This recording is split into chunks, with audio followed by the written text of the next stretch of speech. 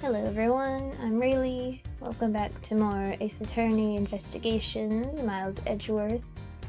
Moving on to episode 4, Turnabout, Reminiscence. So we're gonna see, like, 10-year-old Kay. See what she's up to.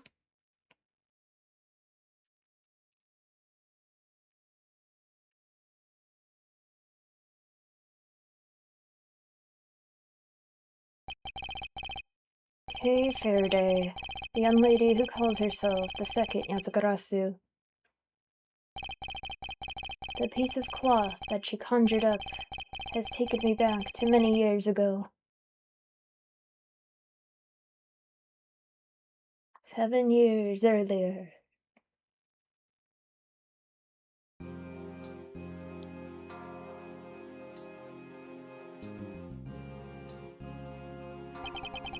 Yeah, that's right. I did it. I killed the guy. But it was the great thief Yatsugarasu that told me to do it. Objection! I asked the defendant, just what exactly are you trying to say? Don't you get it? I know the true identity of the Yatsugarasu.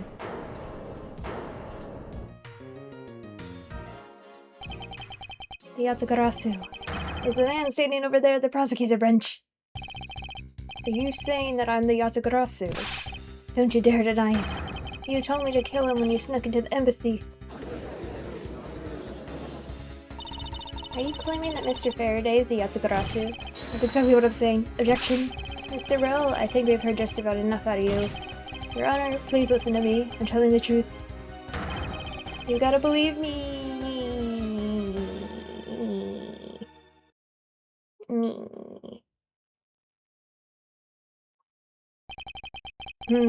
In accordance with the defendant's accusation, a new prosecutor shall be called to replace Mr. Faraday. This court will be in recess until the new prosecutor is ready.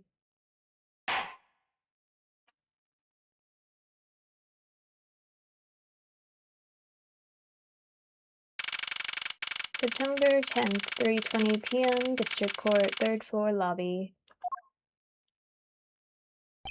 We got our fancy jacket on. It's almost time for me to enter the courtroom.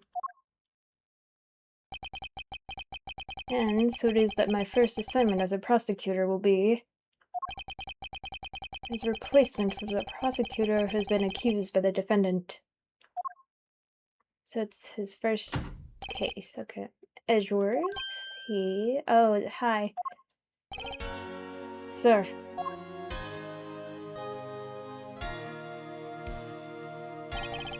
Have you read over all of the documents regarding this trial?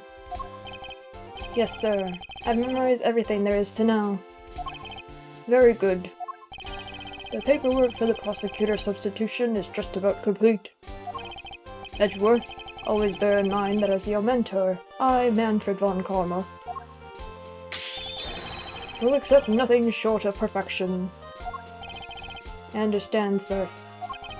To have the chance to stand in court at such an early stage in my career, I'm honored and proud. As I have watched over your studies, I'm giving you this very rare chance. Prove yourself, crush the defendant's pathetic lies into oblivion. Yes, sir.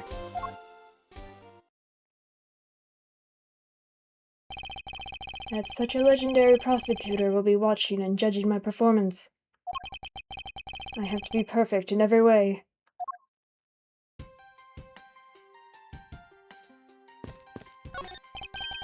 This is so good! I could drink a whole gallon. I've never heard of water that tastes that good. Maybe I'll give him a minute.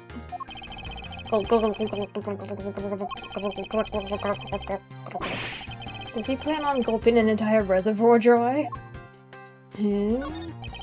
A bulletin board. There are trial schedules posted on it. Trial scheduled for the week, huh? There's only today's trial listed. This must be a mistake, or this country's judicial system is not working as it should. Hello, ma'am. Sigh. Excuse me, madam, but is something the matter? I just thought someone would have brought hors d'oeuvres by now. But this is a courthouse. It would be quite atypical to provide hors d'oeuvres here. Are you sure? Someone poured me a fresh cup of coffee last time I was here. What the heck does she think a courthouse is for?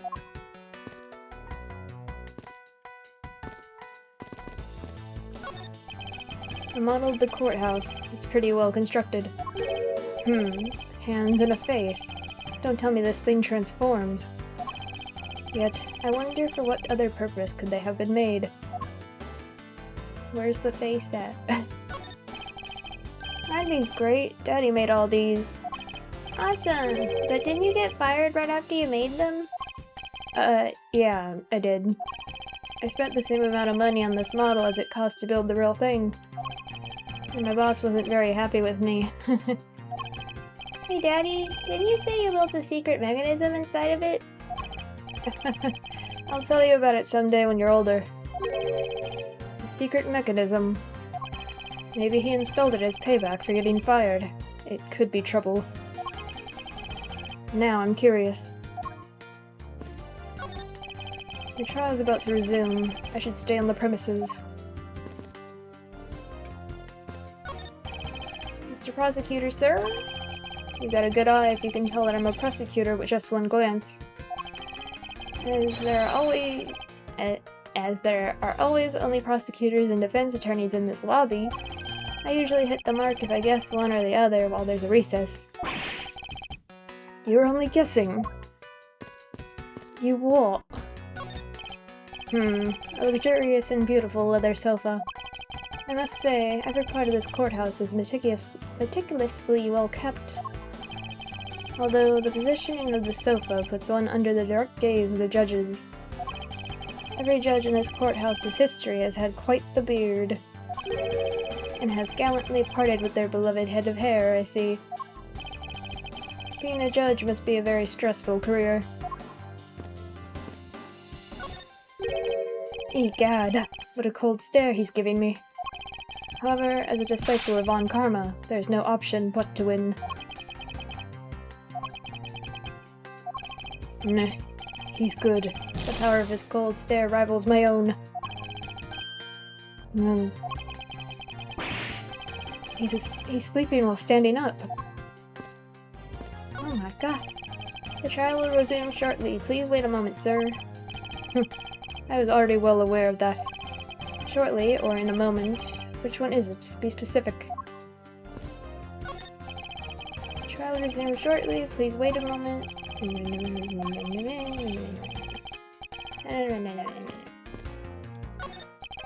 Bookshelf, huh? Compendium of Laws for Beginners. I don't have the time to read this and second guess myself now.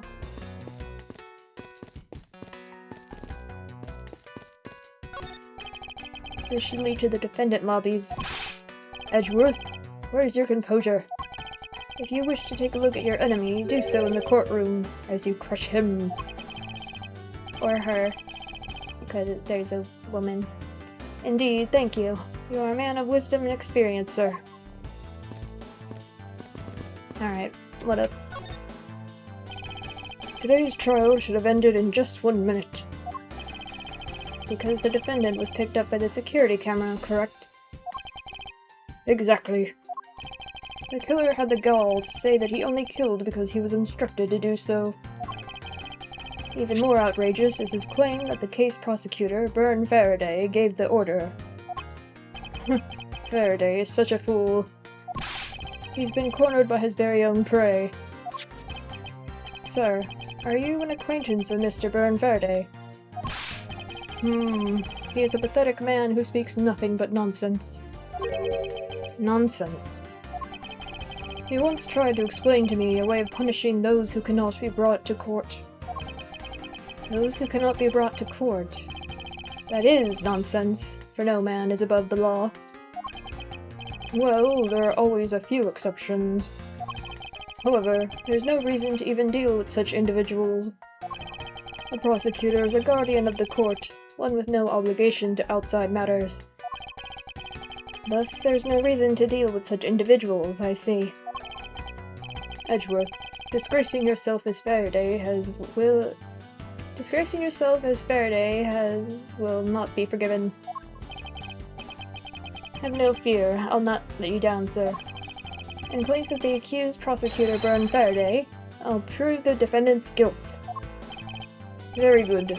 I've secured an hour of recess for you to prepare to do just that. Show them all the power of Von Karma. So, have you achieved a firm understanding of the case? Yes, sir. I've memorized everything that is written down in the case files. Well then, explain the case to me. I want to see if you really know what you're talking about. Understood. A murder was committed on September 8th in front of the Codopian embassy.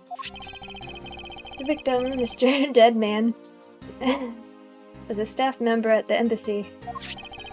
The defendant in this case, Mr. Mackerel, was held for questioning the night of the incident as he was deemed suspicious. He was quickly placed under arrest for possession of the murder weapon, a gun. Furthermore, at the time of the murder, the great thief Yatagarasu had successfully infiltrated the Codopian embassy as well. At first, Rel claimed that he himself was the Yatagarasu, but that he did not kill Deadman. I wonder what he expected to gain from such a desperate lie. It's possible that he wants to go down while in the spotlight, if he is found guilty. There truly is no limit to people's inanity. But I digress. Continue, Edgeworth. Yes, sir. During the trial, the prosecution presented the security footage that captured the murder. The footage clearly showed Mr. Rel as the murderer. The act of Mr. Rel firing the gun could be clearly seen from the visitors' gallery. Upon seeing that, the defendant retracted his statement and admitted to the murder. I did it because I was told to, by the real Yatagarasu, Byrne Faraday. That sounds about right. However, you've forgotten one thing. While this may appear to simply be the murder of a Codopian embassy staff member, people are actually referring to it as the second KG-8 incident. The second KG-8 incident. I'm very sorry, sir. I fear I failed to study hard enough. Well, even among the police, it's information that only a select few are privy to. Would you please enlighten me, sir? Sir, what do you mean by the second KG-8 incident? In order for me to tell you that, you must first learn about the original case. Take a look at these documents. This is a 3-year-old newspaper. You have heard of the Amano Group scandal before, correct? Yes, I have. The secretary of Ernest Amano, the Amano Group's director, was arrested. Under suspicion of smuggling. Correct. CCU was an employee of the Amano Group, and the sole witness to the smuggling operation. It was she who brought the crime to light. However, Miss Yu was silenced before she could testify in court. Wasn't a Codopian embassy staff member arrested for the murder? Yes, a Codopian by the name of Manny Cochin was the suspect. Manny Cochin. However, due to lack of evidence, the case went unresolved. Lack of evidence. If only I was in charge of the case. I would have done everything in my power to prove his guilt. To make sure that all criminals are found guilty, my mentor really is dedicated. Faraday was the prosecutor on the case then, and he was as pathetic as ever. Mr. Faraday was in charge of the KG-8 incident as well. That's right. And now, once again, the victim of the case you're currently assigned to was someone who was scheduled to testify against the smuggling organization. And just like last time, the victim was murdered right before he was to testify. You're catching on. The victim was murdered just before his day in court against the smuggling organization.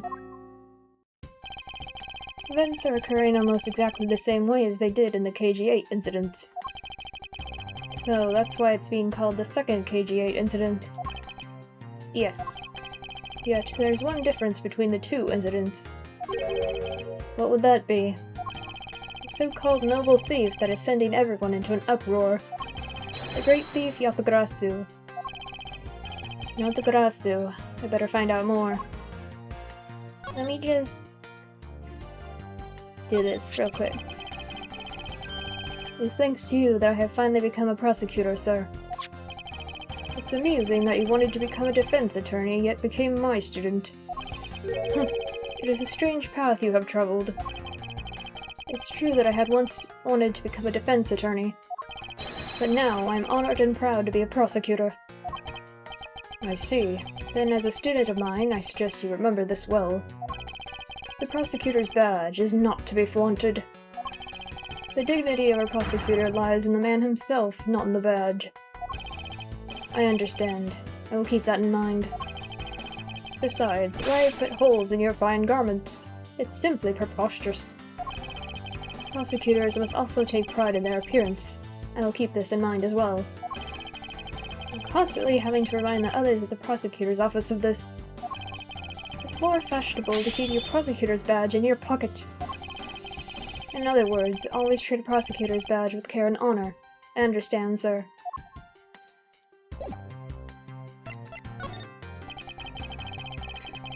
If it's true that the Yatagarasu showed up at the Kodopian embassy, what could he or she have been after? No doubt to steal any suspicious accounting records and release them publicly. Or, more likely, to steal secrets from the Kodopian embassy itself. Since the item that the Yatagarasu stole from there was sent to the police. What was it that the Yatagarasu sent to the police? I don't know the details. Anything related to the Yatagarasu is getting the top secret treatment. Still, I find it very ironic. By returning the stolen item to the police, it was proof positive that the Yatagarasu had infiltrated the embassy on the same day the staff member was killed. Criminals have a way of incriminating themselves, wouldn't you say? That would have to be the first time the Yatagarasu has left evidence behind, correct? Yes, indeed. If you wish to learn more about the Yatagarasu, then I suggest you ask Faraday. Mr. Faraday. He happens to be the prosecutor in charge of the Yatagarasu case as well. He's the prosecutor in charge of both the KG-8 incident and the Yatagarasu case. Mr. Faraday really has a lot on his plate. Hello, tiny child. What is it, little girl? You're scary, mister. Did you need something? I want to trade these coins with you. A fistful of dimes, quarters, and pennies, but it looks like you have exactly $1. Is this what you want? Thanks! That's exactly what I needed. Whee! Could that child be here to watch the trial? How disrespectful for a child like that to be running around inside the courthouse. Does no one have respect for this country's judicial system anymore? Nah. The paperwork for the prosecutor's substitution is complete. Why, do you even know how much time there is left before the trial resumes? I'm so sorry. I can have you mopping up this courthouse instead of protecting it in an instant. It's no bother, sir. Not being completely prepared could prove to be a perfect handicap for me. A proud one you are. You had better collect the evidence from Faraday and prepare yourself. It's time for your debut, Edgeworth.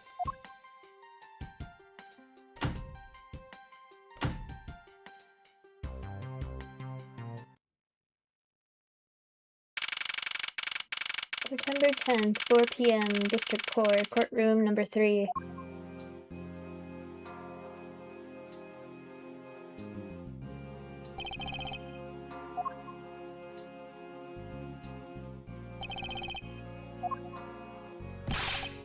Just what is going on? Why isn't Faraday here yet? How is it possible that the defense is not prepared yet either? Bailiff, where is Mr. Faraday? I'm not sure. I wasn't really paying attention.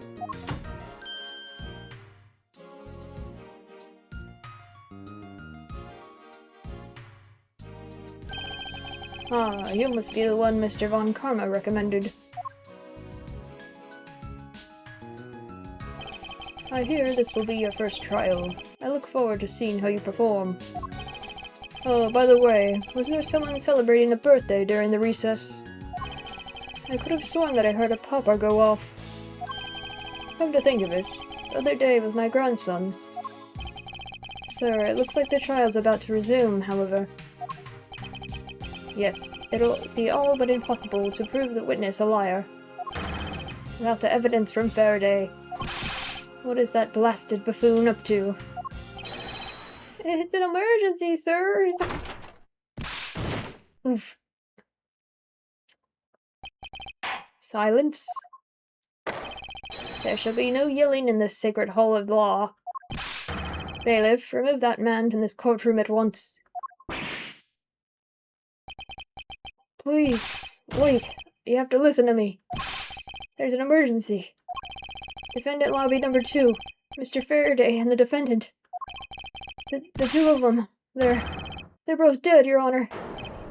What? What? What?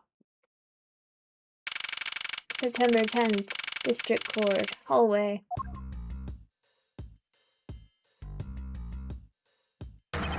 Stay back. Ugh. No one's allowed on the crime scene. Period. Just who does this oddball think he is? This is becoming quite the hotspot. Isn't she Miss Durrell's defense attorney? Hey you! No running in the hallway, pal. And who are you to tell me what to do? I'll never find out what's going on like this. It's time for some civil discourse. Are these ants? This sofa looks like it's seen its fair share of use. And it looks like another part of the courthouse is visible from the window. My eyes have locked with the reflection's eyes in the barred window. As a student of Von Karma, I refuse to back down. I won. What are you doing, Edgeworth? A drink vending machine. Ugh. Now's not the time to be pondering what kind of drink I want. Interesting. They're selling special court-themed food products here. Many of them seem sort of troublesome and suspicious. Objection, I suppose. Defendant lobby number 1 is through here. The incident took place in lobby number 2 next door. I shouldn't allow myself to be sidetracked like this. I'd better get a move on. A poster of the judge. There's a longer slogan of some sort on it in tiny letters at the bottom. Every strike of my gavel brings the truth closer to me and my hair farther away. Is this a promotional post for the court or a hair growth product? A fire extinguisher. If one were to be hit in the head with this, I suppose the victim would lose a memory or two. But it's not as though I'd ever be so foolish as to be struck by one of these. First, I need to get a handle on the situation. Perhaps I should talk to some people.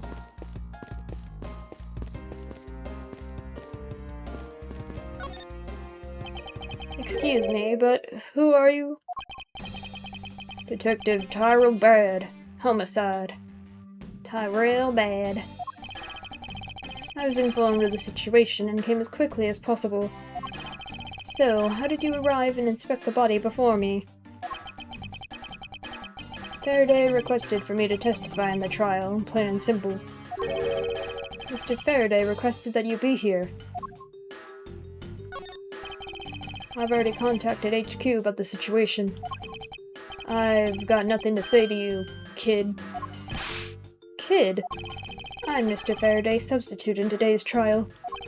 Therefore, I insist that you update me on the situation. I came back down here. I have a right to know. Do I need to teach you a thing or two about how to talk to adults, kid? Is he threatening me? Is he going for his gun? It's just a mirror. How dare he trick me like that? Faraday was stabbed to death with some kind of blade, and he had a gun in his hand. The other man, Mr. Mackerel, was shot and killed. He was found holding a bloody knife in his hand.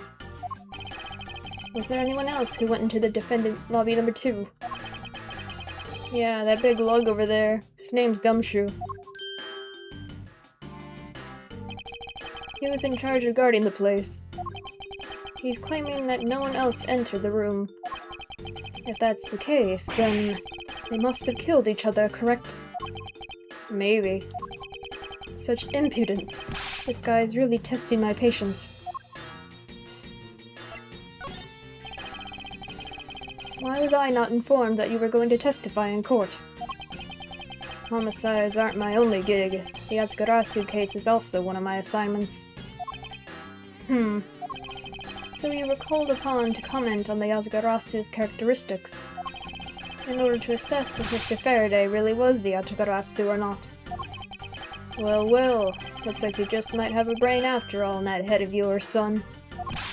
Son? I'm not your son, Pops.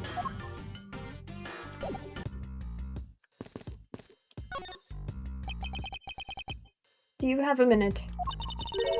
You know, I'm not really into talking to people I don't know. Especially at a time like this. I apologize for not introducing myself before bothering you. My name's Miles Edgeworth. I was to take Mr. Faraday's place in court. Edgeworth, huh? Never heard of you. So Faraday's substitute is a newbie, huh? I'll have you know, madam, that I studied under Manfred von Karma.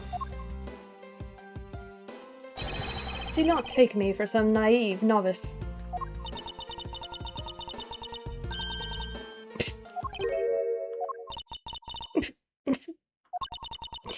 Do not take me for some naive novice.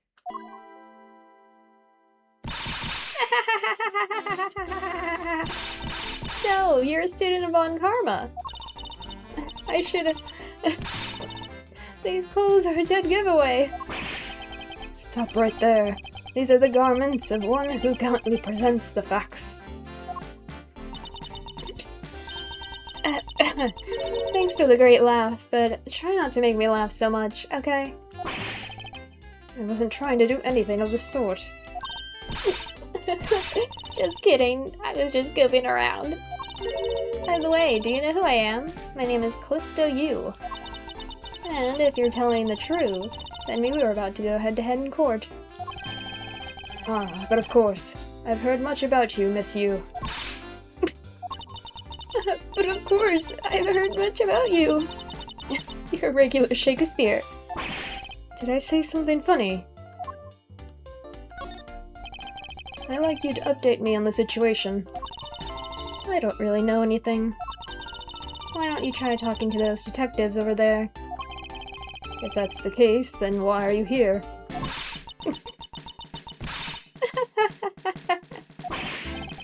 What's so funny? It's just that the way you speak is so tactless. The person I was going against in court until only a little while ago was just murdered. It's not like I could go back into the courtroom pretending as though nothing happened. That's a good point. I apologize for asking such an insensitive question. It's fine. Don't worry about it.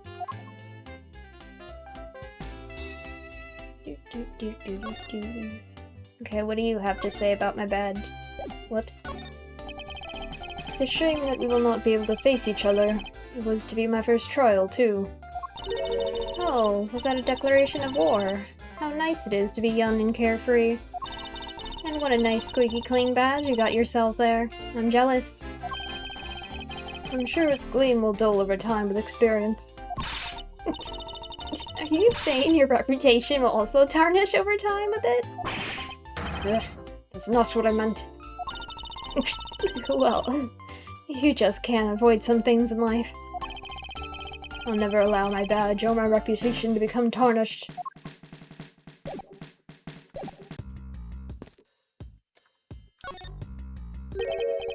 And you are... Who, me? Hey, pal. It's common courtesy to tell someone your name first before asking theirs.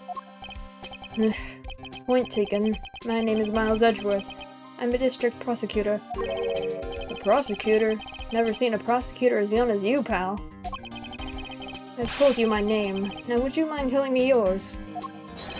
Detective Dick Gumshoe. And just recently I achieved my dream of becoming a detective. More than a dream. It's what I was born to do. Wait, maybe I should check and make sure I'm not really in some crazy dream first. This detective is entirely too excited to be at a murder scene. What do you have to say? You mentioned that you've only recently become a detective, did you not? You got it. I'm a brand spanking new detective. So that means you've probably never seen a real prosecutor's badge, right? If you so desire to see one, I just might be able to make your day. You don't have to go through the trouble, pal, because a real man has a police badge. And someday, I'm gonna become an ace detective, just like Detective Bad. Did I say something wrong, pal?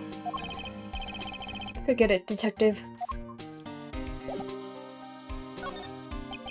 So, Detective Gumshoe, would you mind telling me what you know about the incident? You know that I don't have to tell you anything, right? I know that. But it would behoove you to fill me in on what you know. Wow, you're a proud one for such a youngster, aren't you? Well, anyway, Detective Bad is the one in charge. So you're just gonna have to ask him for all the details, okay? As for me, I was guarding the door to defendant lobby number 2. So you were on guard detail. Did you notice anything strange while you were on duty? Well, I freaked out when I heard a gunshot, and then I kinda froze. You're a detective, and a measly gunshot scared you that much. Then again, I can hardly claim to not know what it's like to hear one at close range. Then Detective Bad came running to the scene. We went to lobby number 2 together, and both men were lying there dead. Is that everything? Yeah, that's it. I was in the hallway the whole time, but I didn't hear a single peep of a struggle.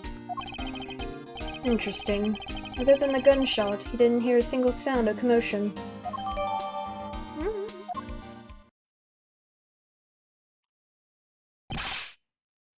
Miss Yu? There's someone here who wishes to see you. Who is it? A Kodopian embassy staff member by the name of Manny Cochin.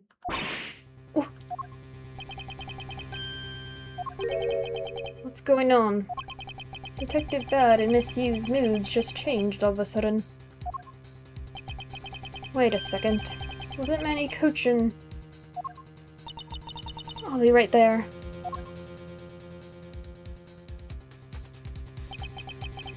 It's nice to see you again, Miss Yu. Why are you here? I have no desire to ever see you again. Now. Actually, would you mind stepping outside for a brief chat? Fine. Let's go.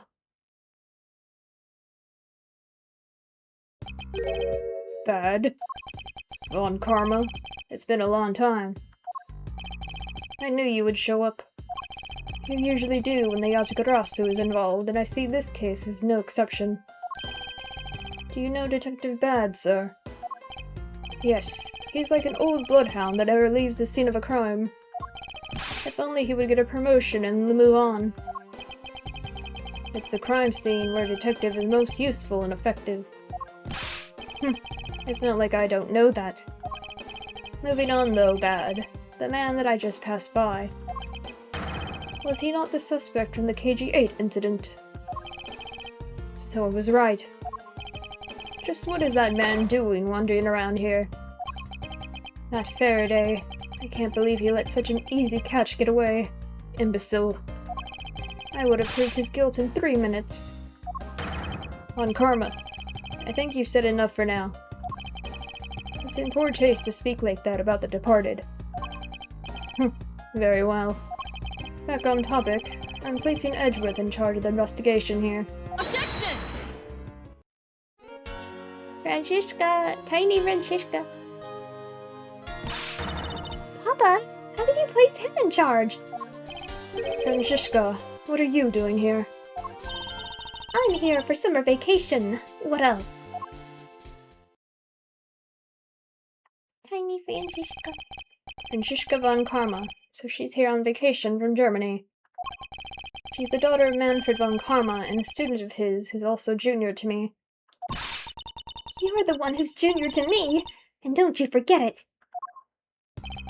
You're not conveniently avoiding the bar examination, are you?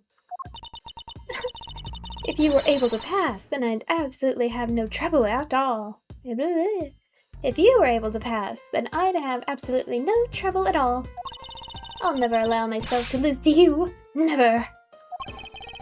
Why does she always have to be this competitive? Anyway, Papa, are you really assigning Miles Edgeworth to cover the case? Yes, I am. Why do you ask? Well, you know, I'm close to becoming a prosecutor myself. And I'm 100% confident that I can do a better job than him. That's just like Francisca. She has no problem bad-mouthing someone right in front of them. Bad. Yeah. These two will be conducting an investigation. What? You want me to let both of these kids loose on the crime scene? Huh. This is a perfect opportunity for them to work on their prosecutorial skills. Crime scene is not a place for children to be messing around in. I'm the one with the authority over this crime scene, Bad.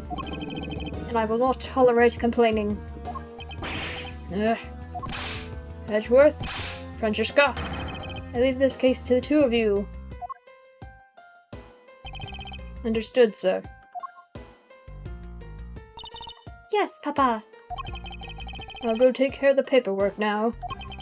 Remember, I'll accept nothing but a perfect report from the both of you. Do not disappoint me.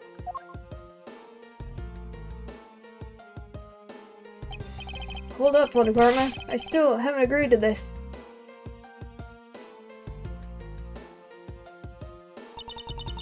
Miles Edgeworth. It's been quite some time, Francisca. This will be the perfect chance for us to see which of us is truly worthy of the Von Karma name. Would it kill you to at least say hello? Long time no see. Very good. Just because you became a prosecutor first doesn't mean you can act all proud. She hasn't changed a bit. Miles Edgeworth. As I was saying, we shall see which one of us is worthy of the Von Karma name.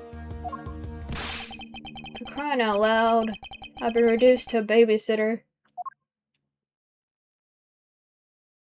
It looks like Mr. Von Karma was successful in convincing the detective. It's just like him, he never fails. Now, I'd appreciate it if you could quickly run me through the facts, Detective Bad. You're better off checking things out on your own. Very well. Seems like getting help from Detective Bad will be a most arduous task.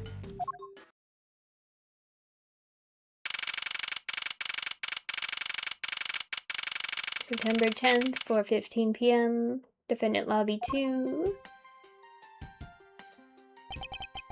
Ugh. It's the only real explanation that they killed each other simultaneously. Miles Edgeworth, you should listen to someone until they are finished talking.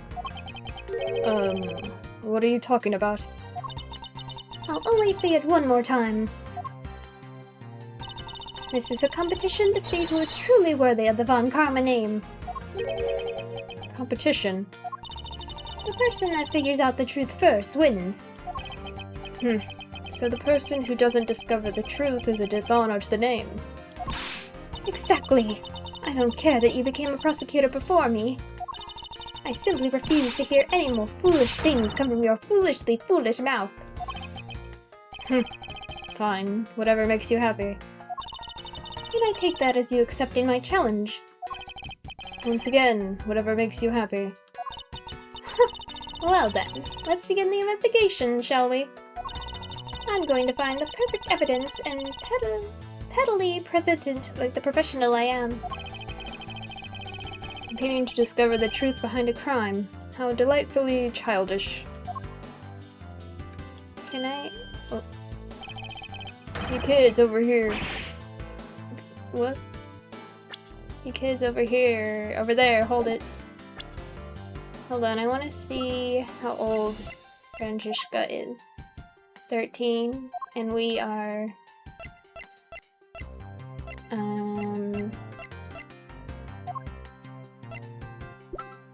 I don't know how old we are, but 13. Ha! Serves you right, Miles. He just called you a kid. I said kids, kid.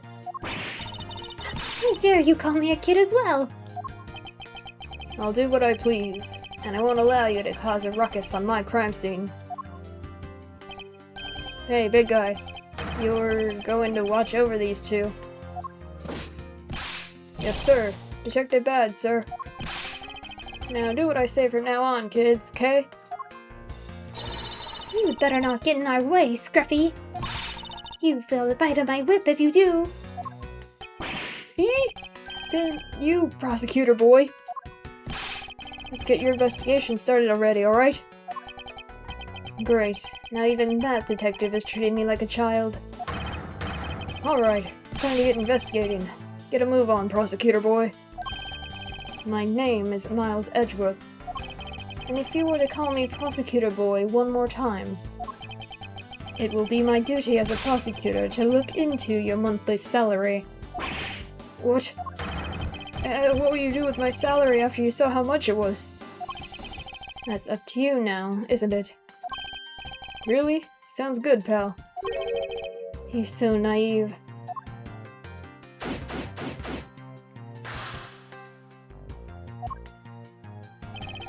Detective Bad, may I have a word with you? What is it?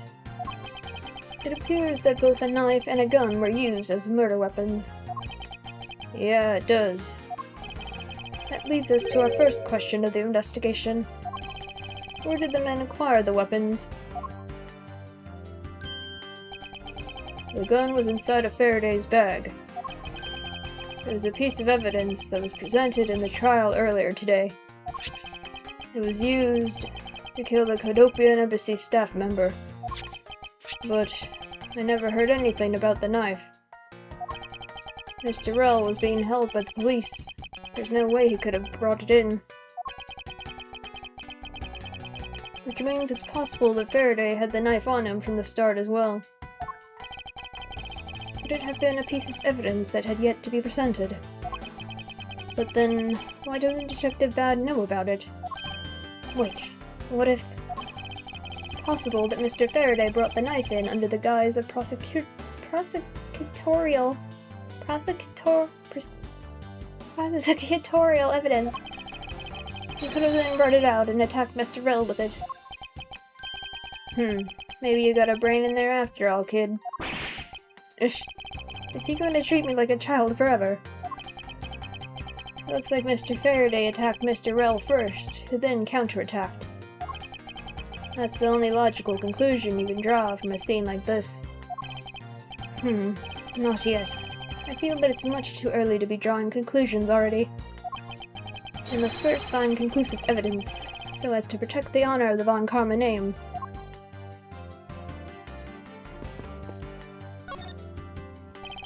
The window is open, and... there's a fresh, flowery scent in the air. Ugh, the flowers in the garden down there are so gross and ghastly. Do you think maybe you could try offering something useful for a change? Well, at least there's no way someone escaped through the window, pal. They wouldn't wake up and smell the flowers after a fall from the 3rd floor. Are you willfully ignoring the fact that there are also iron bars on the windows? Yeah, I guess there's that too. Either way, no one could get through these windows, right? They thought of everything when they were designing the courthouse. Very nice.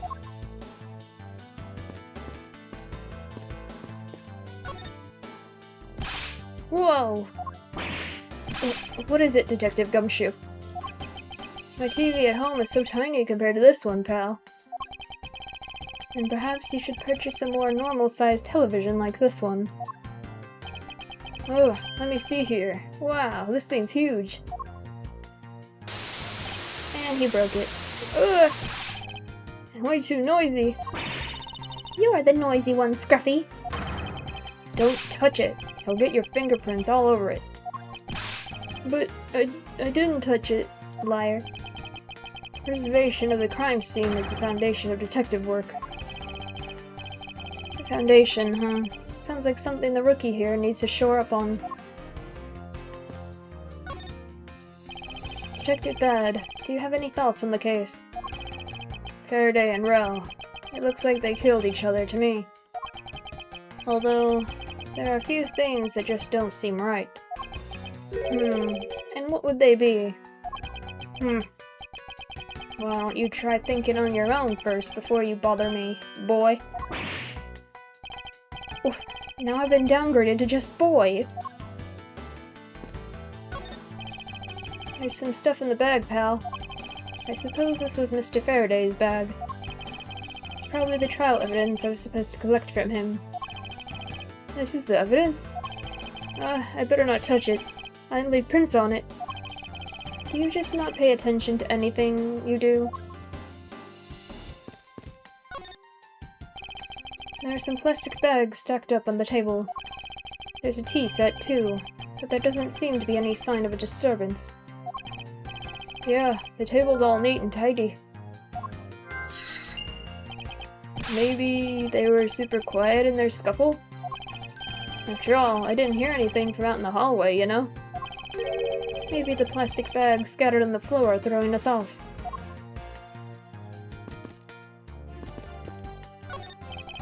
This decorative plant's foliage is quite nice. It's actually soothing to be around it. Perhaps I should purchase one for my room.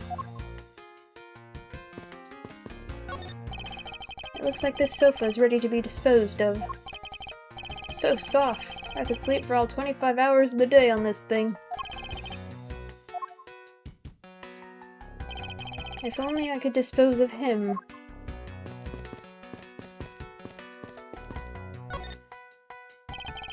The TV has been left on. Why are you looking at me like that? It wasn't me. I didn't touch anything. Gumshoe, you do know what will happen to you if you touch something again. Right? I won't touch anything. I won't even go anywhere near the TV, sir. And you, get back to your investigation, alright? I was planning to do so anyway.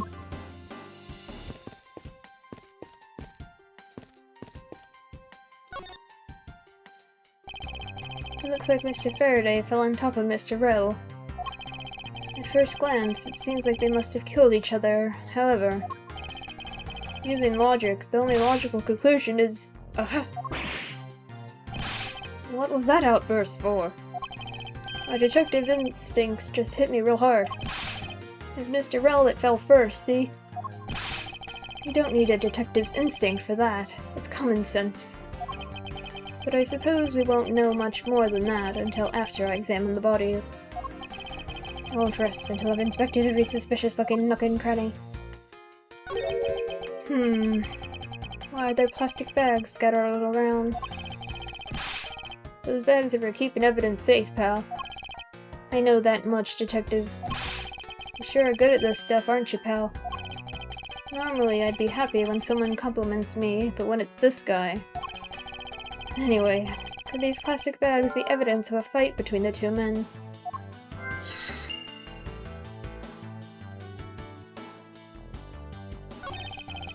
Looks like Mr. L died with the knife in his hand. There's some blood stuck on it. And he must have used this as a weapon. Yep, no doubt about it. Was Mr. Faraday carrying this on his personage? Did he bring this as a piece of evidence for the trial? Or did he bring it with a very different intention in mind? I should jot some notes down about it.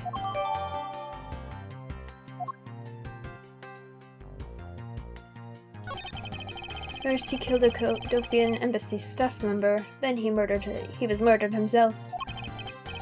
This guy wasn't exactly an angel, you know. Oh, what makes you say that? Well, he's been hauled into the precinct several times for theft and assault, pal. So yeah, he's definitely the type to have committed a murder or two. Well, he did admit to killing Mr. Deadman. Hey, good point, pal. I knew my detective's intuition was telling me something. Detective's intuition. Yep. Do you know about it? It's a special feeling that all We don't have time for this conversation right now. Let's return to the investigation. Looks like Mr. Faraday died while holding the gun in his right hand. So he shot Mr. Rell and then fell on top of him while still gripping onto the gun. I guess that does seem kinda strange, huh? I mean, why would Mr. Faraday know how to fire a gun? It's not exactly rocket science. Even I know how to pull a trigger. Although, I doubt I'll ever need to use one. I hope I never have to fire a gun either, pal. But it sure does look cool to hold a gun in your hands. It appears that the police's screening procedures need a thorough review.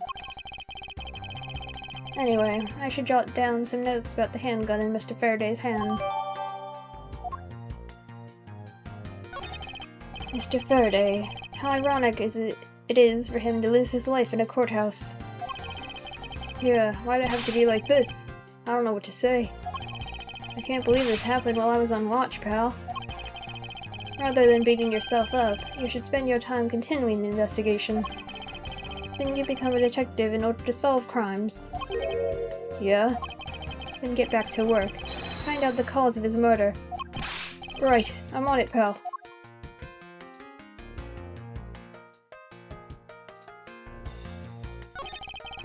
His hand is all black down here, see?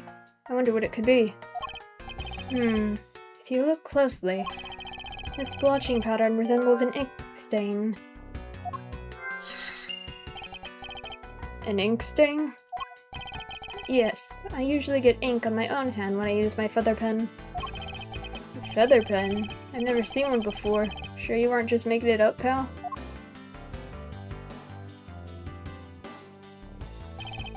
Mr. Rella's cause of death was from being shot, correct? That's what we think, but it's hard to tell with him lying face down. Death is bad enough, but it's truly lamentable that someone would try to hide the truth. Are you sure they were trying to hide something? I can't confirm Mr. Rella's cause of death with his body positioned like that.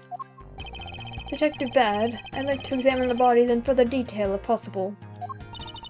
What's this? You're not able to form a theory with them the way they are. I believe an examination of the bodies is vital to finding the perfect evidence, don't you? I suppose you do have a point. Well, hurry up and get on with it. Labby. Labby. Yes, sir. We've taken enough photos of the scene, sir. And there you have it. Do you not approve? Of course not. What? Investigation of a crime scene is the work of a detective, so don't touch a thing. Hey, big fella, turn over the bodies for me, will ya? Okay. Please forgive me, Mr. Faraday, sir. Gumshoe, do not get emotionally involved. Remember, you're a detective. Yes, sir. Understood, sir.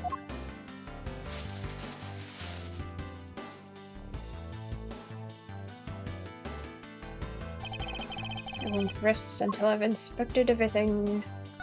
Whoops.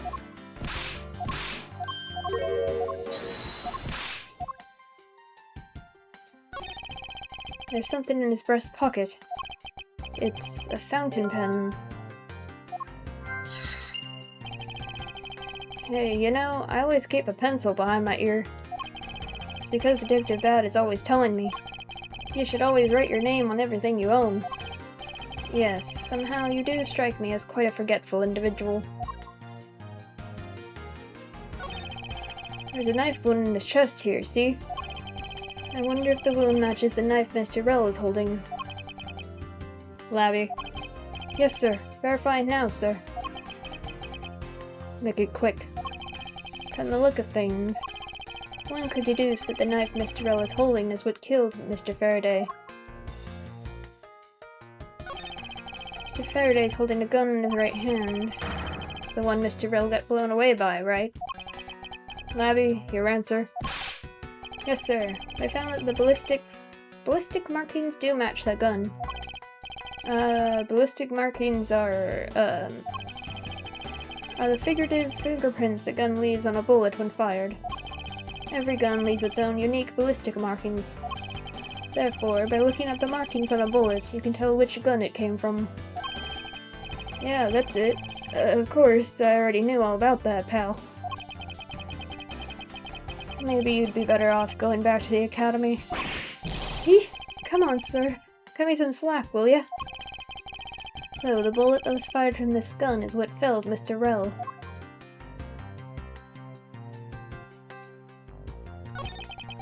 It looks like Mr. Faraday was stabbed with this knife that Mr. Rell is holding. Youch! What's wrong, Detective? My stomach started to hurt from just thinking about being stabbed. Just keep your mind on the case, alright?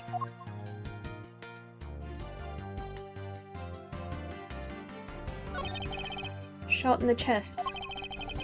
Takes some guts to fire a gun in a courthouse. I mean, I've been a detective for a whole week and I still haven't fired a single round yet. There aren't any burn marks on his clothes. That must mean... Wait, burn marks? A round grows very hot as it is discharged from a firearm. Therefore, burn marks are usually left when a shot is fired from point-blank range. Ergo, Mr. Rell must have been shot from at least a yard or two away. You sure do know a bunch of neat stuff for your age, pal. Apparently, this detective has as much common nonsense as your everyday marsupial. Let us now try to understand how the two men died. First, Mr. Faraday took the gun and the knife out from today's trial evidence. Then he aimed the gun at Mr. Rell and fired. However, Mr. Rell managed to grab the knife and counter Mr. Faraday while being shot. Then the two men fell together where they stood. That is my theory, and in case. What a crazy way to go. Still, something about that explanation just doesn't seem right. I believe I now have a firmer grasp on what happened here.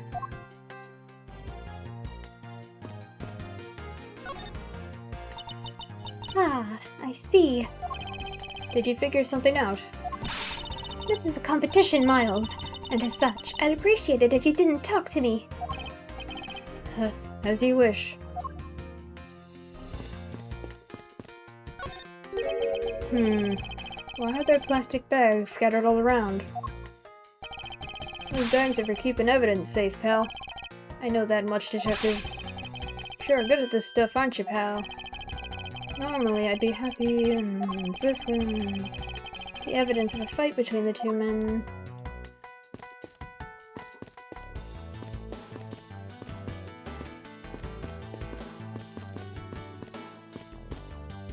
Okay.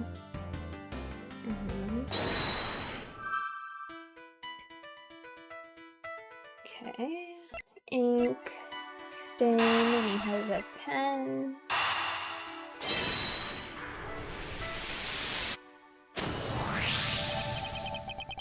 That splotch on Mr. Faraday's hand.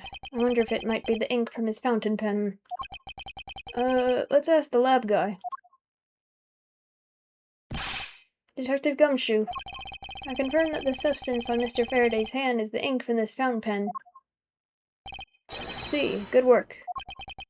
You know, I've always wanted to say that, even if it was just one time in my life.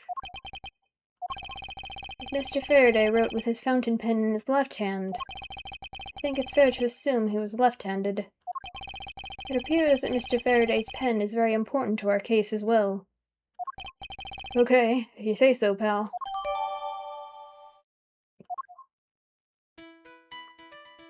Neat and tidy table. Bags everywhere.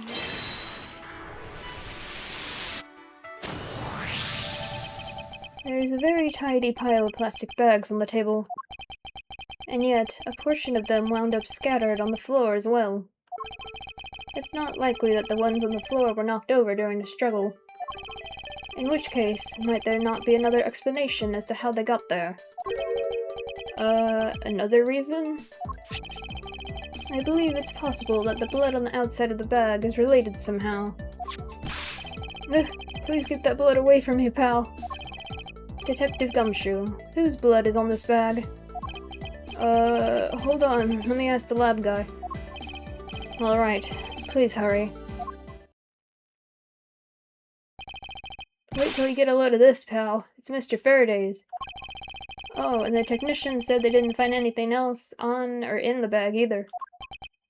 It would appear that this bag is a very important piece of evidence. Okay, if you say so. I leave it in your hands, pal. I guess there's not much left to investigate, huh? They really did kill each other. No, we can't conclude that quite yet.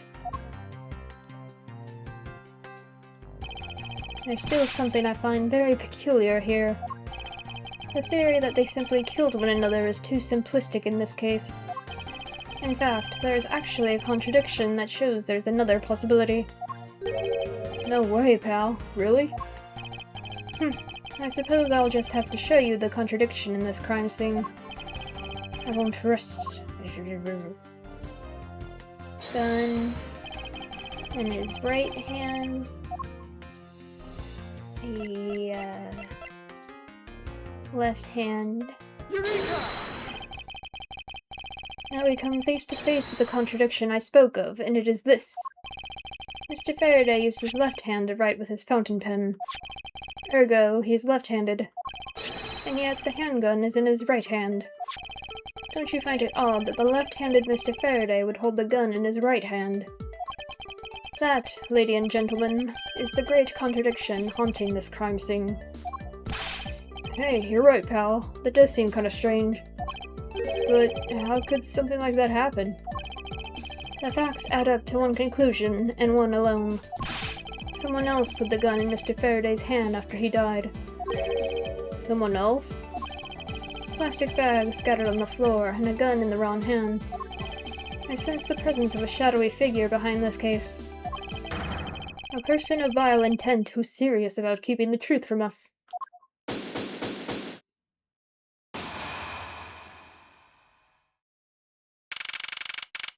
September 10, District Court, Defendant Lobby 2. Here's the autopsy report. It's probable that Mr. Rell survived for a short time after he was shot. However, Mr. Faraday died instantaneously from the stabbing. Interesting.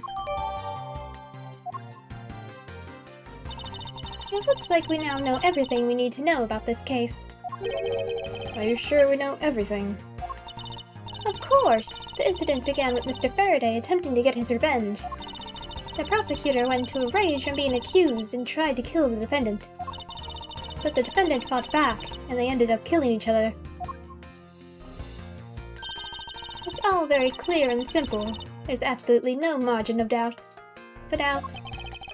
Do you really believe that to be the truth?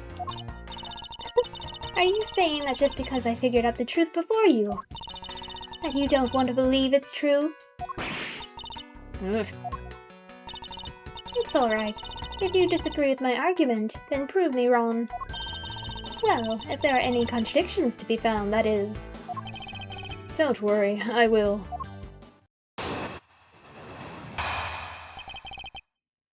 What happened? Mr. Faraday's death was instantaneous, while Mr. Rell survived for a short time.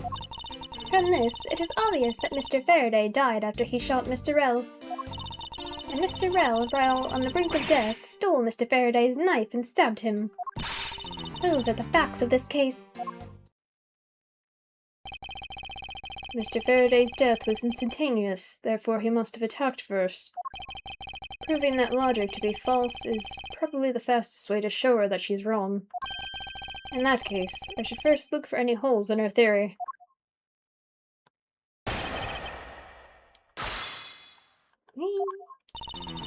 Mr. Faraday's death was instantaneous.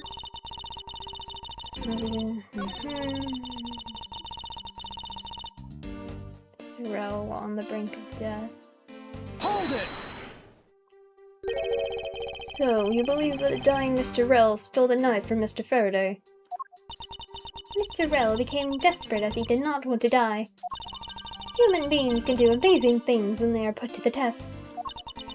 So, the two men struggled.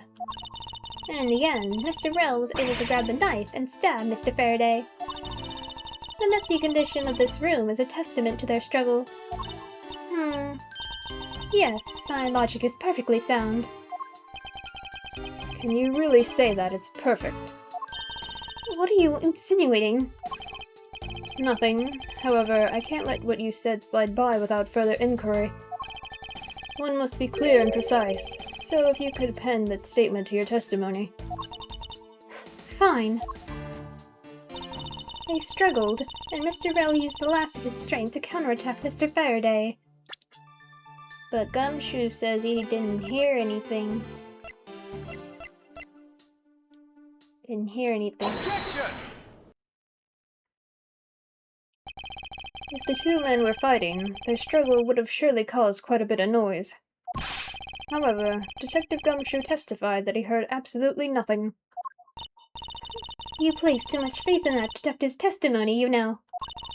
But for the sake of argument, let's say there wasn't a fight.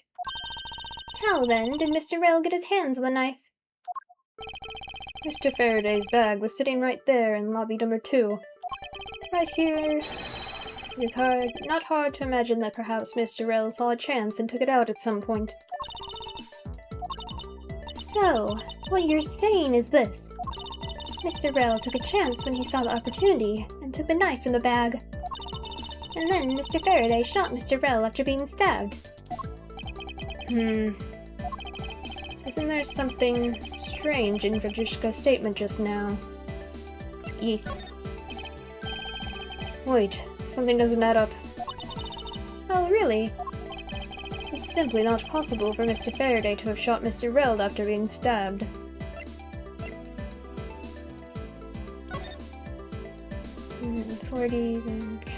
Discovered immediately. Faraday died of a death. Instantaneous death. Bullet. Line.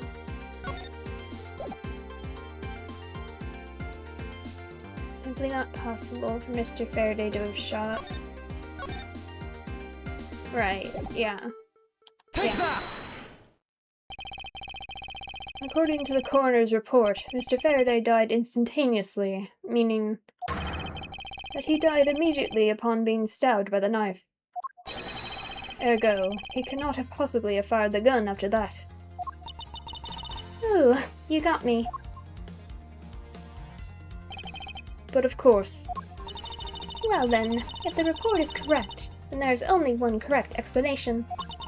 If we suppose that Mr. Rell attacked first, then Mr. Faraday, who died instantaneously, would be unable to kill Mr. Rell. Therefore, Mr. Rell must have stabbed Mr. Faraday after he was shot. Then they both died. That is the only explanation that makes logical sense. Negating your opponent's ideas in order to prove your own theory. I see you've been studying, Francesca.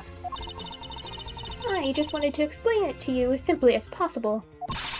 Before you foolishly propose a foolish theory that only a foolish fool like you could. How naive of you to believe that only your opinions are valid. And still expect to discover the truth that the crime scene offers you. Francesca, you've still got a ways to go. you talking about? Are you saying there's a flaw in my logic? Mr. Faraday died instantly. And the fact that he did is what gives rise to the contradiction in this scene. The contradiction here in this crime scene is... the bodies... falling... Let me get this straight. What you are arguing is this. Mr. Faraday took the gun from his evidence bag and shot Mr. Rell. Then, the wounded Mr. Rell found an opportunity to take the knife and strike back. Upon being stabbed, Mr. Faraday died on the spot, and Mr. Rell died thereafter. If that's the case, then how do you explain this? Take a good look at the order in which their bodies are piled. No! Mr. Faraday's body is lying on top of Mr. Rell's. Therefore, Mr. Rell must have died before Mr. Faraday. Impossible! Yes, I agree that it seems strange no matter what angle you approach it from. Which means that the real mystery behind this crime scene that we must solve is... No, not so fast, Miles Edgeworth. What now? I simply think that you ought to think a bit more outside the box. And that it's even clearer now that the incident started with Mr. Faraday's murderous intent. She sure bounced back quickly. An explanation won't be enough this time. It's going to take some very decisive evidence to prove her wrong. What happened, part 2? It was just chance that Mr. Faraday's body fell on top of Mr. Rell's. The two bodies fell into a pile, which indicates that they attacked each other at the same time. It really doesn't matter in the slightest that they fell in the opposite order. Are you sure about that, Francisco? I just know that Francisco's explanation isn't absolutely correct. All I have to do is find a hole in her logic. Once I do, I can then present her with evidence that proves the contradiction.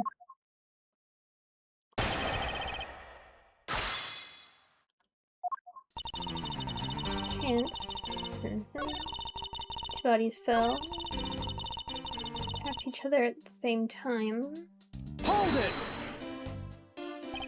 What do you mean by they attacked each other at the same time? I assume Mr. Faraday had the two different weapons in his hands. He made to attack Mr. Rell while holding both the knife and revolver, and then, after Mr. Faraday fired the gun, Mr. Rell grabbed the knife as he was falling and stabbed Mr. Faraday. That is how Mr. Rell wound up on the bottom while Mr. Faraday on top. At close range, that is more than possible. Yes, it's possible, but... Well, if you have any other ideas, then show me what you've got. Oh, I will. And to that extent, I'd like for you to append what you just said to your testimony.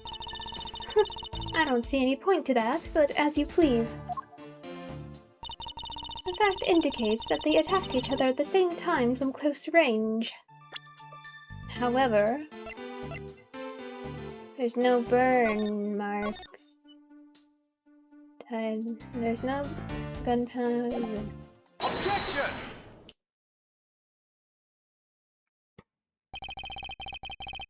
So, you believe they killed each other at close range? Sorry, but that's impossible. Just as it is written in the crime scene notes. The firing of the handgun did not leave a gunpowder burn on Mr. Rell's clothes. Therefore, Mr. Rell and the gun must have been separated by a distance of at least 2 or 3 yards. Yes, this is by far the biggest contradiction. The two bodies are piled up on each other, yet the gun was fired from a distance. And with there being no chance that Mr. Rell moved that far after being shot, that leaves only one possible explanation. What a completely foolish line of foolish thought from a thoroughly foolish fool!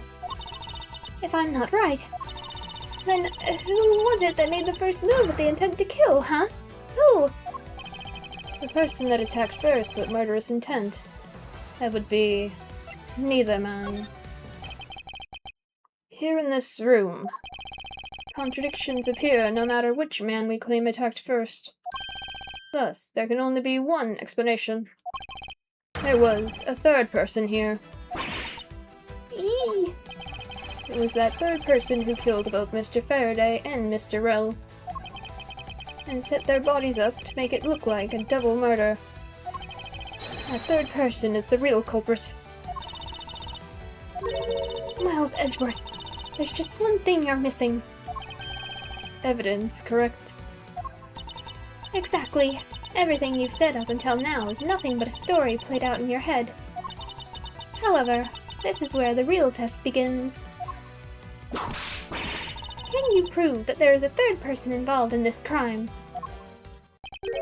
Of course. If the third person was truly here, that fact would resolve the glaring contradiction. The proof that this has all been a setup, made to look like they killed each other. I'll present it, and lay bare the final piece of the puzzle that's not yet in place. What is the piece of evidence that proves there's a third person involved? One in the bag? Take that! The gun in Mr. Faraday's hand and the plastic bag with his blood on it. These two items point to the presence of a third person. How so? Recall Detective Gumshoe's testimony. I was in the hallway the whole time, but I didn't hear a single peep of a struggle. If there wasn't a struggle in this room, then there shouldn't be any plastic bags on the ground, meaning that someone else must have deliberately scattered them around. Do you not see the possibility in this? Disregarding the gun for the moment, there's a high probability of blood splatter when a knife is used on a person. If the culprit held the knife with a plastic bag around it, they could use the bag to catch any blood splatter from when they withdrew the knife. Then, by spreading a few more plastic bags around, mixing the bloody one in with them, and arranging the room to make it look like there was a struggle between the two, they were able to conceal their presence. Ah. Ah. Ah. Ah.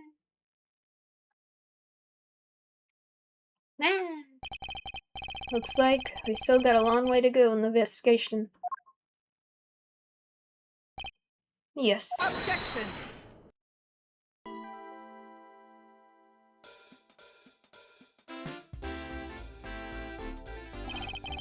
What the heck's up with you, pal? Mr. Bad, I advise you to place Detective Gumshoe under arrest. What? What's the meaning of this? Looks like you're not man enough to decide to discipline your own subordinates. Don't you dare. That detective claims he was there, standing in front of the door the entire time. But I have it on good authority that it was all a giant lie. Miss Yu, I ask that you please explain that last statement. I'll let his honor explain it himself. I saw it with my own eyes, I tell you. During the recess, there was a period of time when there was no one in the hallway. What? See, Mr. Bad. So I ask you, why would a detective who was supposedly doing his job the whole time want to fabricate such a lie? Gumshoe, did you kill Faraday? No! Of course not, sir. It would appear that the one who set this whole crime scene up is that detective, which basically renders his testimony a complete lie and wholly invalid. It looks like your perfect logic has just come tumbling down, Miles. Ugh. I was in the hallway the whole time, but I didn't hear a single peep of a struggle. Was that statement really a lie? Detective Gumshoe, you're now a suspect in the murder of 2 men. Now spit out the truth, or so help me. I haven't lied to anyone, sir. Honest. I really was there. I was in the hallway the whole time. Hold it!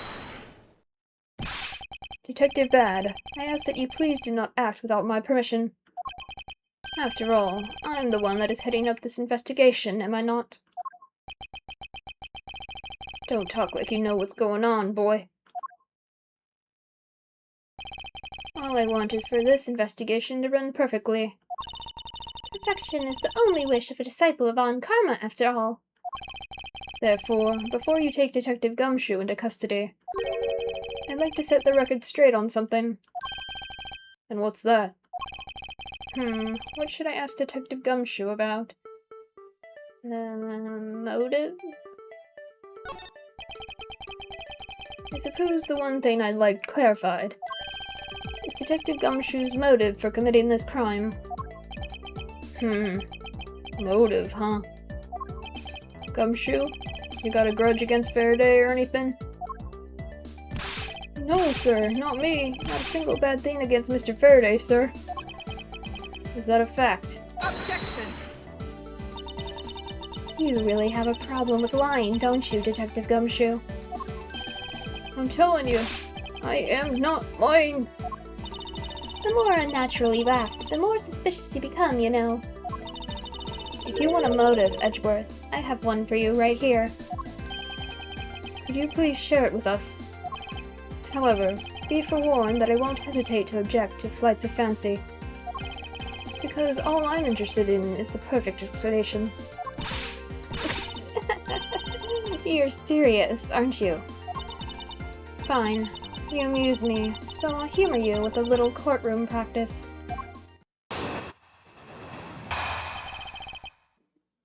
Gumshoe's motive. It was about a week ago. I saw the detective get chewed out by a livid Faraday in front of the precinct.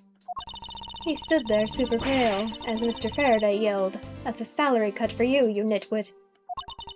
A brand new detective suddenly getting his salary cut. That's reason enough for a grudge. Well, how's that for the perfect explanation? You totally misunderstand me, pal. No matter how mad I get, I can never hold a grudge. Quiet. We can't trust anything you say. Sir? There's nothing wrong with the motive she proposed, per se. But there are some gaps in her logic that need to be filled in. Miss Yu's perfect explanation may not be so perfect at all.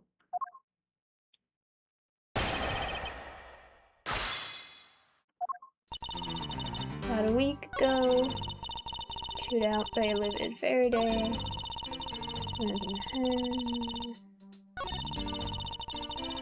Salary cut. Perfect explanation. Hold it! You call your explanation perfect. Is it not to your liking? Unfortunately for you, it's just not up to my standards. Oh, is there something you want me to clarify in that case? What should I do? Should I raise an objection? Yes. Alright, if you could clear this one thing up for me. Why kill Mr. Rell? I understand Detective Gumshoe's potential motive for killing Mr. Faraday. However, what about his motive for killing Mr. Rell? His motive for killing Rell? Like I would know. If there was no clear motive for both the murders, then I doubt this incident would have occurred. Wouldn't you agree? Is there anyone else who might have had a grudge against either of the two men? Or should we look into that ourselves? Oh, in that case, I have absolutely no idea. What? But that's impossible. She must know something. Wait. Can you please not glare at me like that? It makes me laugh. I didn't even do anything and you're already laughing away. Well, anyway, the way I see it, as long as he had a motive to kill one of the two, this crime would have played out the way it did anyway. Oh, would you care to explain your logic? And this time, please try to provide a truly perfect explanation. Perfect this, perfect that. Stop being so uptight, or is that a requisite trait for being Von Karma? Miles Edgeworth, I demand that you shut this rude woman up. I wished you'd both be quiet for just 1 second. Well, I guess I'll just have to explain it to you kids. Motive. There's no one out there with the motive to kill both Mr. Faraday and Mr. Rell. All you really have to establish is that someone had a grudge against one of the two men.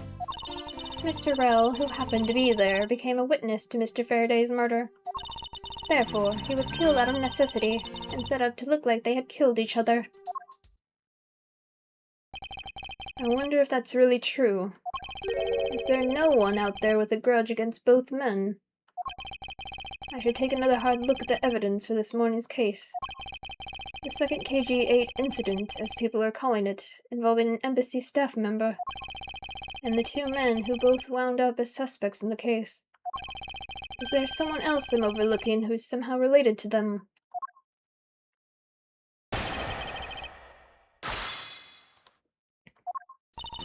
There's no one out there with the motive to kill both of them.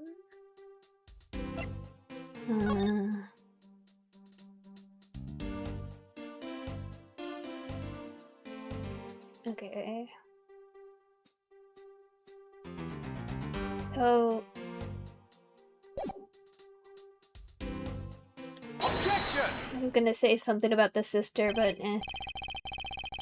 Miss Yu, I believe there's someone you overlooked in making your statement. Or rather, is it because you'd rather not bring this person up? What do you mean? We're looking for someone with a reason to kill both Mr. Faraday and Mr. Rell. I can think of at least one person that fits the bill. He was the suspect in the original KG-8 incident, and a member of the Cadopian embassy staff, Mr. Manny Cochin.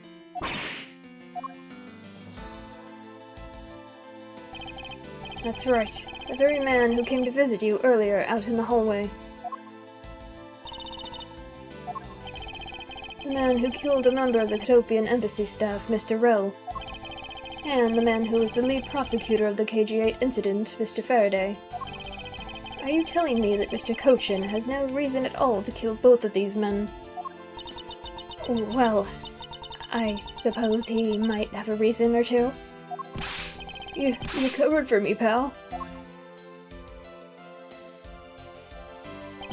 Maybe you're not such a bad guy after all. Don't get ahead of yourself. You're still a suspect, make no mistake about that. The perfect evidence, the perfect testimony, these are the only things I wish to hold. But I didn't do it. You'll stay under my authority and go investigate Mr. Manny Cochin for me. And remember, I will not be very forgiving should any of this leak out. You want to investigate Cochin? You'd just be wasting your time. And why is that? Cochin was up in the viewing gallery, watching the trial, or so I was told. Every cop in this place has been keeping an eye on the guy since he arrived. Then the only real suspect we have is still Detective Gumshoe. I suppose so. No way, come on, Detective Bad. You gotta believe me, sir. I really was in the hallway the whole time, sir. I never took a single step into this room, sir. Okay, then are you saying there was someone else who passed through the hallway? No, there was no one else, sir. Then why should I believe you didn't do it? That is one incredibly foolish detective. Standing right in front of a crime scene all by himself. It's as good as a confession of guilt. I have to admit, it's a bit strange. Most criminals would fabricate some sort of lie to escape their crimes. And if that detective really wanted to prove that he's innocent, you'd think he would at the very least offer up "I spaced out while on duty" or the like. Come on, Gumshoe. Time for your interrogation. Detective Bad.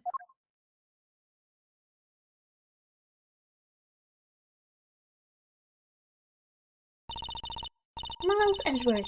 I'll go on ahead and report this to Papa. And that, as they say, is that. Right, everyone?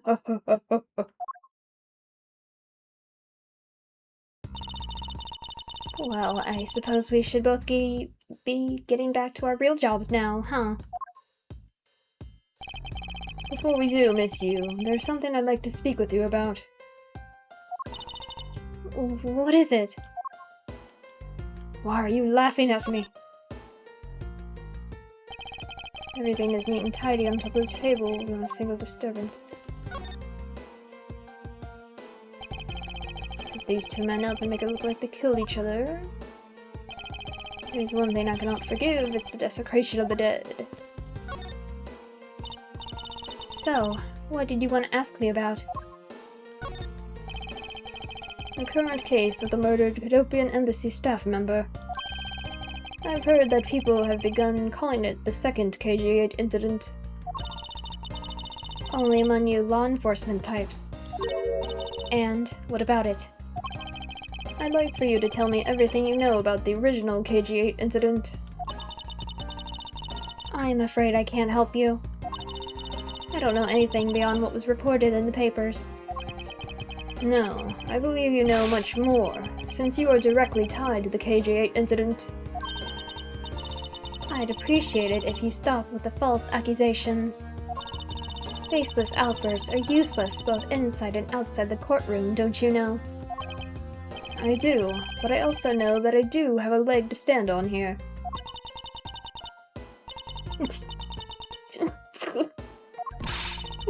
Think you could stop making that ultra-serious face in front of me? If you could please stop laughing for just a second. I'm not going to make any headway like this. I'm just going to have to show her exactly how related to the KG-8 incident she is. Your sister is dead.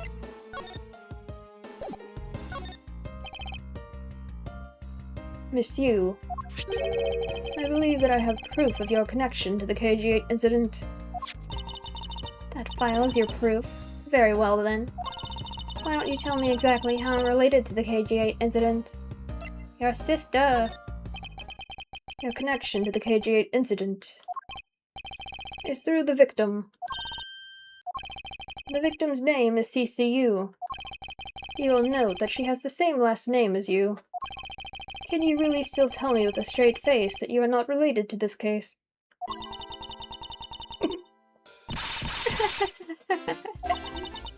Sorry, but we're not related.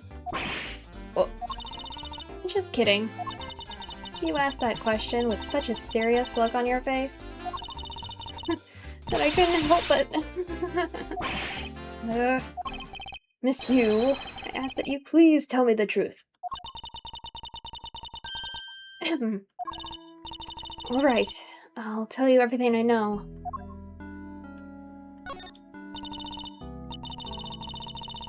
As you guessed, the one who reported the smuggling activities of the Mono Group was my sister, CCU. As I thought. And she was killed right before she was to testify at the impending trial by Manny Kochin. But because he was tried once and was acquitted, he gets to live out the rest of his cushy life completely carefree. All because of a lack of evidence. No, I heard that the evidence to convict him did exist. What? I heard it from Mr. Faraday himself after Mr. Kochin's trial was over. Apparently, a man in black made off with the most important piece of evidence. Then, the evidence has been tampered with. Isn't it just like a criminal to do something like that? A smuggling ring being run out of the Mono Group by one of its secretaries. They bailed Mr. Kochin out. Turns out they were in league with each other all along. How big was the smuggling ring? Was it a large operation? I don't really know. Which is why I wanted to become the lead defense. On the case that people are calling the second KG-8 incident. But I haven't learned anything new at all. I was probably expecting too much, I know. You mean, you think this case has nothing to do with the smuggling ring? I don't know what to think. Why did Mr. Kochin want to meet with you earlier? Actually, he came to watch the trial. Apparently, he only found out that I was the defense lawyer on this case after he arrived. He figured he should say hi and one other thing. Looks like you couldn't resolve anything this time either. Too bad. What's that supposed to mean? Oh boy, stop it with the scary face already. I'm fine, really. I gave him a good slap across the face.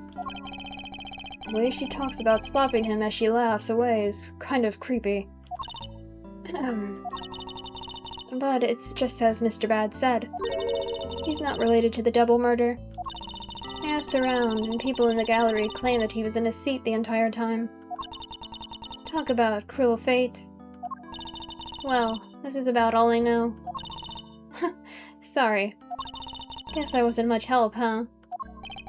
That's not true. I'm sorry I made you recall such a painful time in your life. Edgeworth, you really are too serious for your own good. You really need to learn to relax. We wouldn't want you to die of stress, would we? Thank you for the advice, but there's no need to worry. I work in my own way, and I'll catch this criminal in my own way as well. You'll see. Look at you with your game face on, ready to go. I'm making no such face. Did you know? Laughter's the best medicine, Edgeworth. Don't you get tired of making such a serious face all the time? I'm charged with making sure that all the criminals of this world are found guilty. I have no need for laughter. There you go, making that face again. Oh well. I gotta get going. I still have a few loose ends I need to tie up.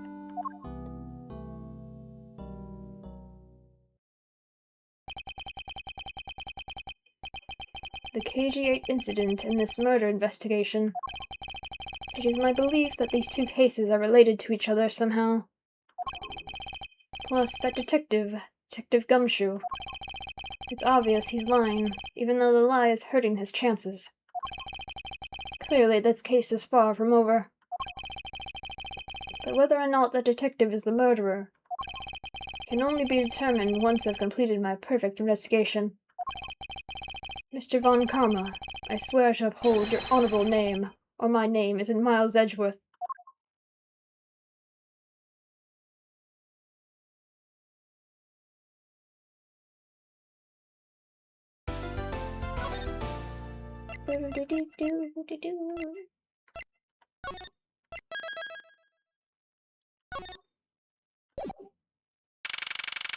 September 10th, 4:45 p.m. 3rd floor lobby. Sir, what is to become of the trial into the Cadopian embassy staff member's murder? Indeed, since both the suspect and the prosecutor are now dead, the case will be dismissed. In other words, the trial ends here prematurely. Huh. Looks like you'll have to wait just a bit longer for your big debut. I suppose it can't be helped. Evidence for this trial will be transferred to you in a little while. Sir, what do you think about the murder of the Cadopian embassy staff member? And the murders of Mr. Faraday and Mr. Rell? What an outrageous circus it has all become.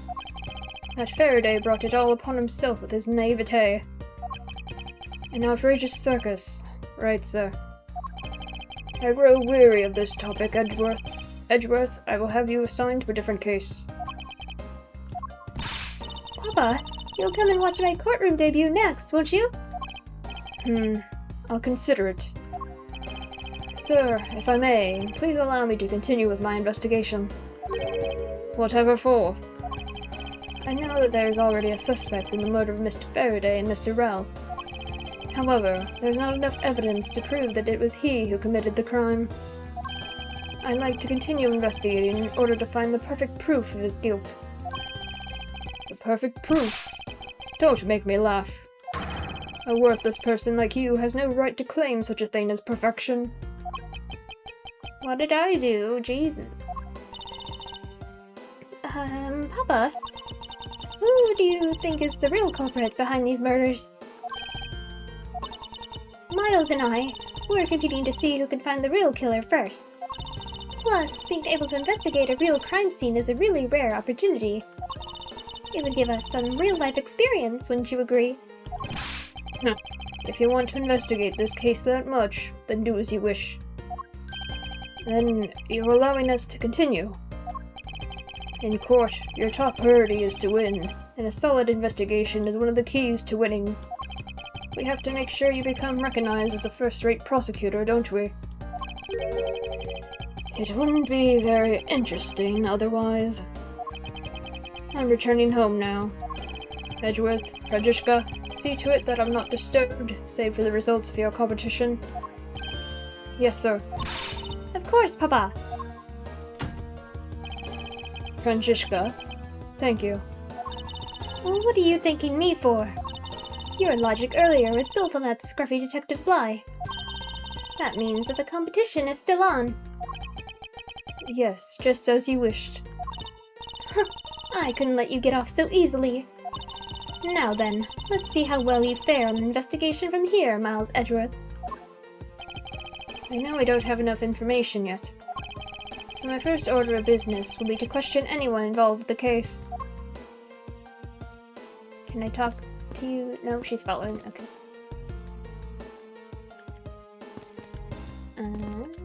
Help. Miss Yu. Oh, it's you, Edgeworth. And who are you?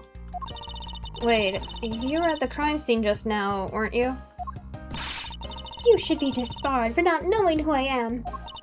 I am Francesca von Karma, and I'm about to become the successor to the family name. About to? I guess that means that for now, you're still just another kid. In which case, it's only natural that I didn't know who you are.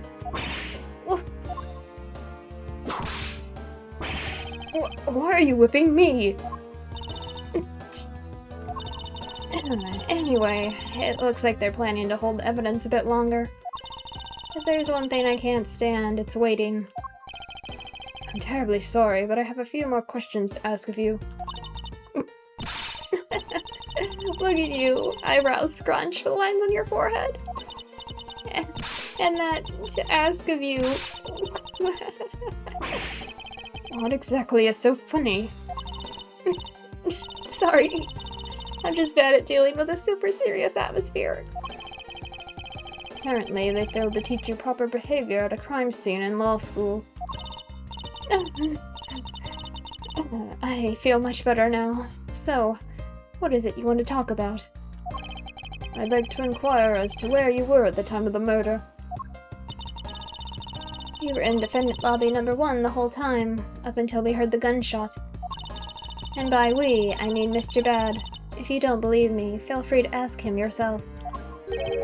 You were with Detective Bad. Why? We had a little something to discuss, that's all. What do you mean? So, I take it that you were acquaintances with Detective Bad. Yeah, he was the detective in charge of the KG8 incident. Detective Bad is also related to that incident. That's right. He was the one who was supposed to protect my sister, Sassy. But you know how that turned out, don't you, Edgeworth? Miles Edgeworth, I have no idea what you two are talking about. I've heard of the KG8 incident from my papa. But how does that case relate to you, Miss Yu? The victim of the case, CCU, was my little sister. You're making that super serious face again. I'm fine, really. I always hated the little brat. I just make it a point to rub some more salt on his wounded pride every time I see him. The way she talks about doing that as she laughs away is kind of creepy. Oh, speaking of Mr. Bad, he and Mr. Faraday, I'd say they met up just about every single time the Yatagarasu made a move. It was practically a given that the two would meet up at every one of the crime scenes. I see. He did mention that he's in charge of the Yatagarasu investigation earlier. Maybe I should ask her what she knows about the Yatagarasu in more detail. You claim that at the time of the murder, you were with Detective Bad. But don't Don't you lawyers usually discuss the trial with your clients during a recess? We do, and that's what I was planning to do. But Mr. Faraday was being rather threatening, and he dragged Mr. Rel away. After that, Mr. Bad came into lobby number 1, so we just stayed there and talked. And what did you talk with Detective Bad about? Nothing interesting. I just insulted him some. Talked about how the trial was going, and then I insulted him some more. Bloody. And she's not laughing. Her mouth seemingly spews nothing but insults. Anyway, Mr. Bad and I were in defendant lobby number 1 when the murders occurred. So I really can't tell you anything about the hallway or lobby number 2. I see. I'd like to ask you a few questions about your client, Mr. Mackerel. Now, your client first claimed to be the Yatagarasu, is that correct? Yeah. Once I heard that it was the Yatagarasu that had made off with the evidence from KG8, I began to ask Mr. Rel all sorts of questions, but to no avail. Turns out, Mr. Rel was not the Yatagarasu. He had just made that up. He made it up. Mr. Rel's crime was caught on tape by the security cameras. But there's no footage of him sneaking into the Cadopian embassy itself. Hold on for just 1 second. Then you mean to say that you were... Then you mean to say that you knew that he was not the real Yatagarasu, and that he was just another cold-blooded killer, and you were ready to defend him? Yes, that's right. I see. So, a defense lawyer is actually just someone whose job is to cover for criminals. That's why defense lawyers are so detestable, but they are no match for us Von Karmas. I don't believe it, you're serious. Why don't you save that face for something really worth being serious about? And Edgeworth, do you remember what I said earlier? I have my own agenda. I'm still on the hunt for leads regarding the KG8 incident, alright? And for that, you have not a single qualm about defending a known killer. Don't put words in my mouth. I said no such thing. The only way I had to get close to Mr. Rel was to be his lawyer. I had no intention of covering for him, ever. So don't you dare suggest I was going to. I'm sorry. Forgive my rashness. Miss Yu, I was wondering if you could tell me about the Yatagarasu. The Yatagarasu, huh? I don't really know much about that character myself, but I do get a lot of consultation requests from companies to defend them. Requests from companies? Yatagarasu isn't some petty thief out for money, you know. Alright then. Perhaps the Yatagarasu is in the business of stealing people's lives. You're not very funny or witty, are you, little Miss Von Karma? Ugh. Francesca, be careful about who you whip. Choose carefully or it might be sued by... There, I chose carefully, just like you wanted.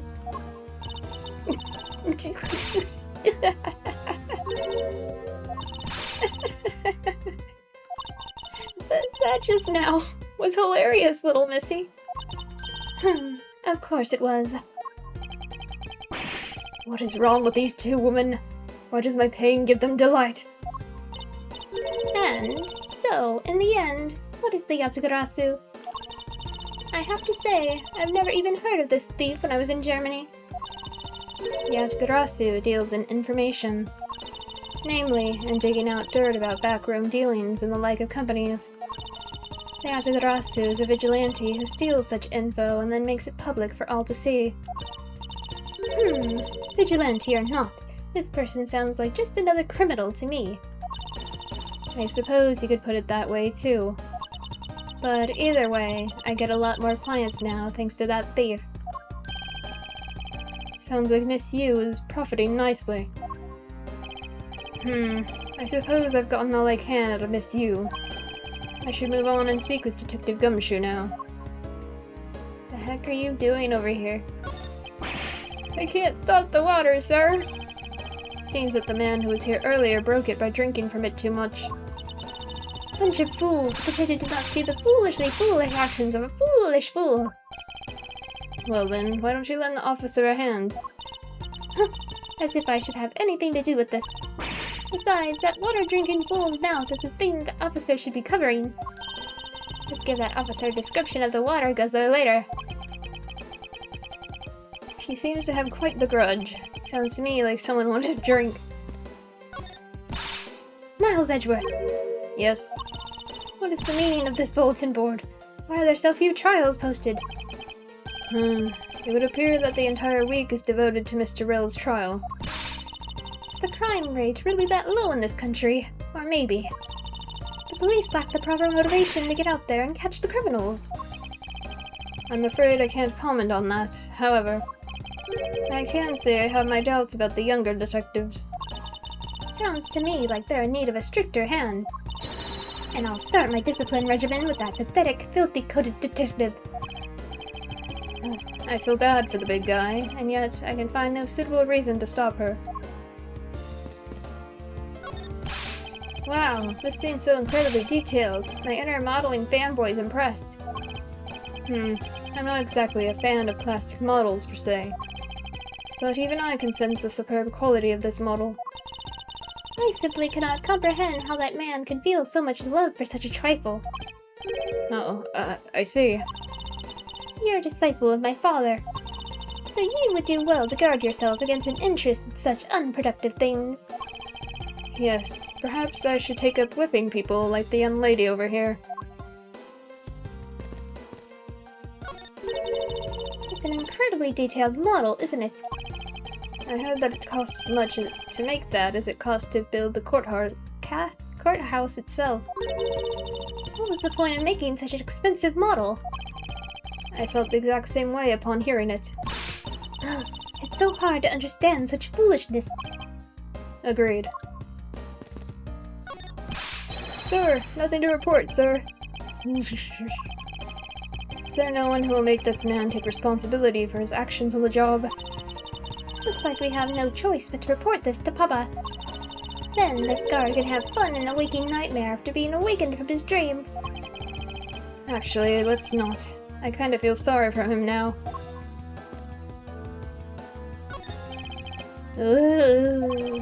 What's the matter, officer? I've been standing here for forever, sir, and I really need to go to the bathroom. Why don't you just make a quick trip? The nearest one isn't that far, is it? No, it's a short way down the hall beyond these doors, but I don't want to be blamed for anything that might happen while I'm gone, so I'm gonna hold it. Perhaps Detective Gumshoe can be a positive influence on the force after all.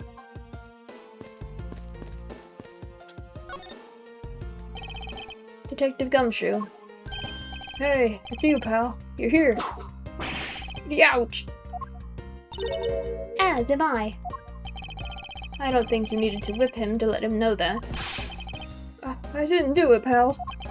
I swear on my honor as a detective, I really didn't. Your words are useless. I place my trust only in evidence, detective. Once the investigation is fully over, and should we find out that you are the killer, there will be no mercy to be had for you. Have a heart, pal. But you're not worried, right? After all, you have nothing to worry about, if you really are innocent, that is. That's right. Hey, pal, go and do your perfect investigation and get the real killer for me, will ya? I would have done so, even had you not requested me to, detective.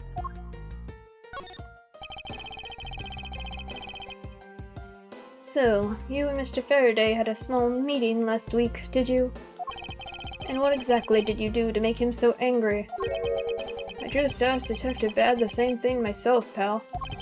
Turns out he was mad at me because on my very first day as a detective, I reported in at my usual post instead of the Criminal Affairs Department. By the time I got down to Criminal Affairs, I was really late. And that's when he gave me that huge speech.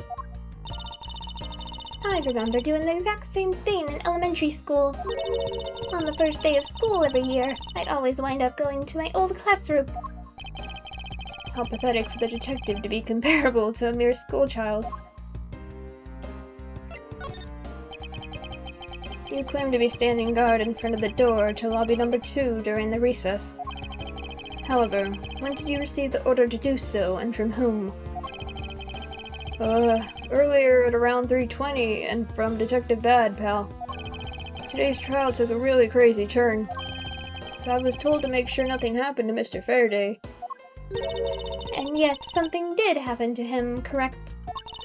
It looks like it was a total waste of manpower to assign you to guard duty. Ow! Your words sting worse than your whip, pal. So, it was Detective Bad who ordered him to stand guard, huh? Now then, Detective Gumshoe, is there anything else you'd like to tell me?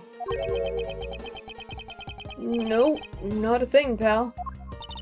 In that case, allow us to take a look at what you're carrying on your personage. Wait! You can't do that! There's nothing of any particular value here. Well, my handcuffs and badge were confiscated by Detective Bad, so, you know. And what is that open envelope I see sticking out of your coat pocket? Hands off, pal. Just show it to us already. Youch. Annual bonus check within, $5 total, except there's no check inside. You've had your look, now give it back, pal. It's my first bonus as a brand new detective. I just got it and cashed it today. I had literally no cash on me up until I did, you know? So that envelope is really special to me. Now give it back. You don't need rubbish like this. Don't worry, I'll throw it away for you later. How could you? Ooh.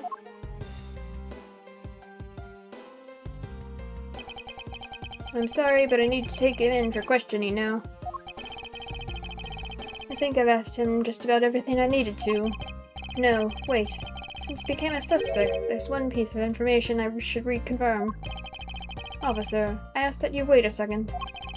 I still have one thing I'd like to reconfirm with Detective Gumshoe. Understood, but please make it brief, sir. I want to hear it from the horse's mouth. I must confirm whether or not his testimony about when the crime occurred is the truth. Bookshelf. What's this? Judge's Trial Exchange Log. It appears to be a journal where the various judges share their thoughts and ideas. The real daily lives of the judges are laid out here in these pages. There's nothing about the court in here. It's just page after page of unrelated drivel. Judging by the content, they're very enthusiastic about the courthouse's daily menu. It would appear that fried oysters are a favorite. I have no use for such foolishly foolish words from that foolishly foolish crowd. Someone please assure me that this is not the true state of this country's judiciary. Testimony. You told me earlier that you heard no sound other than the gunshot out in the hallway. Is that correct? No mistake about it, pal. Then you are also claiming that no one passed through the hallway either. Is that also correct? Yep, not even a single ant passed through the hall while I was on duty. You do realize that the lie you're telling is only making life more difficult for yourself. Huh? Oh, but it's true. I didn't see anyone go through the hallway, and I didn't hear anything else, pal. I bet the killer found a way to kill the two guys that's beyond what I can even imagine. So he intends to continue telling his ridiculous lie. But why would he do so, given the situation he's in? I believe a thorough investigation of the hallway in front of the defendant lobbies is in order. Oh no. You... Girl. Rasp.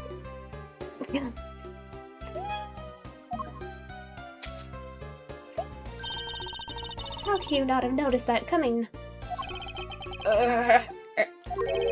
Wasn't that the child I changed money for earlier? Thanks! That's exactly what I needed. Kids can sometimes be so cruel. It looks like she dropped something. A Swiss roll. Maybe we should arrest the girl. She might turn out to be a valuable lead. I believe some sort of punishment may need to be dealt the next time we meet. I believe I've asked all that I need to of this man. Now for Detective Bad and the judge. You have to confirm who's correct. The judge or that scruff face, right? I suppose we should inspect the hallway in front of lobby number 2 next, then. I suppose so. Shall we head on over, Francesca?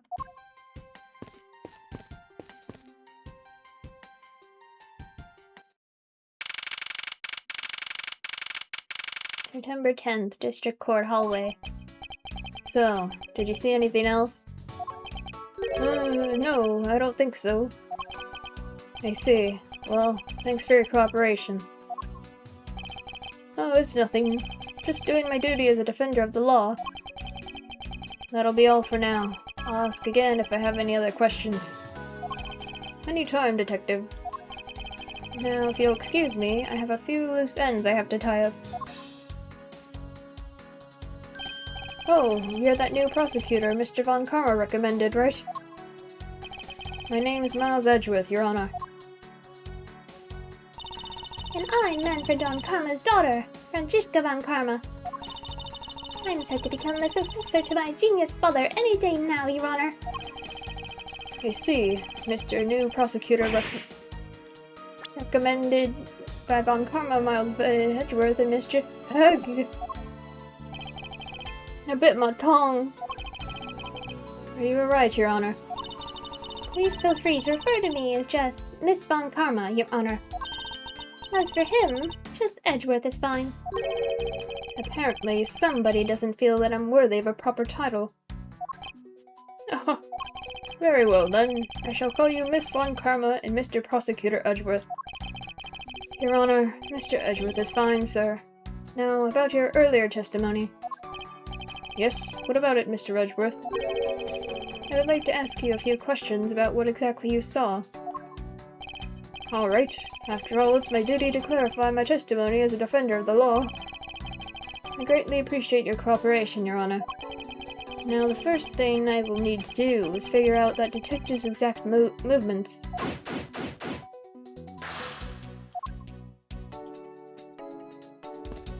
Okay, what's going on over here? Have you found any suspicious fingerprints, officer? Nope, just the fingerprints of those involved with the case, sir. I guess we know all the players in this case then, huh? It appeared that way, but I have the nagging feeling that we're missing something. And I suspect that what we're missing is hiding right here in this crime scene somewhere. Did you find something, officer? I think there's a $5 bill back there. Come on, just a little more. Is there no one working this crime scene who isn't a total waste of living tissue? Unfortunately, there doesn't seem to be a single person we can deem useful here. Is it the $5 Miss Detective Gumshoe lost? He just got it and he lost it? Your Honor, I'd like to ask you a few questions if you don't mind. Where were you at the time of the murder? Do you suspect me of something? No, nothing of the sort, Your Honor. Very well. You may continue with your testimony. Your Honor, it's your testimony I'm after. Oh. I had no idea you were chasing after me or my testimony. I'm beginning to sense that I might want to avoid being in a trial run by this judge. Let's see here. Now then, how should I put this? When you get to be my age, you need to pay more frequent visits to the restroom. If you go take a look through the window at the end of the hall, you'll see a small window. That is the window to the men's restroom. In other words, you can see clearly into this hallway from the men's restroom. Okay. When I was going into the restroom, that detective, Gumshoe, is it? Well, he was standing in front of the vending machines buying something from it. However, and this I couldn't believe, when I was about to exit the restroom, there was not a soul in the hallway anymore. Your Honor, if you could please calm down and explain it to me rationally. Oh, I'm really sorry. Please let me regain my composure. It was really suspicious. That's what my finely honed judge's intuition said. Although, well, until the murders occurred, I just sort of brushed it off. Apparently, this judge doesn't understand the concept of staying calm. That's probably all I'm going to find out from His Honor. Mr. Edgeworth, may I return to my other duties now? Yes, I'm sorry to have held you up. Thank you for your cooperation, Your Honor. Ho ho ho. Any time, Mr. Edgeworth, any time. The judges in this country seem rather friendly. Yes, if not a little wishy-washy. However, I hear that they are known to hand down very fair verdicts.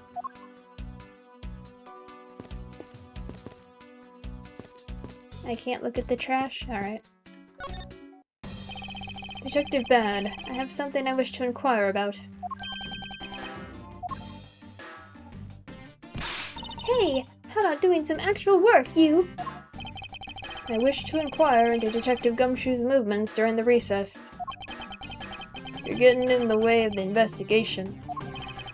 I have an order from Mr. Von Karma himself. Plus, I still hold investigative authority. Duff. So, I hear you were the one who called for Detective Gumshoe to come down here. Faraday. That guy was just accused, you know? I just knew something was gonna happen. My detective's instinct told me. A lot of good it did you. You couldn't even protect one lone prosecutor with it. Hold it! Franziska, I think you need to apologize. I'm sorry. I'm terribly sorry, Detective Bad. Please continue. I used the phone on the first floor and called the precinct. I told him to send somebody over. And that detective's the one that showed up. And only upon his arrival did you set Detective Gumshoe to stand guard, Detective Bad. Yeah, I waited for him on the first floor. After he got here, we came up to the defendant lobbies together.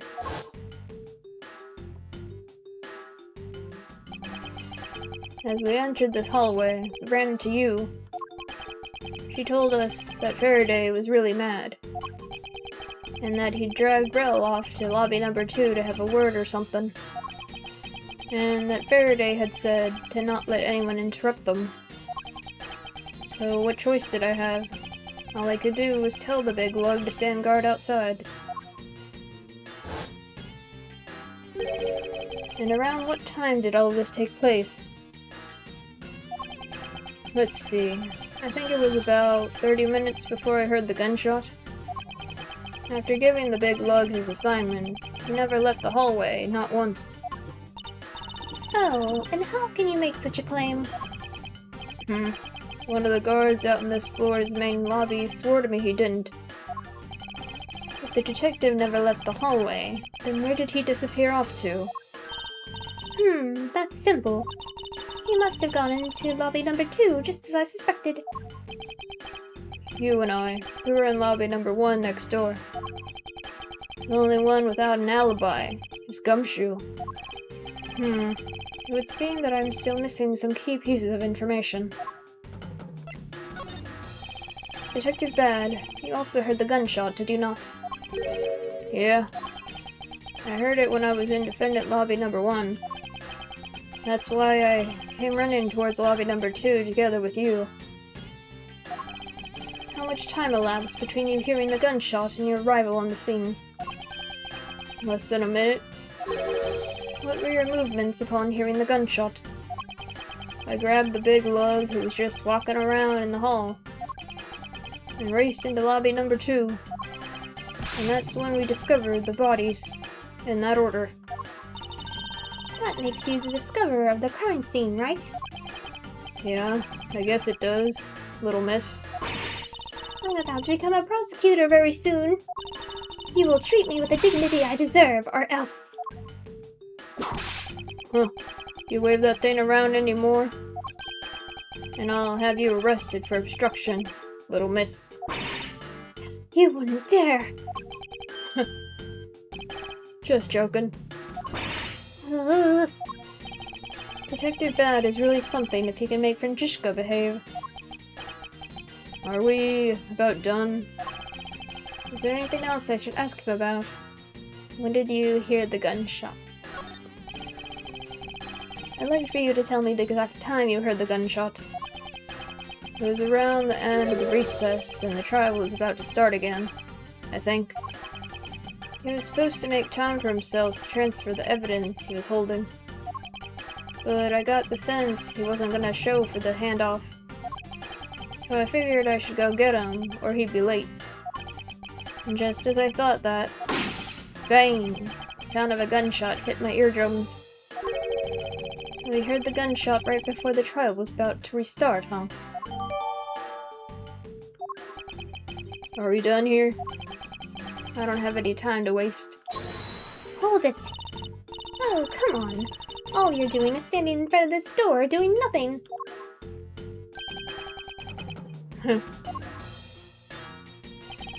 I get the sense that he's somewhat investigating this crime scene. Or rather, that he's keeping us under surveillance. But to what end? Detective Bad, may I ask that you cooperate with us for just a bit longer? I don't have anything else to say to the two of you. You guys were the ones who said you wanted to investigate in the first place. Fine then. Be obstinate. We'll just do as we please. Come on, Miles. You may no longer be willing to help us, however. May I ask for the forensic sciences cooperation? Do as you like.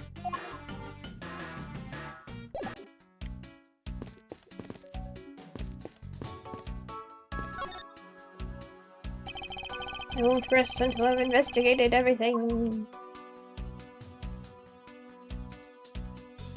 Can I look down? There we go. What are these black speckles? I believe it's a pile of ants eating away.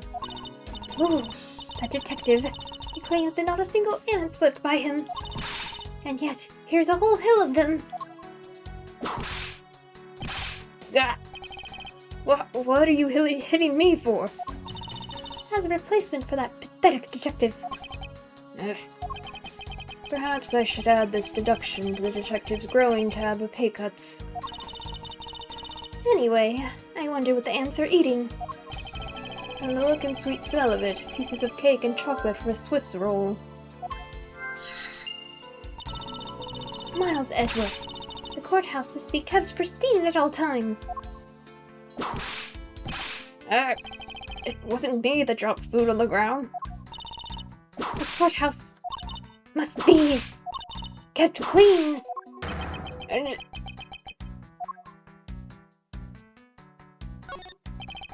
the dirt on this bench. It smells like some sort of sweet substance. I can't believe there's someone going around dirtying the courthouse. Shame. Hold it! Calm down, Francesca. Now, take a good look. Doesn't this smudge look kind of like a handprint to you? I suppose it could be. Which means that perhaps we can lift the print of the person who sullied this bench. I see. And then we'll know the identity of our mystery slob. You there, the lab technician. Could you please find out who this handprint belongs to? Serious, sir? Got the results of the fingerprint analysis, sir. And do we know who they belong to? Sir, the fingerprints belong to Detective Gumshoe. Huh. Interesting. Good work, officer.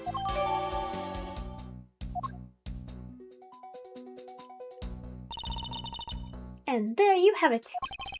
Yes, I suppose so. Now we know the identity of the person who dirtied the bench. I sense that you and I will be using this information in very different ways. Ants are pouring out of the hole in this bench as well. I wonder if the inside of this bench consists of nothing but ants. Don't you dare continue with that gross line of thought. I'm sorry.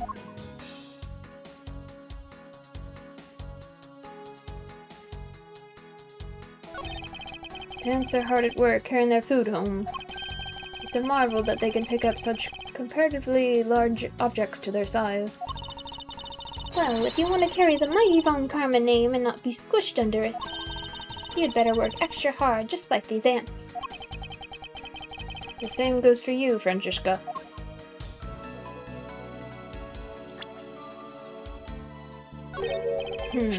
What is this? It's a pink-colored piece of trash made of rubber. I feel like I've seen something like this before. Well, all I see is a piece of garbage. But you know, the fact that there's a litterer running loose inside this courthouse, it's simply unforgivable. It's not like I was the one who littered. Rubbish belongs in a rubbish bin. Ugh.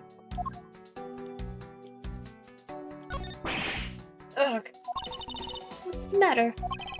I pricked myself on one of this cactus's needles. I didn't think the needles on this thing would be so sharp. Well, what did you expect? Can you imagine how bad it would be if you were hit on the head by one of these? Anyway, this cactus seems to be unrelated to our case. Do you really think so? Because I believe that this cactus sitting on this windowsill is completely related. Oh, well then, I look forward to your explanation on how exactly it is related.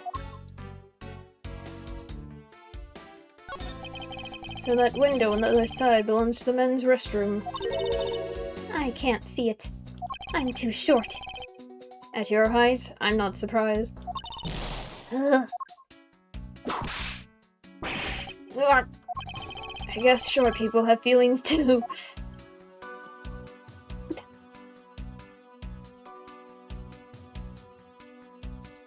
Short people have feelings. I think that's everything.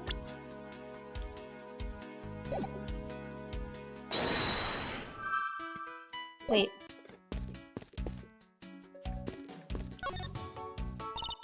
It would appear that this vending machine sells snacks and various other foods. Just lovely. What will they think of next? Don't be a jerk in court like these beef jerks. 1 packet for $9. Defendant's fresh milk. 1/2 pint for $7. Stay neutral as the Swiss do until the end with these for $6. They're awfully overpriced. The lineup is simply awful, period. Speaking of snacks, I wonder if that Swiss roll the little girl dropped is from this machine. I was wondering about that myself. Stay neutral as the Swiss do until they end with these. End of what? Well, I assume it means the end of the trial.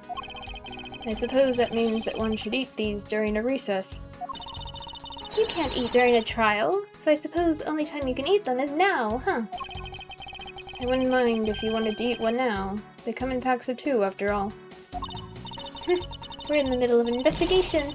Besides, I don't have $6 on me. If you want, we can pool our money and buy a pack together. If I have to split it with you, then I don't want it. Defendant's fresh milk. What exactly is that supposed to mean? I bet it means that the milk is freshly milked by various defendants on trial right now. No, I think it might mean that this was milked right here from the various defendants. Miles Edgeworth, you can't possibly be serious. Hold on. The milk was freshly milked by various defendants on trial. This was milked right here from the Ew. No! It's not. When it's looking bad, blind your opposition with some OJ. Are they promoting violence? Don't worry, my whip will make sure that anybody following this advice won't be for long. Compared to the sting of a whip, the sting of orange juice may not be so bad. When you're in hot water, you might need a hot dog. It looks like this slogan was decided through a public contest. And the winner was Prosecutor Winston Payne. What a pathetic slogan. No presents at all. Now if it was up to me, it would read, "If you leave matters in Yvonne Karma's hands, everyone in court will be found guilty dogs." Objection! Overruled! Overruled! Don't be a jerk in court like these beef jerks. I see. Objection! Miles Edgeworth, wouldn't you agree that it's a very clever pun? Do you really think they put that much effort into the product name? Even a foolish fool could understand the foolish thinking of the fool who made it up. You reckon so foolishly that I got so thoroughly mad, and now I'm utterly famished. If you wanted a pack of these, all you had to do was ask like a normal person. Don't let the prosecution and the defense make a ham sandwich out of you. It sounds like it's directed at the ham of a judge. Well, it certainly isn't directed at me. I can outmaneuver him any day.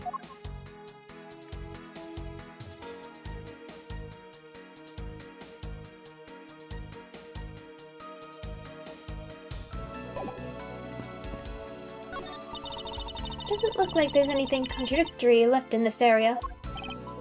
I suppose not. Perhaps I should check somewhere else.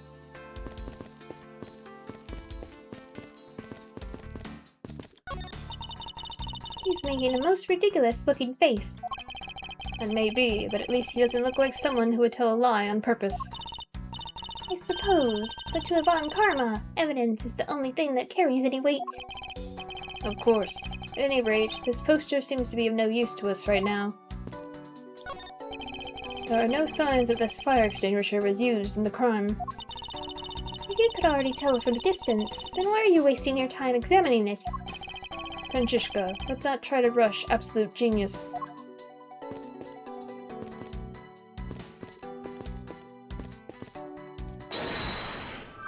Okay.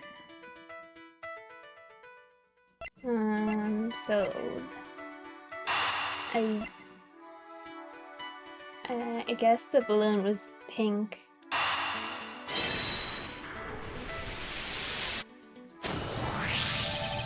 This pink rubbery substance. I saw this in a different form earlier today. I believe this is a piece of a popped balloon. I suppose that's possible. The balloon probably got a little too close to our friend, the windowsill cactus. That would be the logical conclusion, yes.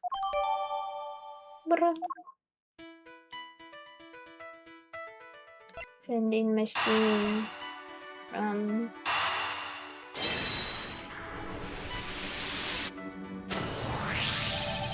These bits of chocolate and cake. Could they not have come from a Swiss roll? A Swiss roll? Why would a courthouse sell a thing like that? It may not seem like the right venue. However, it is being sold right over there. A vending machine. Ah, I see. Stay neutral as the Swiss do until the end with these. 2 for $6. Talk about expensive. Leaving the fact that it's on the expensive side aside, the fact that the cake crumbs and chocolate bits were found in this hallway suggests that they came from a Swiss roll that was purchased from this machine. I think I have a pretty clear picture of what happened here now. Naturally. After all, I'm here, aren't I? Detective Gumshoe must have sat on this bench as he ate a Swiss roll. And as he ate, he dropped it on the floor and sullied the bench. Ugh, how could he not have cleaned up after himself? How utterly despicable. Don't you dare whip me again. It wasn't I who made the mess in the first place. Anyway, if it was indeed Detective Gumshoe who bought the Swiss roll, that creates a rather interesting contradiction of facts. Contradiction? Where? I think another look at the special courthouse vending machine is in order.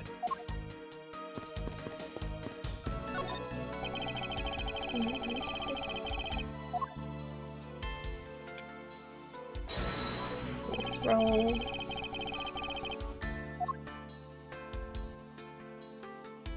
It's at $6. But he only had $5. And then Kay's like, I got an extra $1, let's share a Swiss roll. About Detective Gumshoe's finances, he said that until this morning, he didn't have even a single penny on his personage. Just how poor is that guy? If his bonus really was only $5, then he should not have been able to purchase a pack of Swiss rolls. However, facts being as they are, we found cake crumbs on the floor. Meaning Scruffy must have bought a pack somehow. Indeed. That detective should not have been able to purchase a pack, and yet he did. The question is how?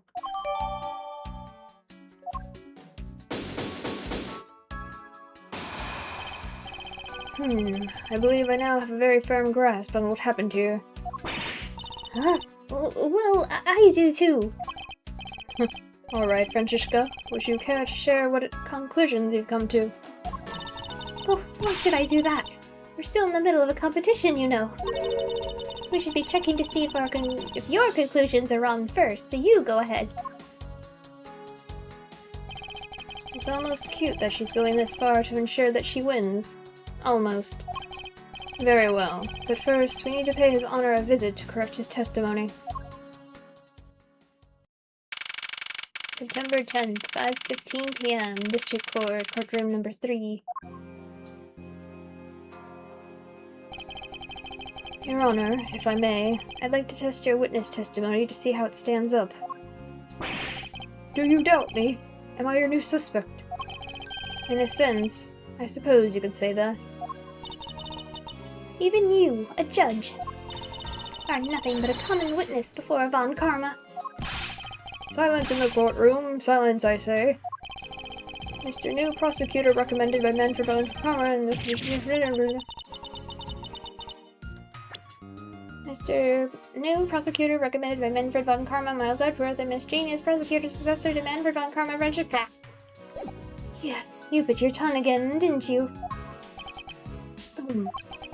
As a defender of the law, I could never give false testimony. You can even place me under oath if you want. Very well then. Your testimony, if you please.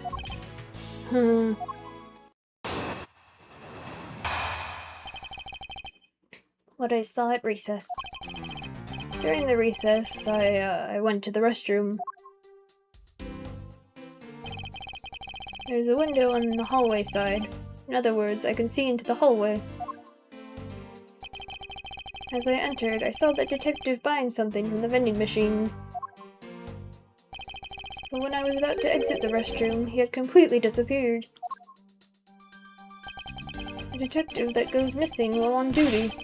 That sounds mighty suspicious to me! Your Honor, can you please try to remain calm? I'm so used to simply listening to testimonies that I got caught up in the excitement.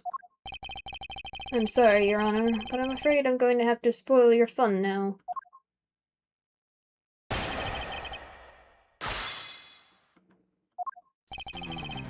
During the recess, there's a window. And I saw that detective buying, and then he was gone.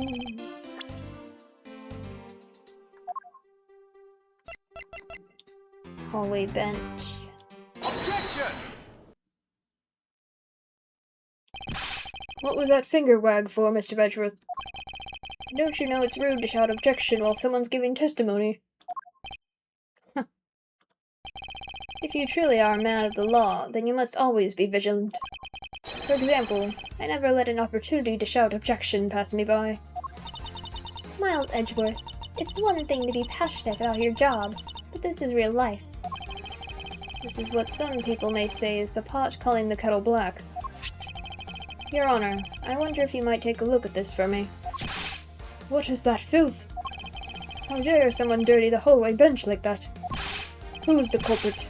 That party is hereby found guilty of uncleanliness. If you must know, the uncouth bench, Celia, has already been placed under arrest thanks to your earlier testimony, Your Honor. Oh, well that's good, but who was it? We were able to discover something from the smudge on the bench. Namely, Detective Gumshoe's fingerprints. Not happy with committing just murder, had to go and dirty the courthouse too. Guilty. Your Honor, please calm down. While it's true that the detective is the one who made the mess on the bench, we have not yet established that this action is related to the double murder. What do you mean? I believe that the detective bought a pack of Swiss rolls from the vending machine, and then promptly sat down on the bench to eat one.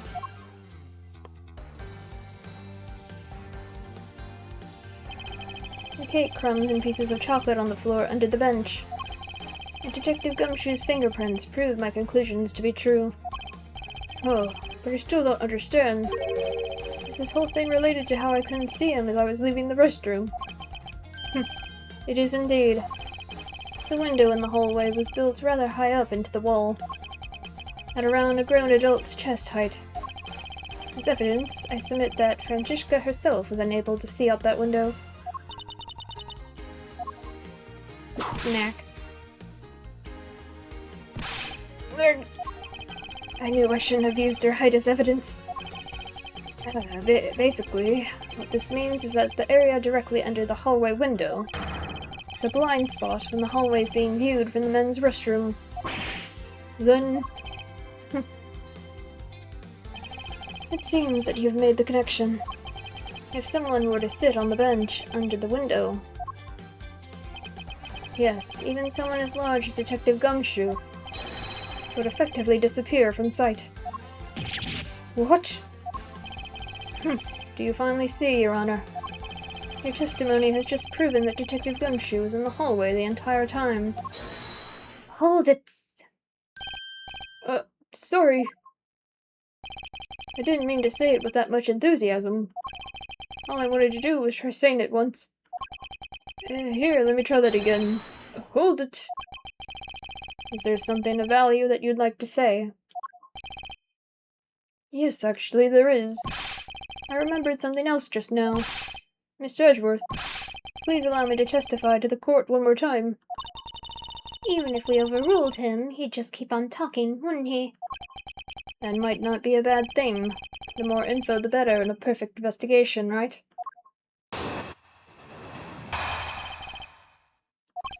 I saw a part 2. I suppose it's possible you can't see a seated person from the restroom window. However, that doesn't mean that the detective was sitting there when I looked. Anyway, I forgot to testify earlier about probably the most important detail. As I was leaving the restroom, I heard a loud bang of a gunshot. Ugh.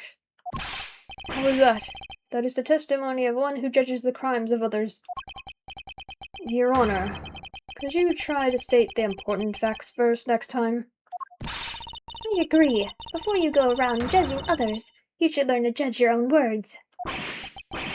I'm sorry. But honestly, I thought that sound was just a noise popper until just now. Now that he mentions it, right before he restarted the trial, he did talk about that. By the way, was there someone celebrating a birthday during the recess? I could have sworn that I heard a popper going off. Come to think of it, the other day with my grandson. The most critical point in this argument is when did the judge look into the hallway, and whether that lines up with what the gun was actually fired. Your Honor, if I may, I'd like to clarify a few details in your testimony.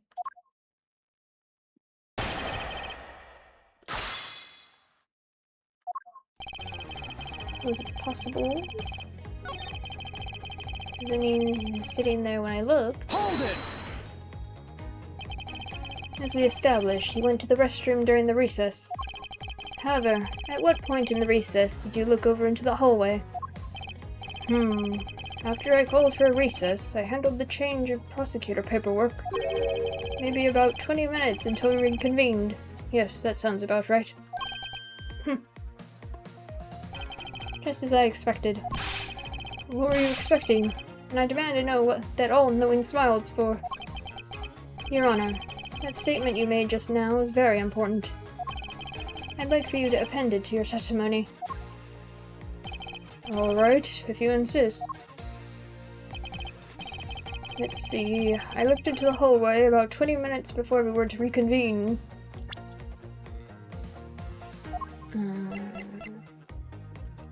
Gunshot right before the trial. Objection! Your Honor, I cannot allow you to make an objection. What? Your Honor, I'm really sorry, but I cannot allow you to not allow me to make an objection. Egads, I've been overruled. Your Honor, there are simply too many holes in your testimony for my taste. What do you mean by that?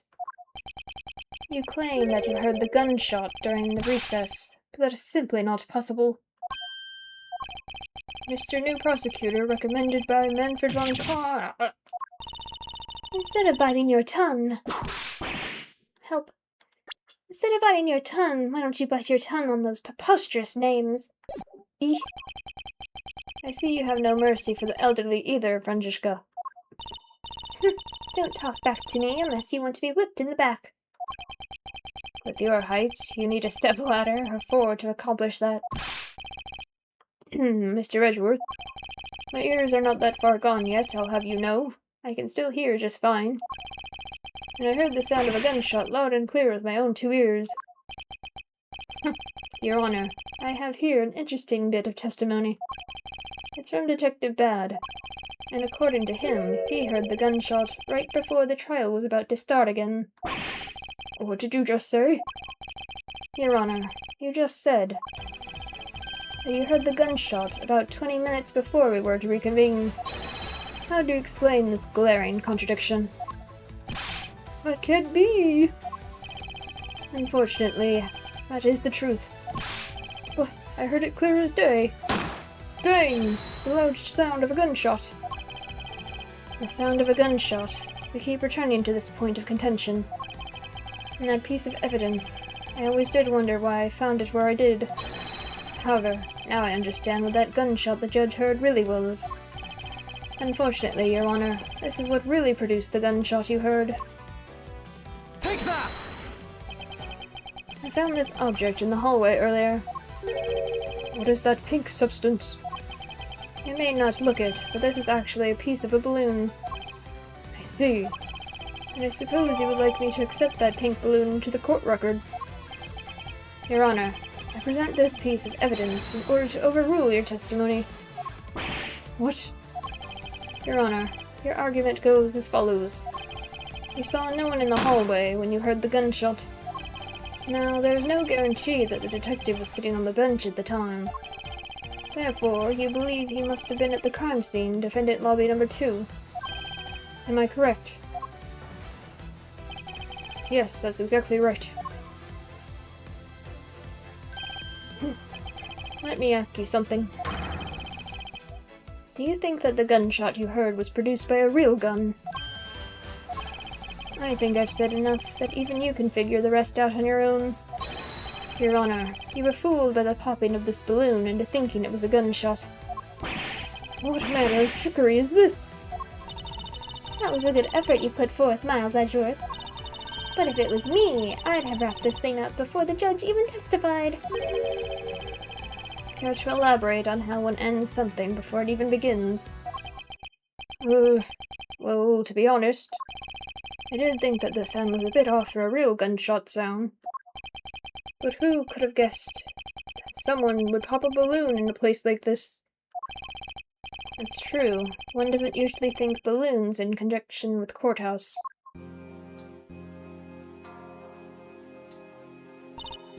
I want to trade these coins with you. That's it. That balloon the girl was holding. It explains everything. Your Honor, if it makes you feel any better, you didn't lie once in your testimony. However, I can't really vouch for its accuracy. Who knew that giving testimony should be such a difficult thing to do. What have I done? I owe Detective Gumshoe a very, very big apology. I will see to it myself that he's released. Wait. There are still a few things I have yet to resolve about what happened in the hallway. Your Honor, I request your permission to further question Detective Gumshoe. Why? I thought we just cleared his name. Whether we did just now or not, I still cannot say. The only thing I can do for now is to continue in my quest for the perfect explanation. And to that end, I must resolve the remaining issues pertaining to the events that occurred in the hallway. Very well. Bailiff, please bring Detective Gumshoe into the courtroom. I must fulfill my mission and find the perfect explanation to this case. September 10th. District Court, courtroom number 3.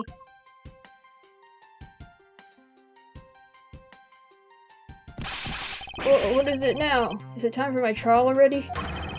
I've already told you a gazillion times, pal, I didn't do it.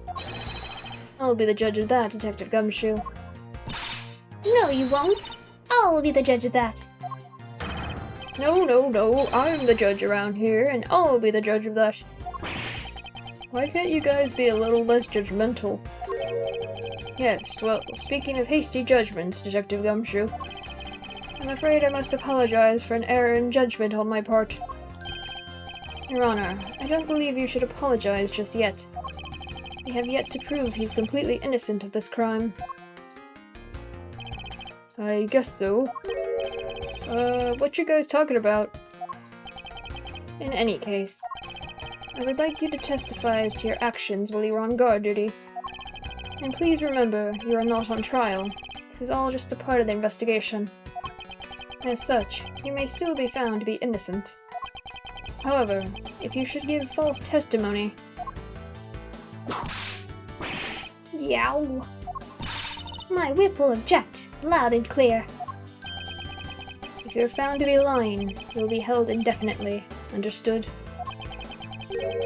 I gotcha, pal. Thinking back on the state of the crime scene and the judge's testimony, it's obvious that Detective Gumshoe is lying. And if I can't break his lie, then we may never get a break in this case.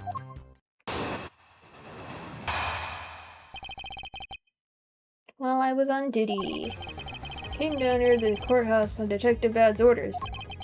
As soon as I got here, he ordered me to stand guard in front of lobby number 2. From that time on, until I heard the gunshot, I was in the hallway the whole time. On my honor as a detective, I swear it wasn't me, pal. He's still singing the same tired tune. In that case, I'll just have to change the melody. I know he's lying. It's time I pulled the information I need out of him.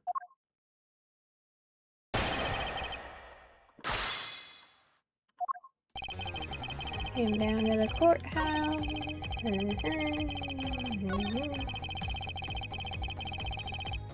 In the hallway. Hold it! You claim to have been in the hallway the whole time. However, is it not a fact that you did something while you were in the hallway? Of course I did something. I guarded the door to lobby number 2, pal. What else?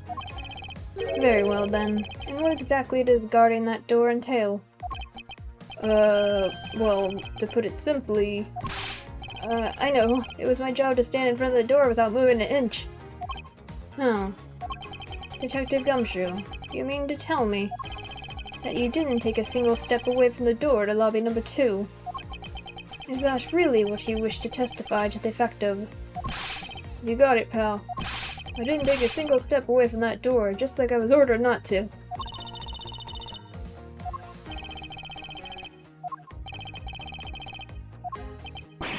Why is everyone so quiet all of a sudden?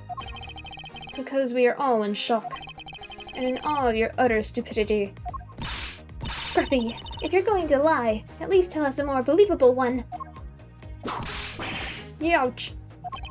But I'm not lying. I should hurry up and bring this insipid testimony to a close. Until I heard the gunshot, I didn't take a single step away from the door.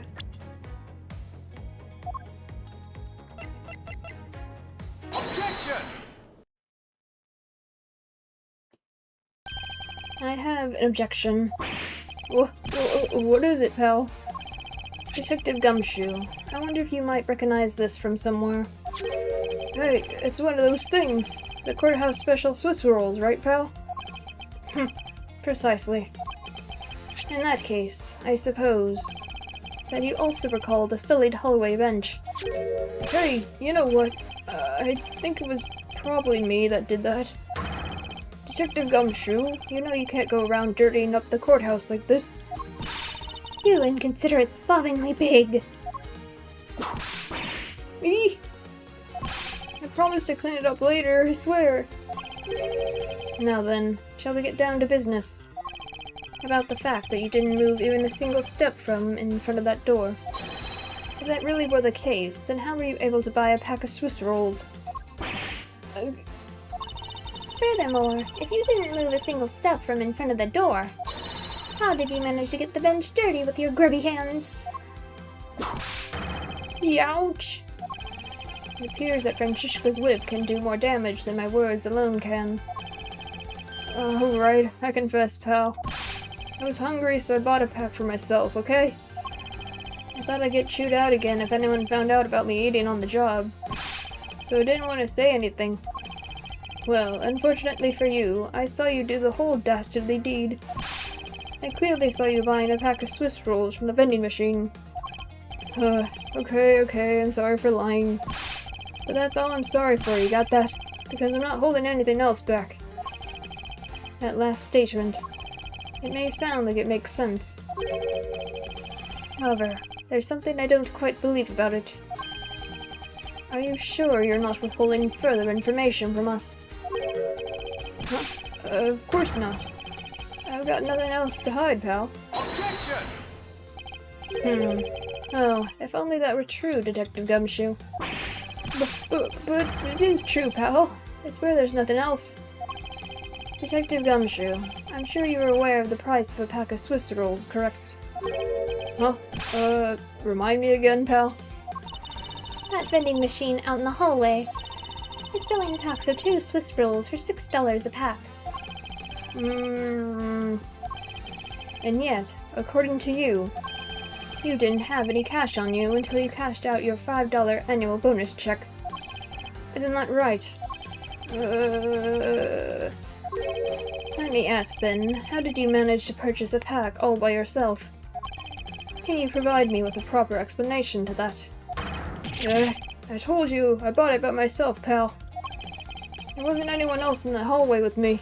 So there's no one who could have helped me buy it. Wait, don't tell me. You got some kind of proof that there was someone else in the hallway, don't you? Correct. As if you could. I mean, what are the chances of that? Wait, you do? Of course I do. What? How? What proof do I have that there must have been someone else there in the hallway? Oops. Take that! Hey, you showed that to me not 2 seconds ago, pal. I think you're under the mistaken impression that I bought this pack of rolls. Wait, if you didn't buy it, then that means you must have stolen it, you thief! I would never do such a thing. All you liars are the same. You start out as thieves. You're under arrest, pal. I believe you meant to assert that all thieves start out as liars. And in that case, what does that say about you, Detective? This particular Swiss roll was dropped by a certain someone. Oh, there were 2 rolls in this package. You ate one of them. But you then gave the other one to a certain other person, didn't you? No way, pal. You got it all wrong. I ate both of them.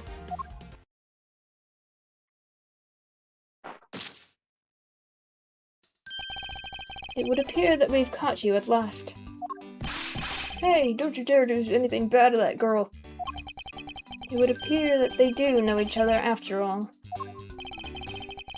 So, why do you continue to come up to me and kick me? Have I wronged you somehow? I have a name, and it's Kay. Kay what? Kay Faraday. Faraday? Are you perhaps Mr. Faraday's daughter? I'm not a you, I'm Kay. Okay. You know, good little girls don't kick other people. Especially not hard enough to leave big nasty bruises like the way you do. Well, then you shouldn't have put Gummy under arrest, mister. Gummy? My guess is that she's talking about Detective Gumshoe. What a cute nickname you've given him. Gummy didn't do anything wrong. Okay. It appears that I'll need to speak with her in a bit more detail.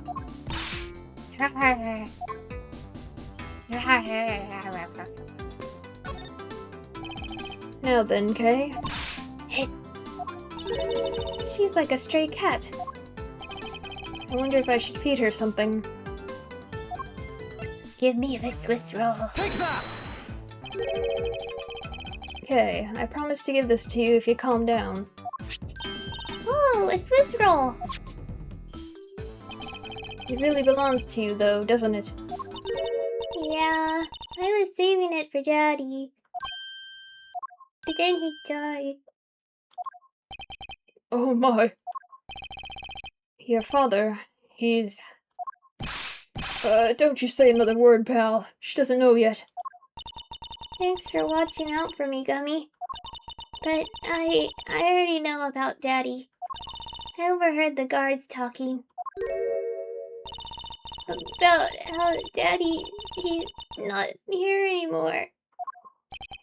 I'm sorry. I'm sorry I couldn't protect him. Okay. I'm not gonna cry. I'm not gonna cry. It's alright. Let it all out. Your father just passed away, after all. I myself was also involved in a case at this courthouse when I was a young child. A case in which my father, who was a defense attorney, passed away. All of my dreams of becoming a lawyer were crushed into fine ash on that nightmarish day. Even now, the wound festers deep in the depths of my soul. Ever since that incident, I've dedicated myself to locking away every criminal I can. And now, to have this happen right in front of me. This child, I feel a certain shared fate, a common bond between us. Miles Edgeworth, what sort of gentleman are you? Are you going to just stand there and watch a lady cry? You're right. Sorry about that. Okay. Here, how about we use this handkerchief here and dry your little eyes?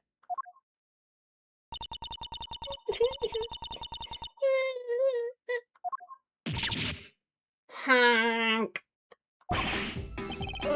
My cravat! Don't blow your nose on that! I feel better now. Thanks. Okay, are you going to be alright? Yep, I'm already alright. Somehow, I highly doubt that, but I'm not going to push it. I promised Daddy I'd never cry in front of strangers. And you're a good kid, aren't you, Kay? You always keep your promises, right? That's right. Even if I can't see Daddy anymore, I'm still gonna keep all my promises. You're a very brave girl, Kay. You're a very good child for keeping the promises you made to your papa. I'll even testify that you didn't cry, just for you. Thank you very much, lady. It's nothing. I'm only telling the truth after all. It would appear that because her father was a respected prosecutor, Andrushka is sympathetic to Kay's feelings. Boom, boom, boom. It's the witness stand. I'll make sure that each and every person that ever stands here will be found guilty. There are others besides the defendant that stand at this podium, you know. I don't care. Just make sure you never end up standing at one of these. Or you'll be sorry. I'll keep that in mind.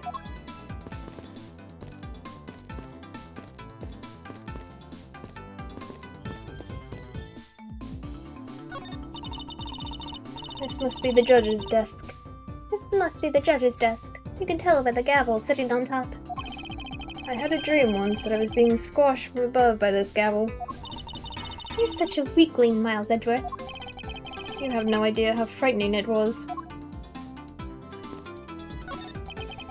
The judge's chair. It must be wonderful to be able to sit the whole time. Yes, as opposed to us prosecutors and defense attorneys who have to stand. I think it'd only be fair if the judge had to stand the whole time, too. His Honor is an old man. He should be afforded some comforts. Huh, fine. He can enjoy his chair, but he'll share in our pain through our eyelashes. I fear for the judge if Francisco were to ever become a real prosecutor.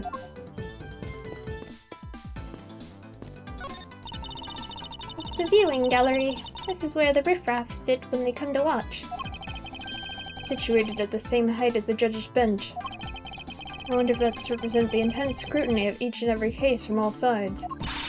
Miles Edgeworth, are you or are you not a man enough to stand up to the... tell those lies. Tell those eyes. What sort of... Of course I'm man enough.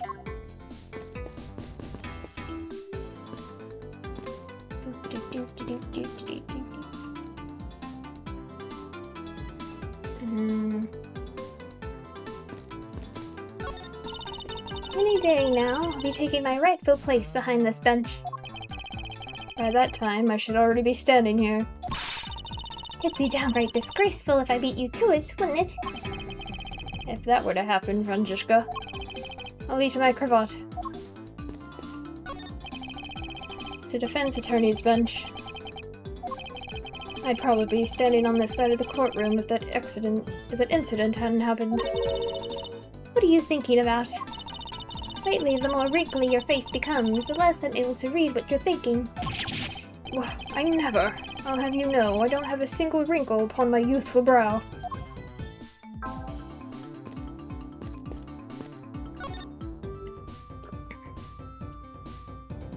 Your father. Okay, what kind of person was your father?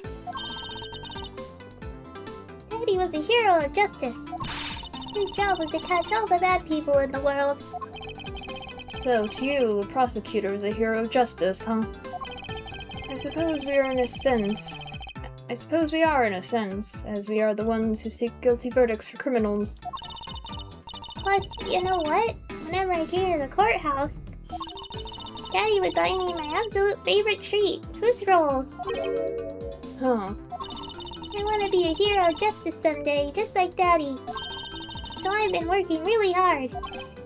I see. And what have you been working hard on? I've been working hard to keep all the promises Daddy and I made together. A promise notebook. May I take a look inside, Kay? Sure, okay. It appears to be an exchange diary of sorts between father and daughter. Mr. Faraday's writing conveys a sense of the kind of man he was. This little notebook might come in handy later. Thank you for showing it to me, Kay. I hope you'll continue to work hard and become a hero just like your father. I'm gonna try. Hey, Kay. So I'm a detective that catches the bad people, right? That makes me a hero too.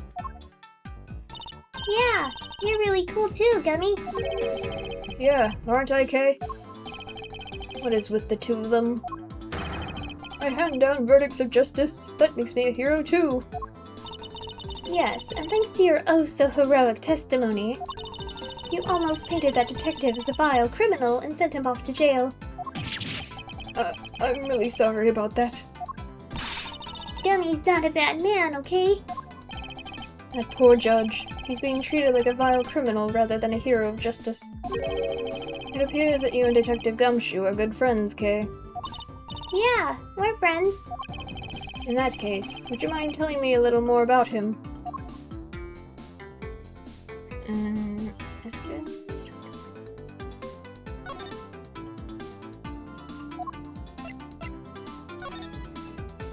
Kay's promises to Daddy. Promise 1, never take things from strangers. Promise 2, never go anywhere with a stranger. Promise 3, always greet people with a smile, even people you don't know.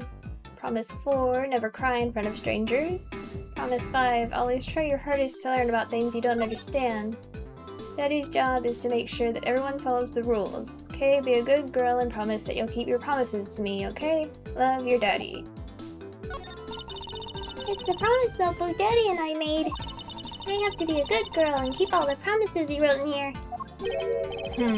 May I take a look inside for just a second? Sure, okay. It appears that there are more than just the 5 I thought there were. Promise 6. If you ever have a boyfriend, you must bring him to meet Daddy right away. Promise 7. Even when you have a boyfriend, never forget that I love you the most. I certainly don't envy the poor sap she falls in love with. Huh?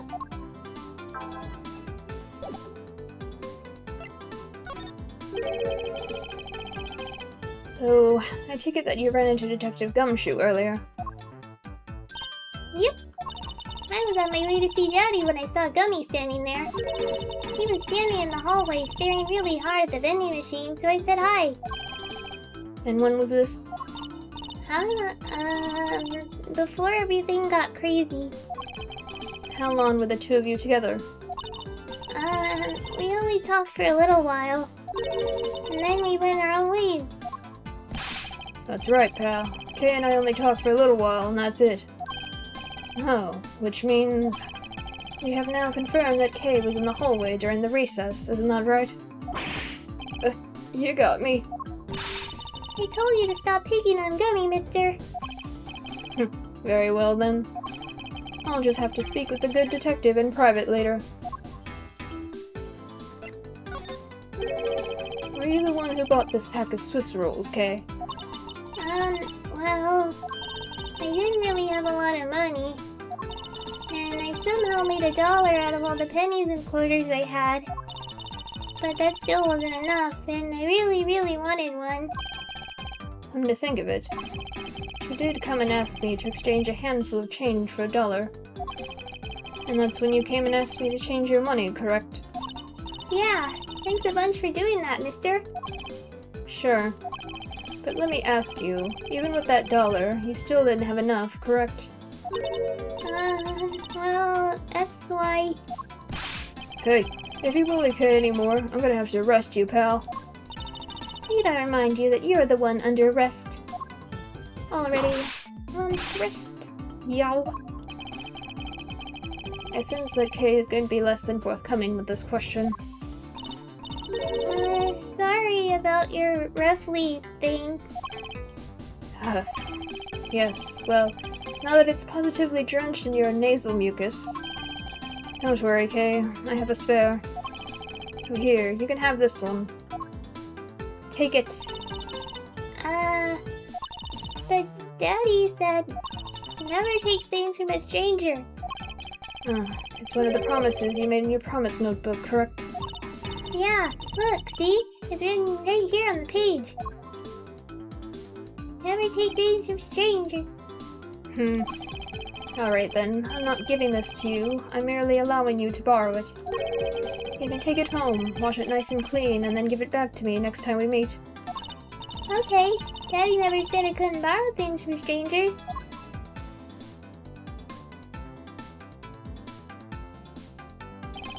Now then, Detective Gumshoe. Uh-oh. I believe it is now crystal clear that you were with little Kay in the hallway. Ugh. I told you to stop being mean to Gummy. Hold it. Miles Edgeworth, there's still something you have yet to resolve. I beg your pardon.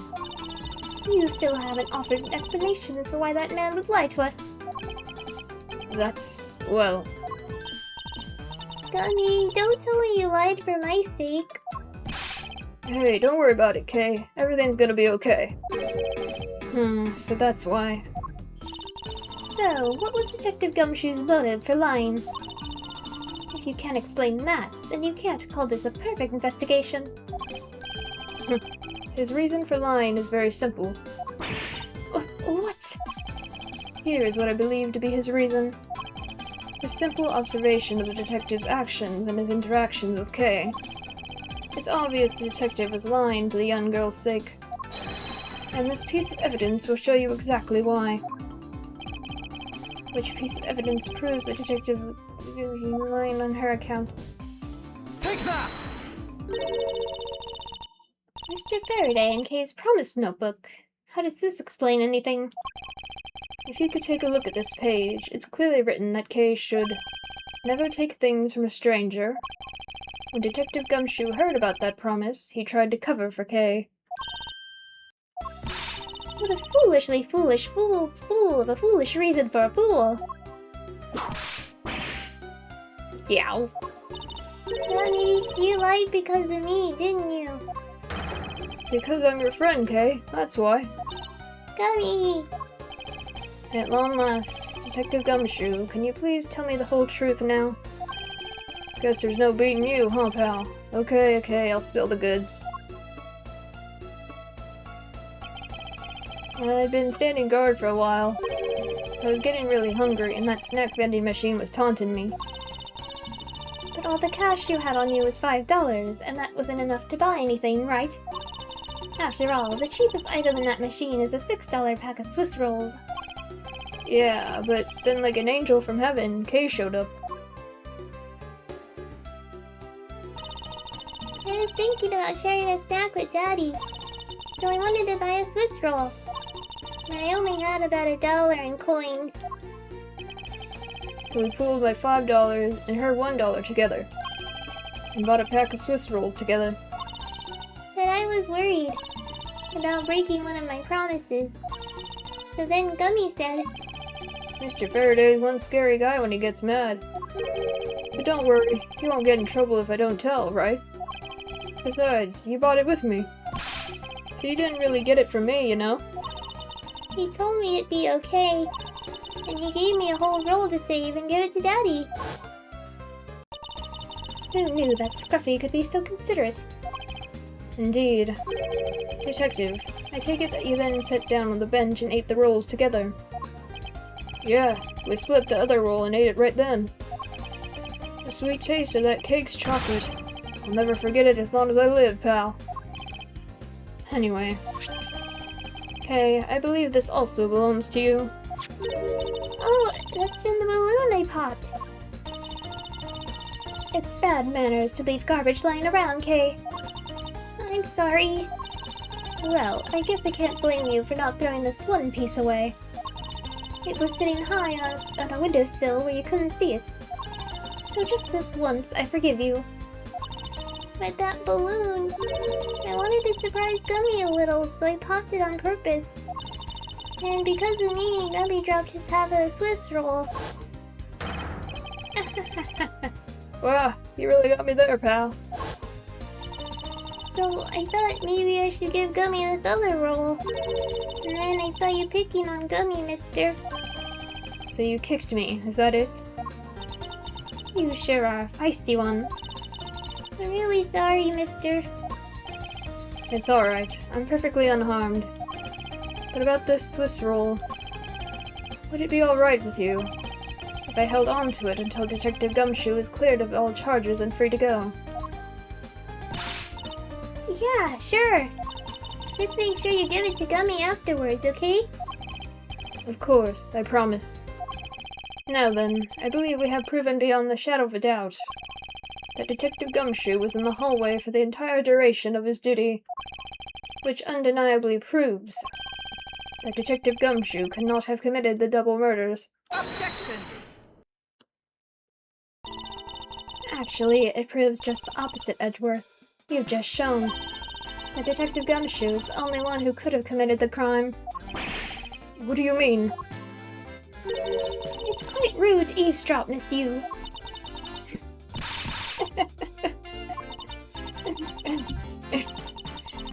I'm getting lectured on manners by a girl with a penchant for whipping people. Oh, how dare you talk back with such insolence? You're wrong, lady. Gummy's not the bad guy. Oh, and what have we here? What's a child doing here in a courthouse? Bailiff, please take this child away. What? Miss Callisto, you! That girl is Mr. Faraday's. I know. So what?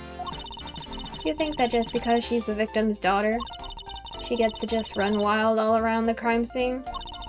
I think it's actually quite dangerous for her, to speak nothing of getting underfoot. I suppose you're right. However, as long as we're in agreement on that point, let's get back to the real issue at hand.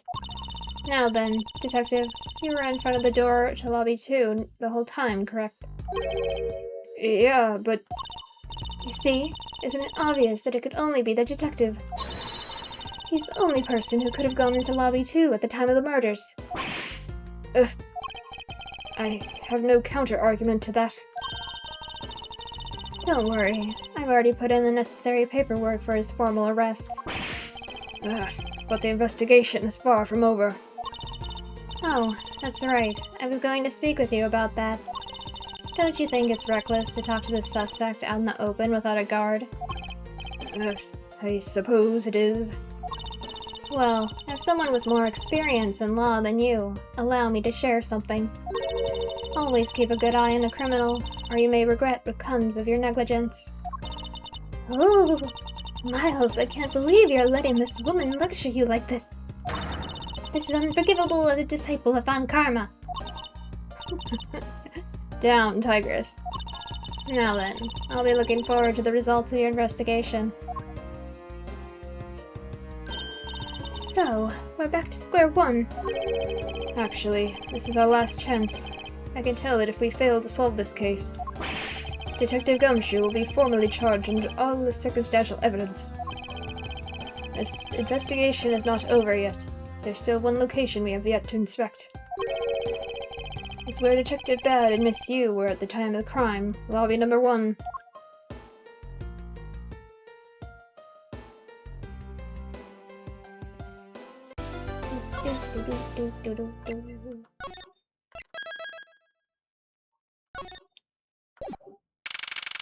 September 10, 5:45 p.m. District Court Defendant Lobby 201. What is this incredibly overpowering sweet scent? It smells like flowers. Uncle Bad, is this it? Isn't that Detective Bad and Kay over there? Looks like she managed to escape the bailiff. No, that's not quite it. Aw, too bad. It's so pretty. I think you're still a bit too young to be wearing that. But since you found it, I guess I can let you keep it. Thanks. I'll treasure it always. Those two seem to get along rather well.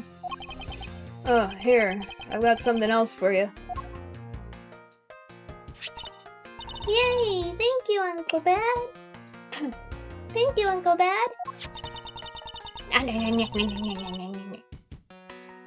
Earlier, I ate one of these with Gummy. Gummy? You mean Gumshoe? Gummy is... He was trying to be nice to me because I was gonna get in trouble. And then he got in trouble because he wanted to protect me. Gummy... I know he didn't kill Daddy.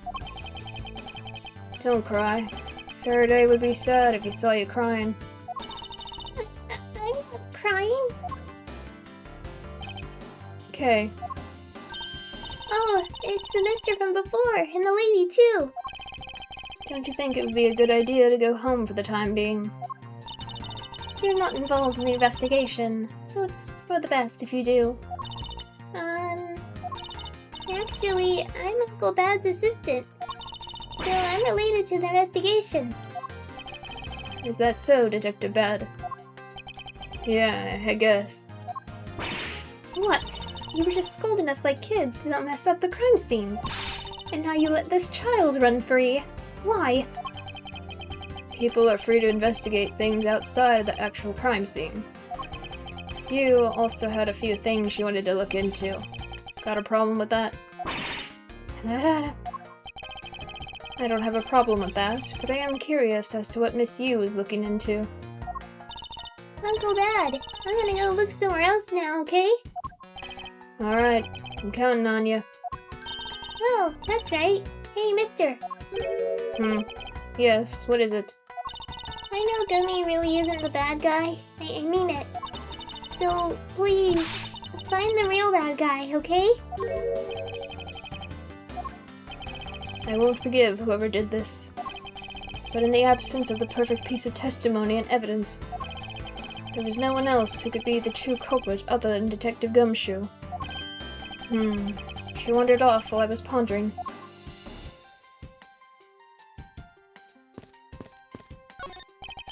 One of the windows in this lobby is open as well.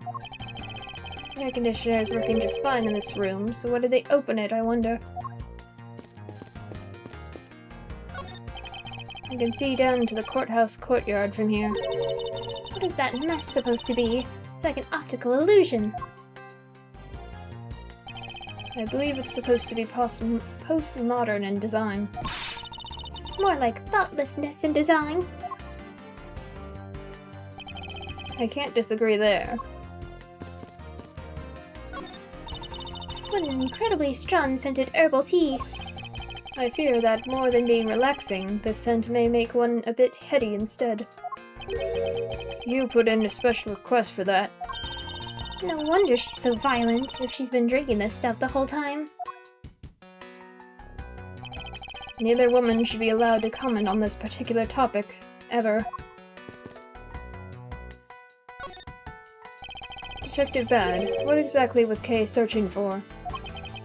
Nothing that concerns you, boy. Oh, and I suppose it has something to do with Kay. It does, because she's Faraday's daughter. Anyway, hurry up and get to the point. I don't have time to waste. It sounds like he'd rather be left alone. I have something I'd like to confirm with you once again. I don't have anything to say to you.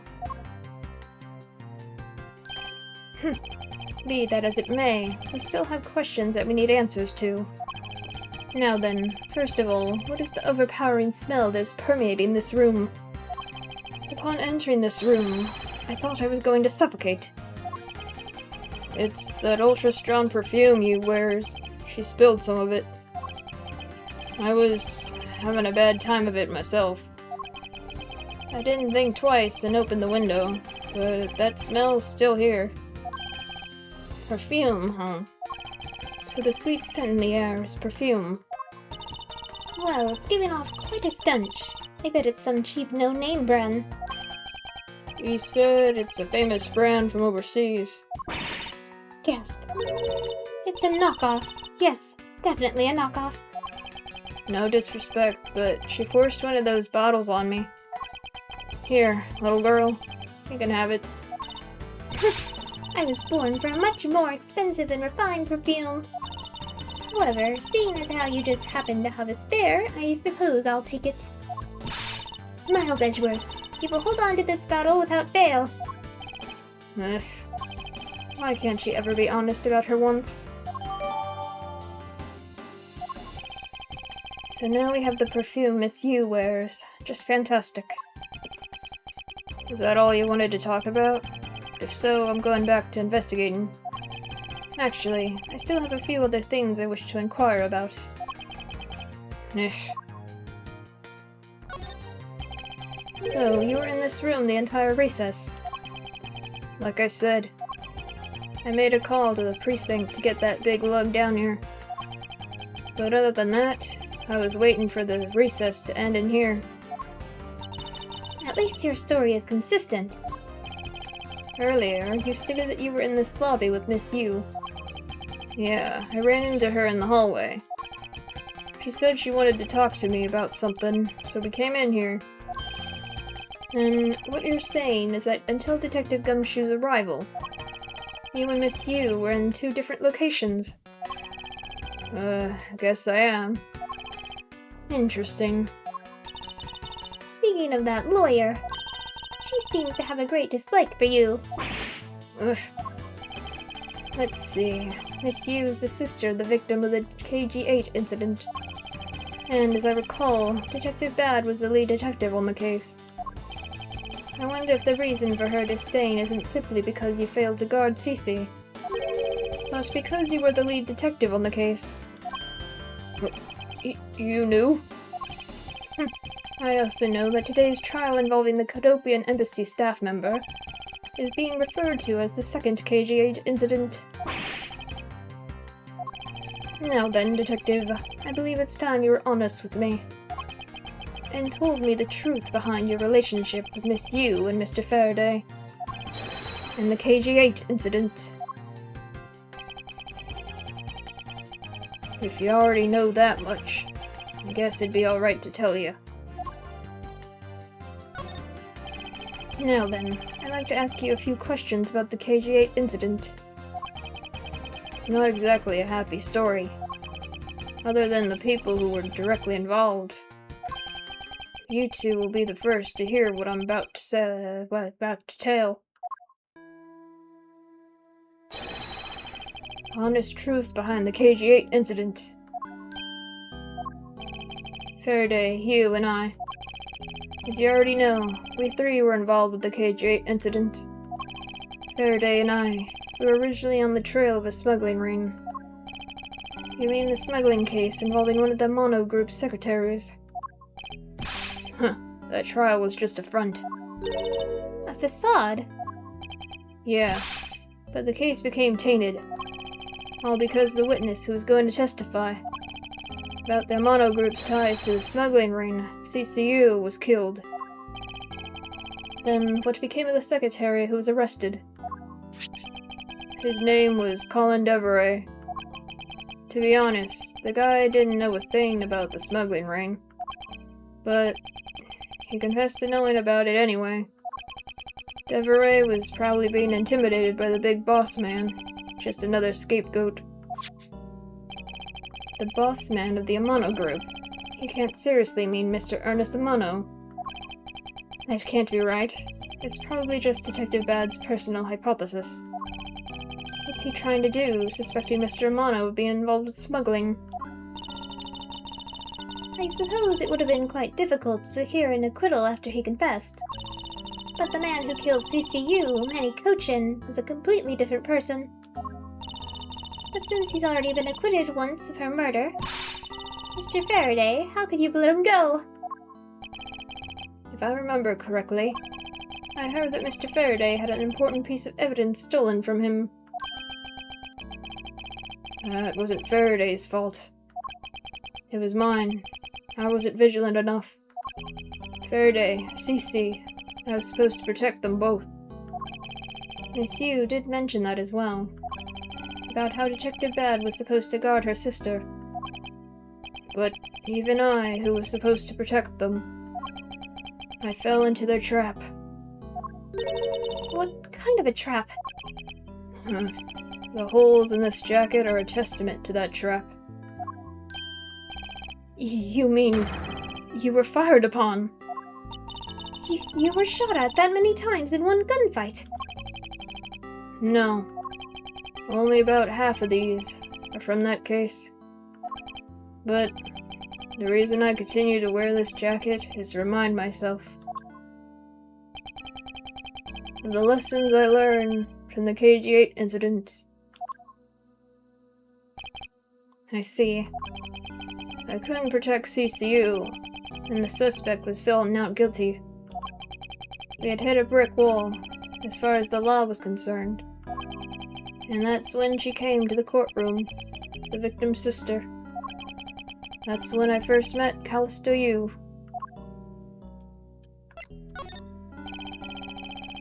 About when you first met Miss Yu. It was on the day the verdict of the KG8 incident was handed down, was it not? Yes, Faraday and I. We apologized to her from the bottom of our hearts. It was all we could do, but just saying you're sorry won't bring my sister back, she said. And then she gave me a hard slap across the face. Well, she certainly had a lot of self-control to stop at just a slap. If it was me, not even 100 lashes would have been punishing enough. I suppose not. You said it herself, that she never wanted to see either of us ever again. But after that, you've seen her many times over, correct? Yeah, Faraday and I, even after the KG-8 incident had come to a close, we continued to hunt down the smuggling ring and got involved in a variety of cases. But it was no use. We cracked so many different cases. But the result was always the same. We couldn't find the real mastermind behind the ring. Is the ring really that big? It was in the pursuit of the ring that we met you once again. It was during another trial related to the smuggling ring. Faraday was the prosecutor, and I as the lead detective. Took to the witness stand. She appeared out of the blue, was the defense attorney. Her client was related to the smuggling ring, and she was defending them. Yeah. You was pursuing the ring as best she could as a lawyer. I think she defended Rel this time for the same reason. Come to think of it, Miss Yu did say something to the same effect. I have my own agenda. I'm still on the hunt for leads regarding the KG-8 incident, alright? And for that, you have not a single qualm about defending a known killer. Don't put words in my mouth. I said no such thing. The only way I had to get close to Mr. Rel was to be his lawyer. I had no intention of covering for him, ever. So don't you dare suggest I was going to. It doesn't matter what her reason is. Helping a criminal is just despicable. You're so naive, little girl. I could have stolen this lollipop from you. That's how naive you are. How dare you insult the daughter of Avant Karma? Just like us, you felt that she had hit the limit of what the law could do. That's all. The law is merely a tool. There's no limit to it, only the skill of the craftsman. You two are still too young, but one day you'll know what I mean. But enough sidetracking. What matters is that we met you again in pursuit of the smuggling ring. That's all. So what was your relation to Mr. Faraday? You even seem to know Kay fairly well. I met him when he was a rookie prosecutor. Known him ever since. And Kay, I've known her since the day she was born. Faraday and I, we cracked quite a few cases together. But you two seem to have made no progress at all in the Yatagarasu case. Did we touch a nerve? I only have one thing to say to you. No one knew more about the Yatagarasu than me and Faraday. That's why I was called upon to testify in today's trial. To prove that Rel was not the real Yatagarasu. Which I would have done if he hadn't turned around and accused Faraday. After the accusation, I was asked to testify, but this time, to prove or disprove the accusation, but I guess I won't be doing that either. I sense that there's more to that statement than meets the eye. Perhaps a bit more digging into the Yatagarasu is what's necessary. You claim to know much about the Yatagarasu. Would you care to share what you know with me? What you two should be looking for right now is proof of murderous intent towards Faraday and Rel. I agree, which is exactly why I'm asking you about the Yatagarasu. What? The KG-8 incident and this second KG-8 incident. Both of these cases are tied to the smuggling ring. And in both of these cases, the witness who was to testify about the ring was murdered. However, there's one point in which they differ. And that is the presence or absence of the great thief Yatagarasu. Mr. Rel claimed to be the Yatagarasu. However, in the middle of the trial, he suddenly declared Mr. Faraday to be the real Yatagarasu. Then, during the recess, they were both killed. Don't you find that to be the least bit odd? Miles Edgeworth, stop beating around the bush and just spit it out already. I believe that there must be some reason that the two men suspected of being the Yatagarasu were both killed at the same time. A reason, huh? And so, in order to catch Mr. Faraday's and Mr. Rel's cold-blooded killer, I feel that I need to learn as much as I can about the Yatagarasu. If it'll help you solve the case, then I'll tell you. I'll tell you the reason why we never caught the Yatagarasu. What was that sudden outburst for? You almost made me whip you by accident. It still accidentally whipped me anyway. There are three main reasons why the Yatagarasu will always be one step ahead. First, the Yatagarasu always knows the exact location of the target object. Second, the Yatagarasu always knows exactly how to disarm the security system. Third, the Yatagarasu doesn't leave a single shred of evidence behind, ever. I see. So those are the Yatagarasu's special traits. Sounds like an incredibly elusive thief. The Yatagarasu has never been caught on tape, never tries to draw anyone's attention, and would never do something as lowbrow as commit murder. That's how I knew that Rel wasn't the real Yatagarasu right away. But you can't use that sort of logic on your own to prove that he wasn't. Listen, little girl. I'm not done talking yet. What's different about this time was that evidence related to the smuggling ring was sent to the police. And the sender was none other than the one who infiltrated the Codopian embassy, the Yatagarasu. The Yatagarasu sent the evidence. Until now, the Yatagarasu would always publicize any corrupt dealings through the mass media. But not this time. The evidence this time was something only Faraday and I, and a select few others, knew about. In that case, how can you be so sure that it was the Yatagarasu who sent it? That's easy. A special card that only the Yatagarasu uses was attached. That's how I can be so sure. And just what sort of card is it? Here, take a look at this article. Whenever the Yatagarasu wants to publicize something, a white card is sent along with the stolen information. But when we questioned Rel about what was sent along with the white card, Rel had no idea what it was. And that's how Detective Bad knew that Mr. Rel was a phony.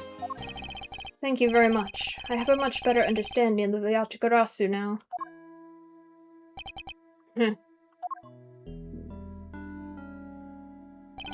Excuse me, Mr. Edgeworth. Yes. His Honor would like to transfer the evidence from today's trial over to you. So if you could please head over to the courtroom, it'd be much appreciated, sir. Understood. I'll be there shortly. Detective Bad, what does the law mean to you? Finding the answer to that question is the only reason I'm still alive. I became a prosecutor to find the answer to that question myself, and to play a part in ensuring that all criminals everywhere are found guilty. September 10. District Court number 3. Oh, it's you, Mr. Edgeworth. Sigh. It appears that His Honor is still a bit dispirited. For the first time today, I experience what it's like to stand at the witness stand. Sigh. I now have a greater appreciation for just how hard it is to give testimony. Well, there's no reason for you to be all depressed about it, Your Honor.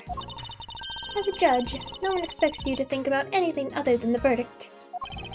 Francisca, there's no need to further depress His Honor. But I'm not trying to, Miles. Your Honor. Your Honor, I have come to collect the evidence that was being transferred to me. Hey, Your Honor, the evidence... Your Honor... Oh! Yes, can I help you? I'd like to collect the evidence now, sir. Your Honor, do you think you can stay focused long enough to at least do your job? Yes, I'm sorry. And I would, except the defense attorney has yet to arrive. She's busy with the investigation, so let's keep this brief, shall we? Very well. In that case, please confirm that all the pieces of evidence are present. Furthermore, the evidence that was used in the murders of Mr. Faraday and Mr. Rell are also included, so please go ahead and use them in your investigation into their case.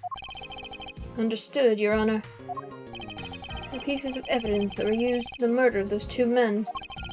This could be a very good chance for me to find new leads regarding their case. And maybe even something that will finally lead me to the truth. I've placed all the evidence over at the prosecutor's bench for you. I see. Thank you very much. I'll go and confirm that they are all accounted for.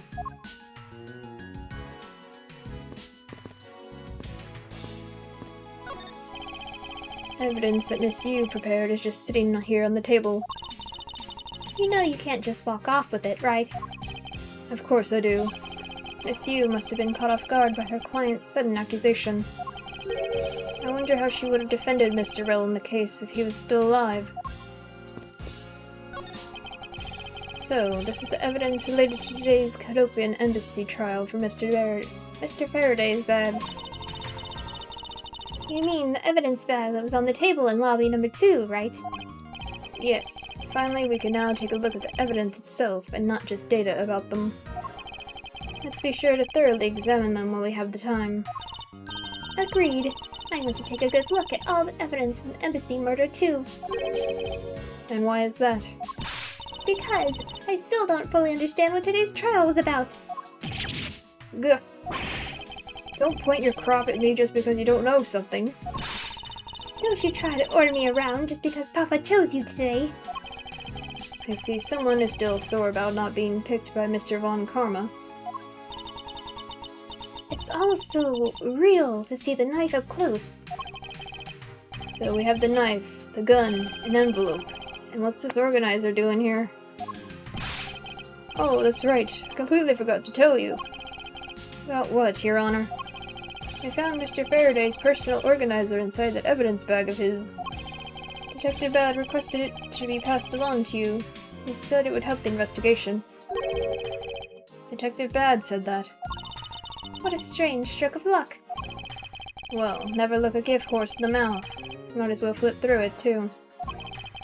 I'll rest until I've inspected everything. Mr. Faraday's organizer. It appears he was in the habit of using it. It looks like he wrote his strategy for getting Mr. Rell convicted down in here. I've collected the evidence I need to prove that Rell is the killer. Between the handgun Rell had on him when he was arrested, and the surveillance tape, I should be able to prove that he was the one. It appears that Mr. Faraday honestly believed that Mr. Rell was the killer in the case. The sound of his handgun going off was recorded with superb clarity on the surveillance video. I also have evidence that I can use to prove that Rell was not the real Yatagarasu. And it would also appear that he had proof that Mr. Rell was not the Yatagarasu. No matter how you may try to play it, as long as I have the Yatagarasu's key, I can prove he's a phony. If I present it to him in court, it should clear everything up. And he apparently also had a very definitive piece of evidence. It's been a long battle. I hope that this will finally bring it to an end. Yes, I believe that Mr. Faraday was well prepared to discredit any claim Mr. Rell may have made about being the real Yatagarasu. And he had a way to prove that Mr. Rell was the guilty party in the embassy murder. This organizer is a clue straight from Mr. Faraday. I'll have to take my time and give it a thorough read later. Look, there's a picture stuck between the pages here. It appears to be a key. And a rather ornate one at that. Just look at the design on the handle. The craftsmanship is superb. Would this be the Yatagarasu's key Mr. Faraday mentioned in his organizer? Yatagarasu's key? Detective Bad said something earlier. What's different about this time was that evidence related to the smuggling ring was sent to the police. And the sender was none other than the one who infiltrated the Kodopian embassy. The Yatagarasu. The Yatagarasu sent the evidence. Till now, the Yatagarasu would always publicize any corrupt dealings through the mass media. But not this time. Evidence this time was something only Faraday and I, and a select few others knew about. Mr. Faraday must have been trying to keep this secret key safe. As the prosecutor on both the Yatagarasu and smuggling ring cases, that's to be expected.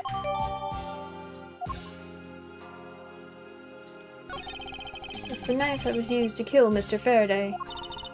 Who would have thought that such a beautiful piece of art could be used for such a cruel act? It's never crossed your mind that you use your writing crop for the wrong purpose. That's odd. What is it? Mr. Faraday didn't mention anything about a knife in his organizer. That certainly is odd. The weapon that was used to kill the Kodopian embassy staff member was the gun.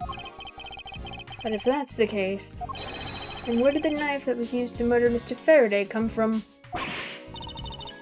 Isn't it obvious? It was brought into the courthouse by Mr. Rell. That's the only logical conclusion, right? No, because it's not that easy to smuggle a weapon like that in here. Every person who enters the courthouse doors is checked thoroughly for contraband.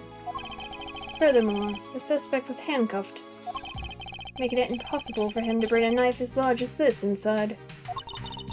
In that case, how do you suppose this knife ended up inside the courthouse? I need to think carefully here. There's nothing related to the knife written anywhere in Mr. Faraday's organizer. However, it's a fact that this knife came from Mr. Faraday's evidence bag. Conversely, there's one item listed in Mr. Faraday's organizer that no one has claimed to have seen today. So, in order to solve this mystery, I believe I'll need to take another good look at the evidence. Miles Edgeworth, can I take the fact that you have yet to answer me to mean that you don't have an answer for me? Actually, I do know the answer, Franziska. What? Then what is it? One of the pieces of evidence we've been holding has been hiding a secret of its own. And it was through this piece of evidence that the knife was brought into the courthouse.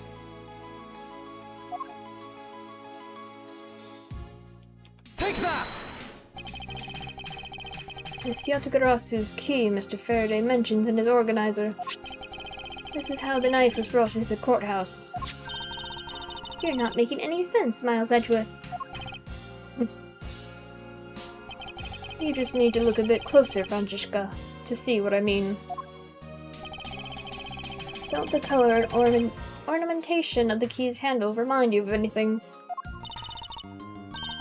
They do remind me of the knife.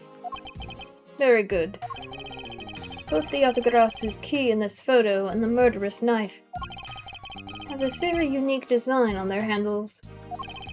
Furthermore, even though Mr. Faraday mentions the Yatagarasu's key, the only object we found at the crime scene was the knife. You don't seriously mean to say... It appears that you've finally caught up. And yes, I do mean to say that these two pieces are in fact one and the same. But that's impossible! Even if that is what you believe, you should still investigate this possibility. Huh? Now then, let us examine this knife in a little more detail. The weapon that was used to kill Mr. Faraday. The handle and the blade itself both have beautiful design works into them. Look, there's even a flower-shaped design in this gold section here. this hadn't been used as a tool for murder, I'd want it for myself. She seems to be drawn to the embellishments. Too bad this isn't mine to give.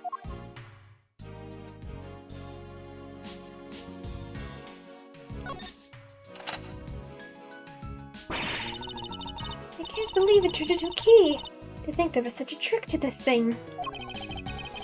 So the weapon used to kill Mr. Faraday is actually the key the Yatagarasu stole.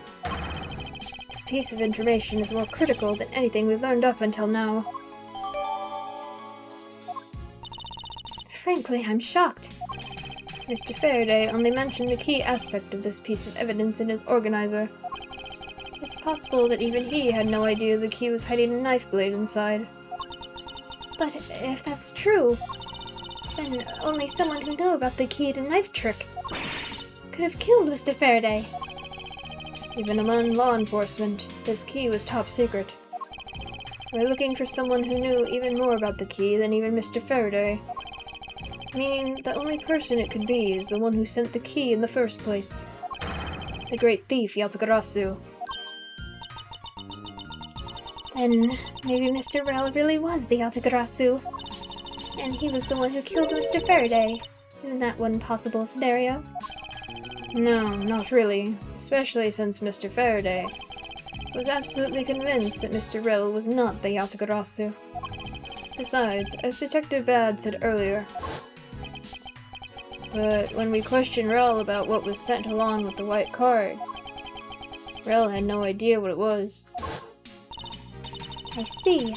Alright then, I guess the person who knows the trick behind this key is someone else, and that person is the real Yatagarasu. It seems that this key is truly the key to solving this case.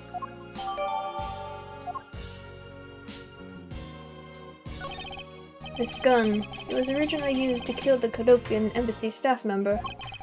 When the crime was reported, the responding police found Mr. Rill still holding it, which led to his immediate arrest.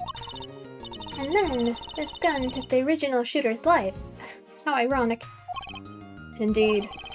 There doesn't seem to be anything else we can learn from this piece of evidence. I took a quick look through these documents before the trial started. Well, I wasn't even afforded the opportunity to skim it. I suppose I should explain it to you then. Yes, you should. Perfectly in its entirety, if you please. On the night of September 8th, an embassy staff member was killed in front of the embassy.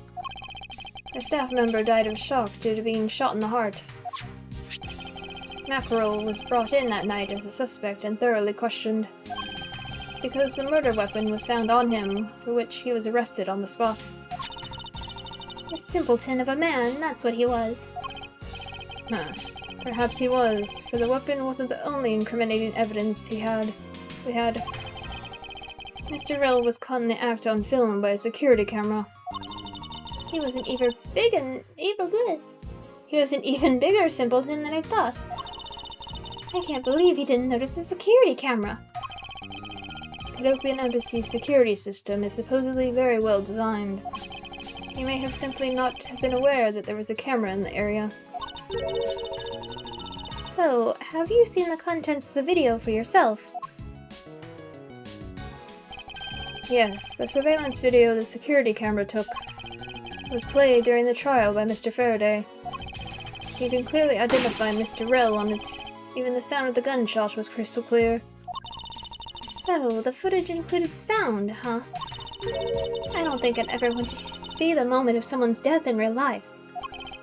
Me either. That's odd. We're short one piece of evidence. And the piece that's missing is the surveillance video that was played in court.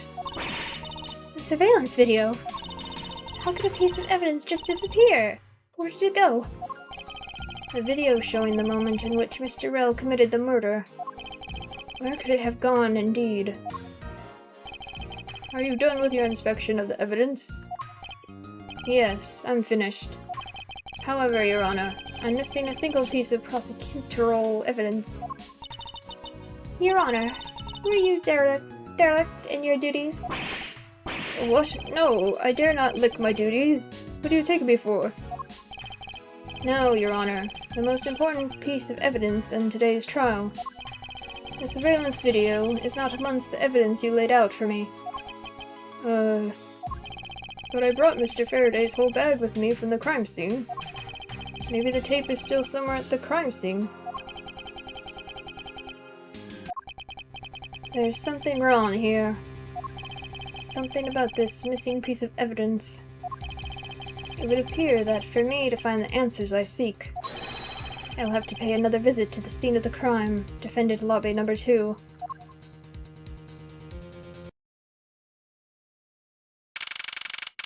September 10th, 6 p.m., District Court, defendant lobby number 2. That's Detective Bad, but who's he with? I've never seen that officer before. So, did you find it? No, not yet, and I've looked everywhere. I see. Well then, please continue with the search. Understood. I'll continue the search. So you're the one running this show. Prosecutors like you shouldn't even be allowed at crime scenes. How dare you? Just who do you think you are?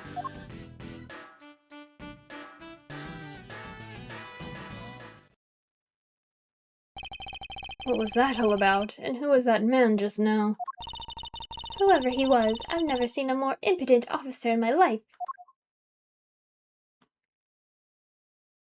Does he even know that we're standing right here behind him?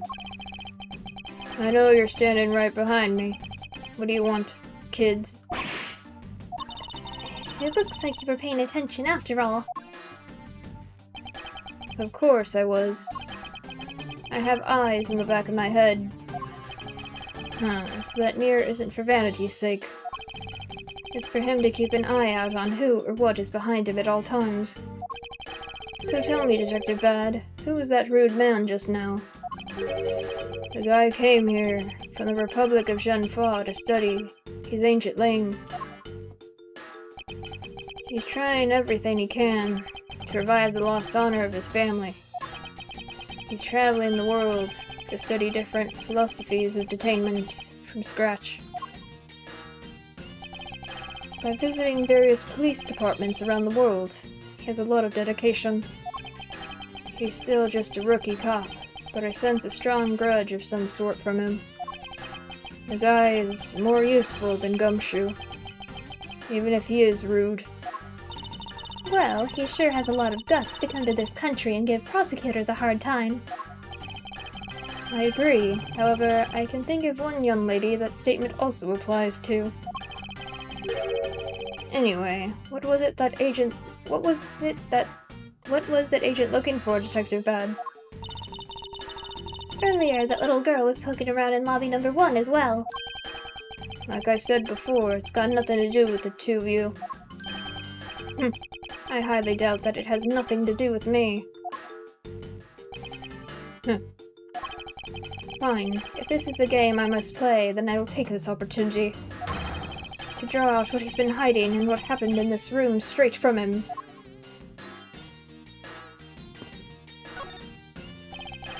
Earlier, you were in lobby number 1, and now you're here in lobby number 2. You're quite the busy man, Detective Bad. Multiple returns to a crime scene brings about success. That's what we detectives say. I see. In that case, you wouldn't mind if I asked about what happened again, correct? I don't have anything left to say to you, boy.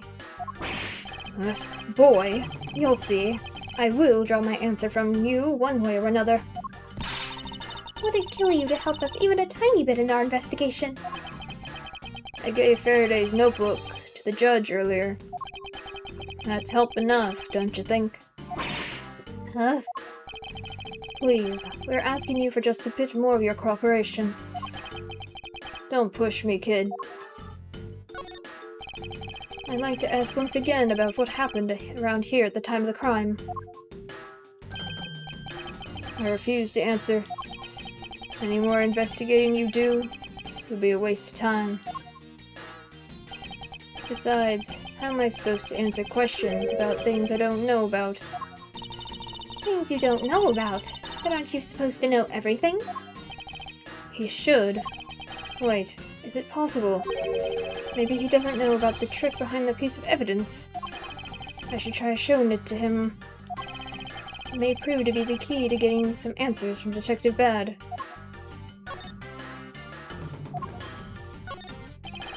Detective Bad, did you know of the existence of the item in this photograph? Of course I did. It's my job to know everything related to the Yatagarasu case. In that case, let me ask you something. Did you know that the knife that killed Mr. Faraday and this Yatagarasu's key are one and the same? What? That's impossible. It looks like he didn't know after all. This piece of evidence, which we call the Yatagarasu's key, is actually a well-camouflaged knife.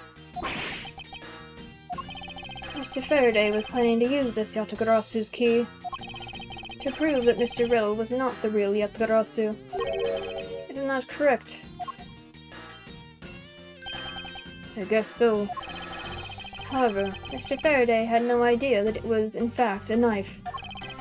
Yeah, I have to admit, neither one of us knew that fact. And if neither of us knew, then no one in law enforcement knew either. How did we miss something as big as this?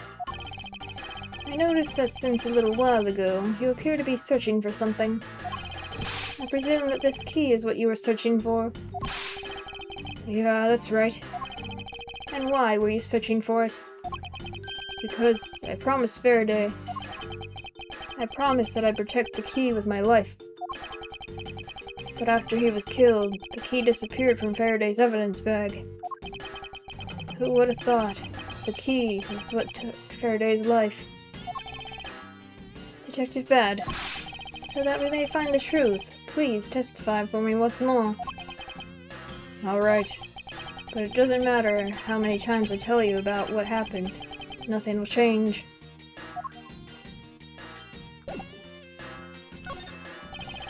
Detective Bad, I ask that you please testify once more about what happened in lobby number 2 and what you experienced in lobby number 1. My answer is still the same.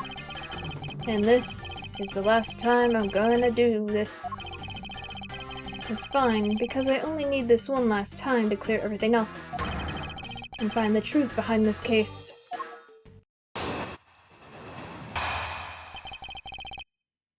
Detective Bad's movements. I was in lobby number 1, talking with you. We were talking about some trivial things. I heard the gunshot right before the trial was about to reconvene. When you heard it, you and I immediately dashed out into the hallway together. I saw Gumshoe goofing around there, and then we all ran into lobby number 2. It sounds like the exact same story he told us before.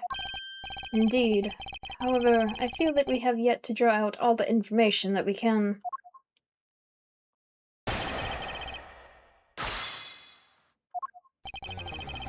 Lobby number 1, talking about whatever.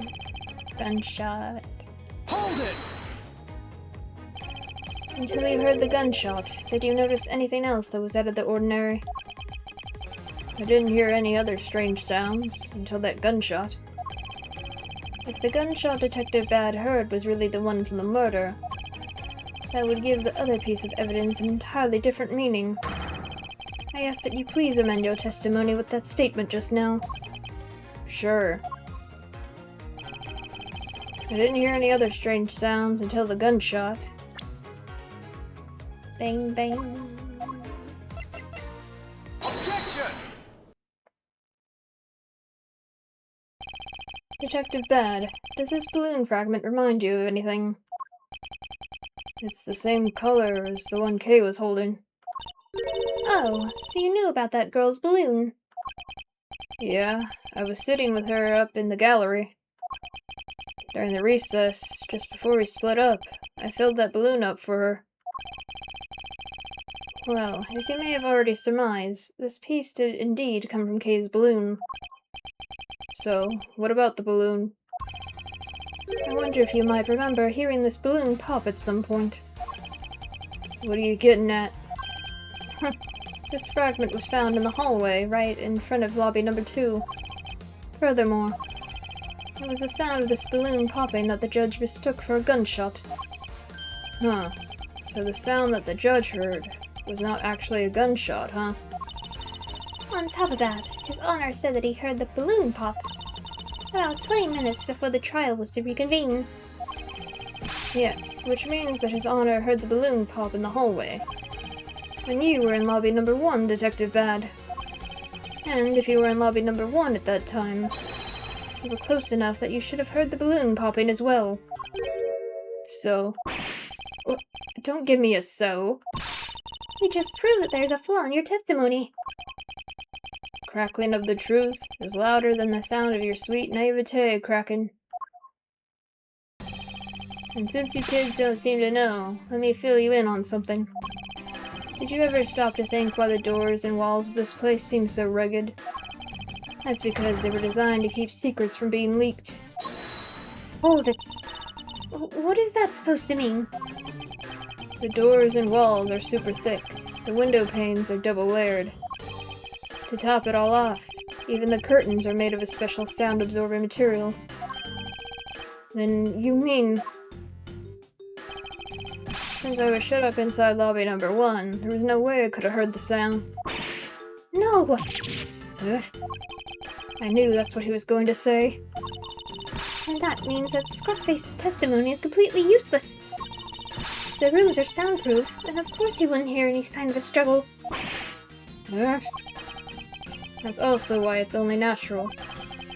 And I didn't hear the balloon popping. Now do you get it, kids? Miles, I thought we were supposed to be the ones finding the flaws in his logic. Not the other way around. The other way around? It's not possible to hear the sound of a balloon popping when we're in lobby number 1. However, if we examine the situation in reverse, the person standing in the hallway should not be able to hear the real gunshot either. And yet, Detective Gumshoe claims to have heard it while he was standing in the hallway. Detective Bad, if that is the case, how exactly did you hear the gunshot? What do you mean, how? I just did. It would appear that you have yet to realize the contradiction in your own words. Huh, how so? If the rooms are as soundproof as you say they are, then how did the sound of the gunshot enter your ears? I see what you mean. I guess I'm more out of it from Faraday's murder than I had thought. Which means what exactly, Miles? In the end, what does it all boil down to? It boils down to this. There must be a reason. As to how Detectives Bad and Gumshoe heard a gunshot they theoretically couldn't have. Looks like we need to examine the state of the crime scene again, huh? The state of the crime scene? Wait, can it be? It's that ultra-strong perfume you wears. She spilled some of it. Ugh. Way too noisy. A surveillance video? How could a piece of evidence just disappear? Where did it go?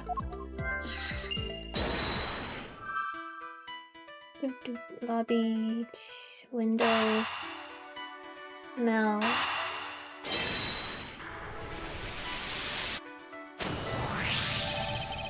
It's simply not possible for the killer to have escaped through barred windows. And yet, the fragrance of the perfume managed to escape from defendant lobby number 1. Of course, incorporeal things can move freely through these open barred windows.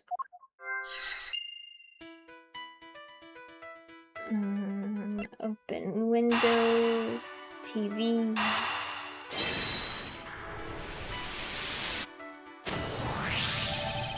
Now then, what else beside a smell can go both in and out of an open barred window? The answer is sound. So, no matter how careful the killer was, if the windows were open, the jig would be up. And since the windows in both defendant lobby number 1 and the hallway were open, that explains how the sound of a gunshot can be heard in both locations. Missing evidence.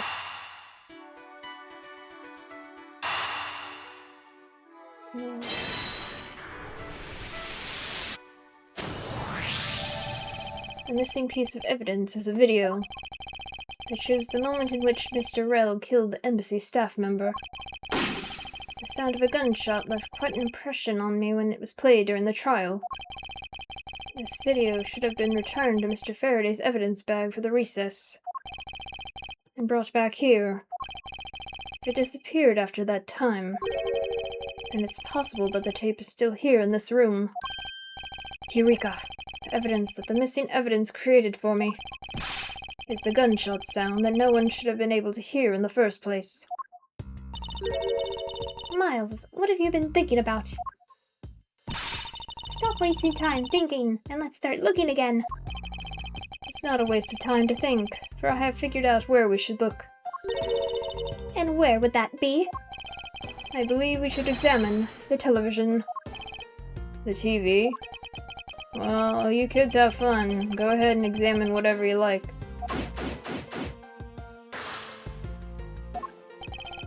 I won't rest until I've inspected everything. It's a video player, and there seems to be a videotape inside. It looks like it. The tape must have stopped on its own when it reached the end. This tape. Could it not be the missing surveillance tape? I suppose, but... Detective Bad, would it be alright with you if I verified the contents of this video? Sure, knock yourself out. Alright, then let's rewind this and see what we have. If I remember correctly, the footage of Rell killing an embassy staff member should be at about the 30-minute mark from the start of the tape. Understood.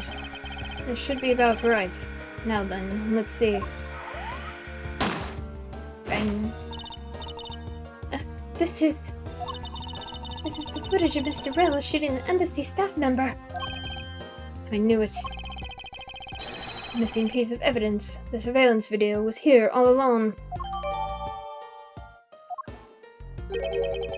This sound. What's the meaning of this? It appears that Detective Bad has figured out the true source of the gunshot he heard. With this, I think we can figure out the trick behind this double murder.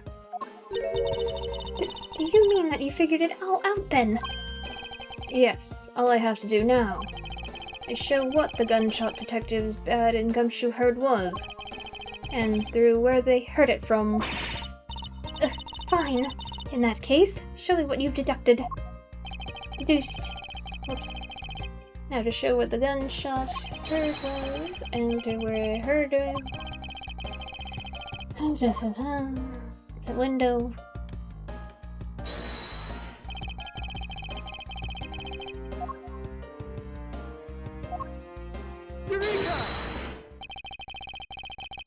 If the door and windows to the crime scene, namely this room that we're in, were closed, the killer could have used the gun and no one would have been the wiser. That's true. This courthouse does seem to be well designed for such a thing, as it were. However, what happened in reality was Detective Gumshoe, Detective Bad, and Miss Yu. All three of them heard the gunshot. Well, the windows in lobby number 1, number 2, and the hallway were open. So naturally, the people in those locations could hear it. But then, why would the criminal open the window in the first place? To allow the gunshot to be heard, I suppose. Correct. That's the only logical conclusion we can draw from this. But why was that necessary in the first place? I want a real answer, Miles. I demand satisfaction. Very well. I believe that the killer wanted to manipulate our perception of a certain fact. What was it that the killer wanted to manipulate our perception? The killer wanted to fabricate the time of death to their precise wishes. And they used the gunshot in the surveillance video to do so. So that's why the tape was left running. You mean the gunshot I heard was from this video? Yes, which means that the murders really occurred at an earlier time than we thought. It must have been during the recess, but before Detective Gumshoe was on guard duty. Someone who has no alibi for that time period, and planned this crime out in advance. That person is the real killer.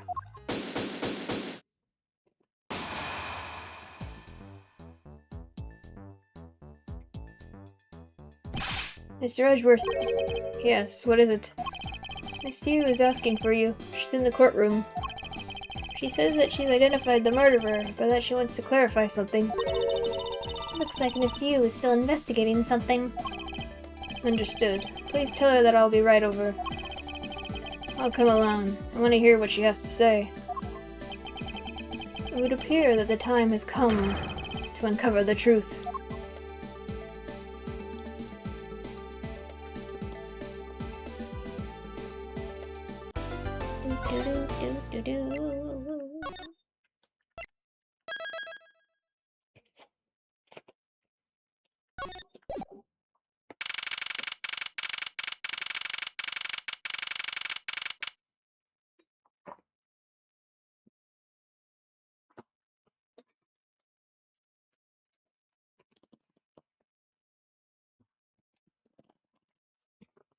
September 10th, 6:15 p.m.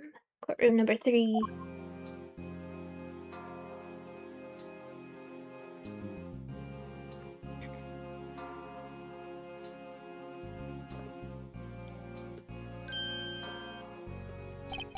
Okay, what are you doing here? Oh, hello, mister. I'm still investigating. But the object you're looking for has already... Hold it! Okay, don't mind him. Please continue with your investigation. Okay, you got it. Whee! Detective Bad, haven't we already found what you were looking for? If it means I can keep her in the dark just a little longer, any little task will do. Oh, you're more sympathetic than I thought.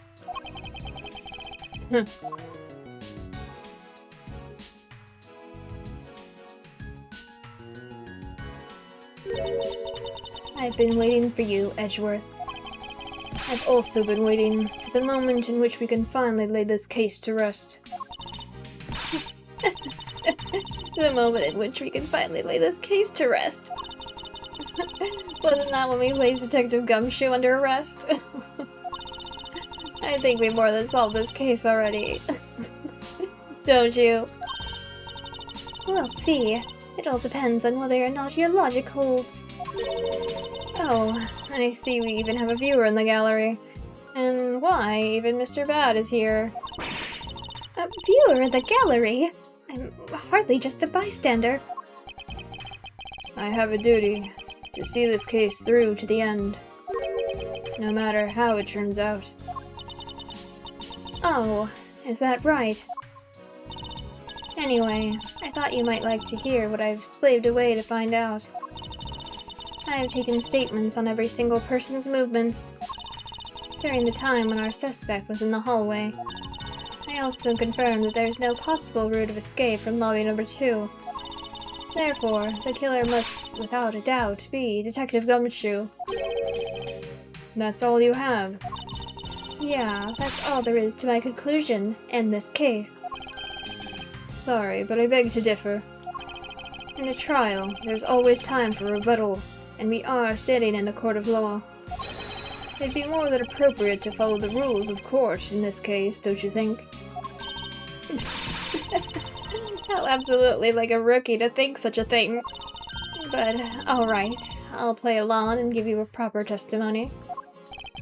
If my logic is correct, then I've already won.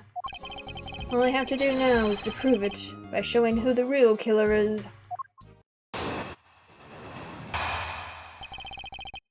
Misuse argument.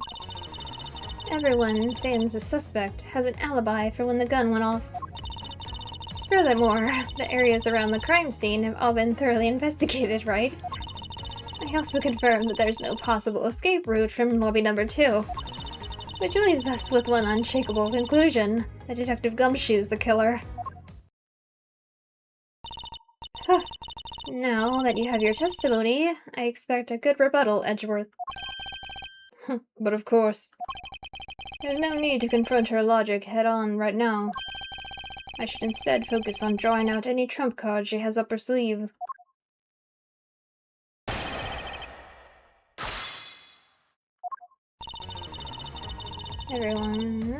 Hold it! The suspect, but I thought that Detective Gumshoe's alibi has already been proven. Are you joking, Edgeworth? I assure you, this is no joke. Look, I know you heard from the judge earlier that the detective was in the hallway with Mr. Faraday's daughter eating a Swiss roll. Yes, that is correct. But see, that was 20 minutes before the real gunshot went off, right? And the problem is, there's no one else who can corroborate what he did since the snacking. I see she's done her research well. Which means that I should focus on drawing out whatever trump card she's withholding. Hold it! Whether they have been thoroughly investigated or not is for me to decide. The scrunched eyebrows and lines on your forehead are back. Anyway, even if you believe it hasn't been exhaustive, the crime scene, lobby number 2, has no way out other than the hallway Detective Gumshoe was standing in. And because he's claimed to be there, that makes him the only possible suspect. But isn't it also possible that someone escaped through a window and into the garden? That's the first place everyone looks silly. The police aren't a bunch of lazy bums. They looked into every possibility, you know. Isn't that right, Mr. Bad? Yeah. There wasn't a scrap of evidence to suggest someone used one of the windows. There also weren't any footprints or anything in the courtyard garden. I suppose they really did check everything that could be relevant to the case. Hold it! Are you absolutely positive that there's no possible routes of escape? Of course I'm sure. And why are you so certain? This is a courthouse, the place where criminals are brought to be judged. If there was an escape route, I'm sure every criminal would be using it to escape. It's just common sense. Miles Edgeworth, I suggest you use a bit more of it in the future.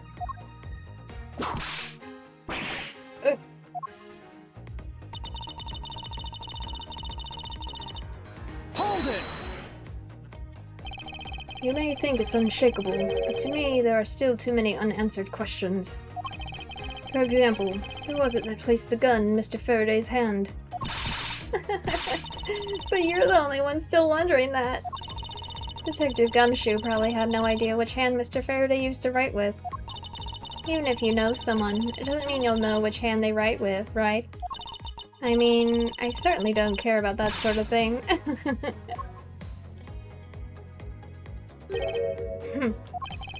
I'm not about to let her get a rise out of me with such a flippant statement. I suppose we really reached the end now. I already have my trump card ready.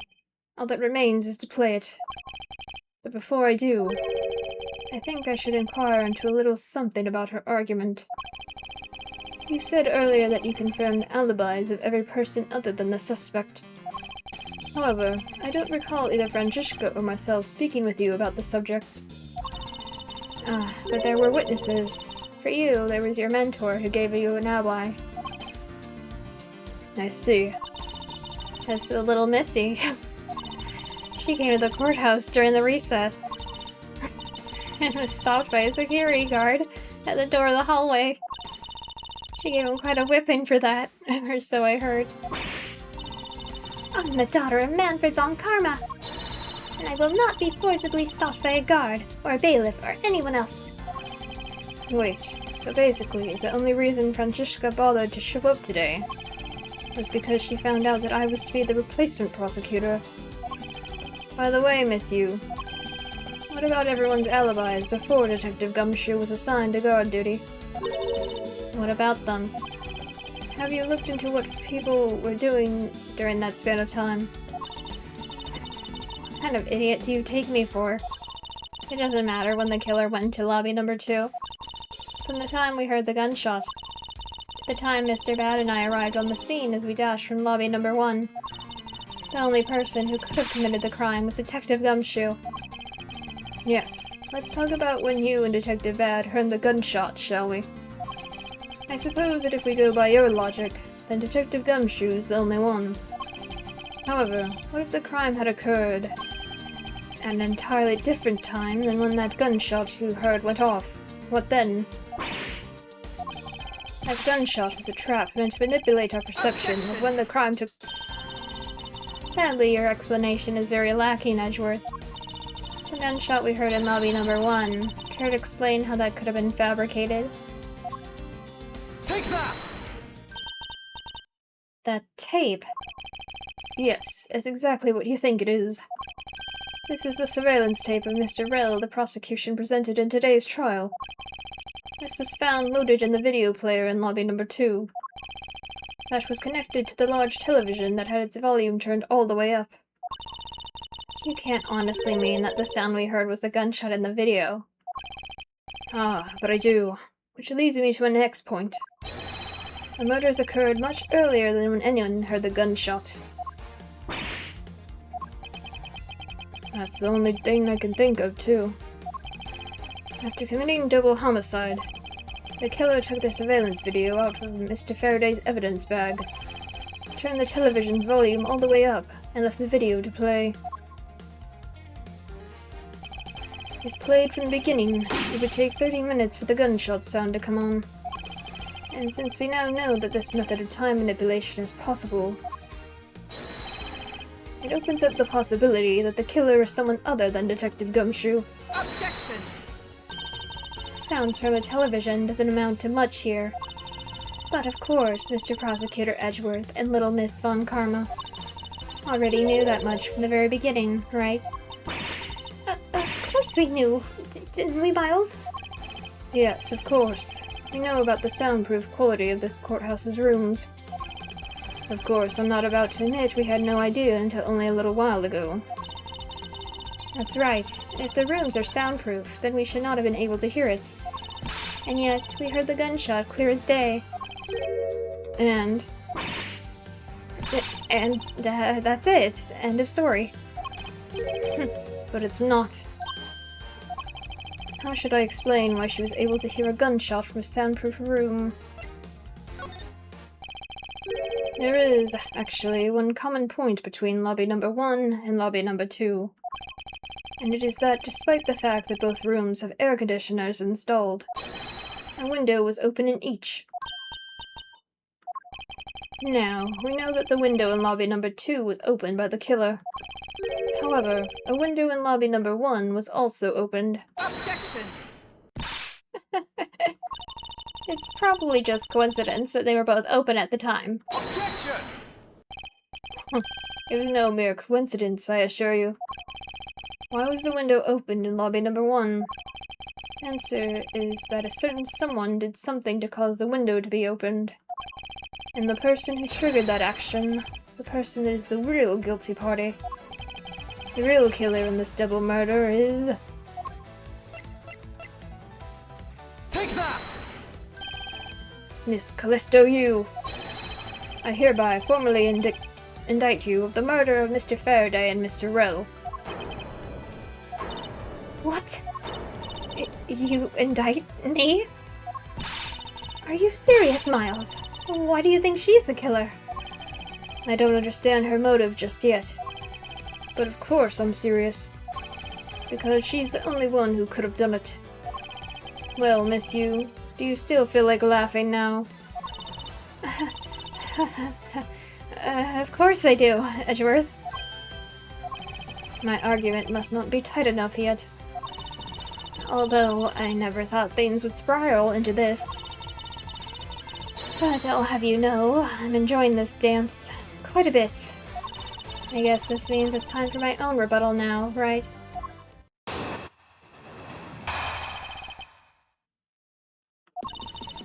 You argue that the window was opened. However, do you have proof it was I who did that? Furthermore, do you have proof the tape was used in committing the crime? Frankly, I'm shocked at you for going around accusing people of murder like this. Especially with logic as full of holes as yours. This is where it really starts. I mustn't let my guard down for even a second, or the truth will blow away. Now's the time to put the patented Von Karma perfect proof to the test.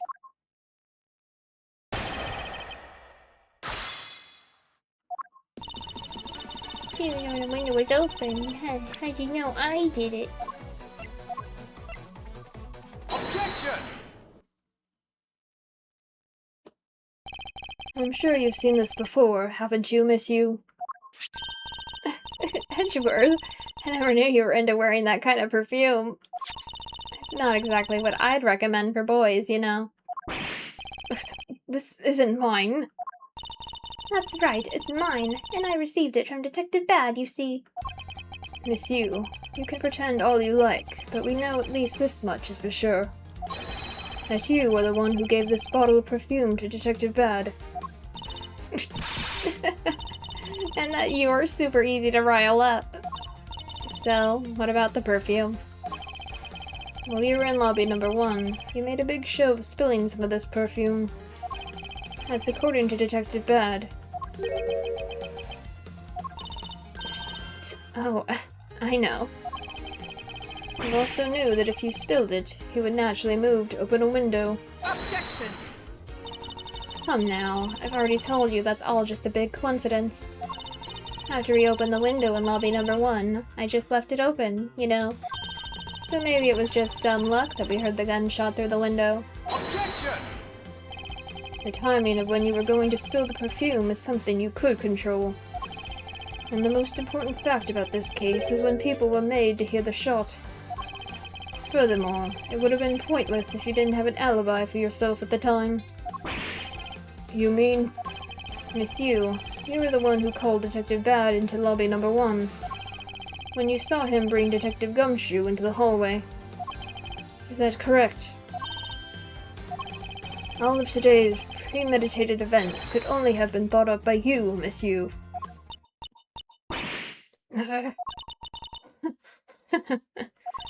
You accused me of murder on the fact that I spilled a little perfume?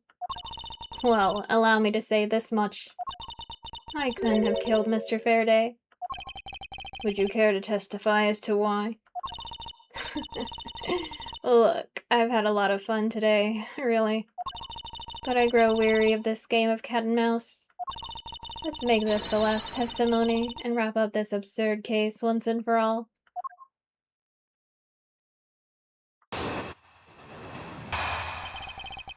Why, it couldn't be me. Accusing someone of murder over a spilled bottle of perfume is a bit over the top. But I suppose forgery of evidence is to be expected of a disciple of Von Karma. In any case, it simply cannot have been me who killed Mr. Faraday. After all, I don't even know where the knife that was used to kill him came from. Miles, her testimony is flawless. Yes, but no matter what sort of trick she may try to pull, she won't escape me. And if I'm lacking in information, I'll just draw it out of her.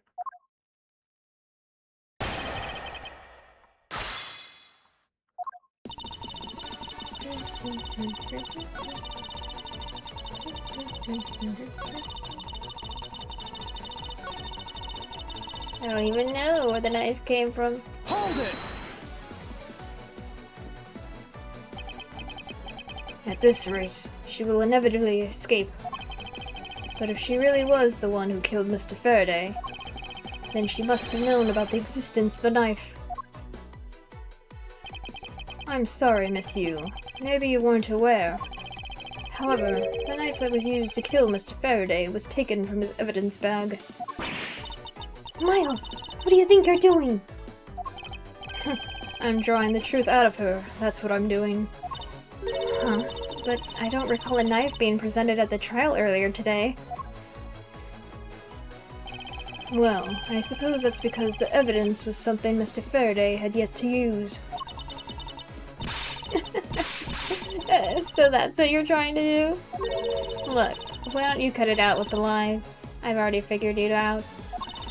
There was no knife inside Mr. Faraday's evidence bag. The only evidence he had yet to present was the key the Yatagarasu had sent. And unless the key can magically turn into a knife, you really don't have a leg to stand on. Did you really think you could trap me? Come now, be honest. I never intended to do such a thing. It was all a misunderstanding on my part. In any case, I wonder if you might append what you just said to your testimony. Sure. Why not? I'll even say it as many times as you like.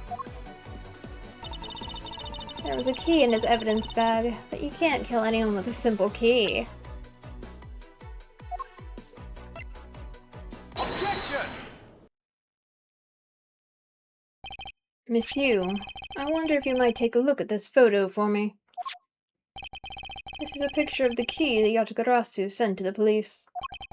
However, while it may look like a key at first glance, it, in fact, has the secret ability to transform into a knife. Which means that what was inside Mr. Faraday's bag was both the Yatagarasu's key and the murderous knife. You knew that the key was inside Mr. Faraday's bag, did you not? Yes? Well, with the Yatagarasu's key alone, it's more than possible to kill Mr. Faraday. Do you understand now? Just knowing of the existence of the Yatagarasu...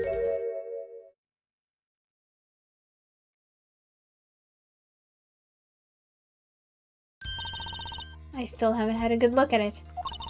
Showing it to me from that far away, you could be lying for all I know. You would, even now, still feign ignorance. I'm not feigning anything. But we can't have you accusing me of a crime with false evidence, now can we? I mean, Mr. Von Karma. I've heard some very interesting rumors about him. Are you mocking my papa? Don't you dare sully the good name of my mentor. Now take a good look. This piece of evidence is more than real. Wow, who knew there was such a trick to this thing? Are you satisfied now? But of course, you knew from the very beginning, didn't you? You knew that the knife and the Yatagarasu's key are one and the same.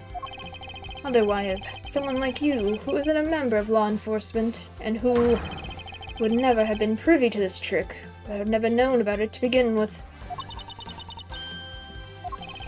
Furthermore, there's something that the Yatagarasu sent to the police. How did you have knowledge as to what it was? Actually, I heard it from Mr. Faraday. Just before he dragged Mr. L off, he told me.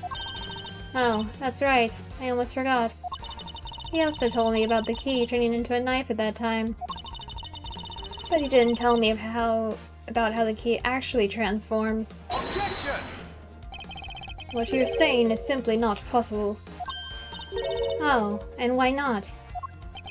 Because Mr. Faraday himself didn't know about the hidden knife within the key. Within these pages, he mentioned nothing about a knife. Objection! I'm not sure he would have written everything in his organizer, you know. Wouldn't something of this importance be better left to oral communication? Objection! Unfortunately, that is also impossible.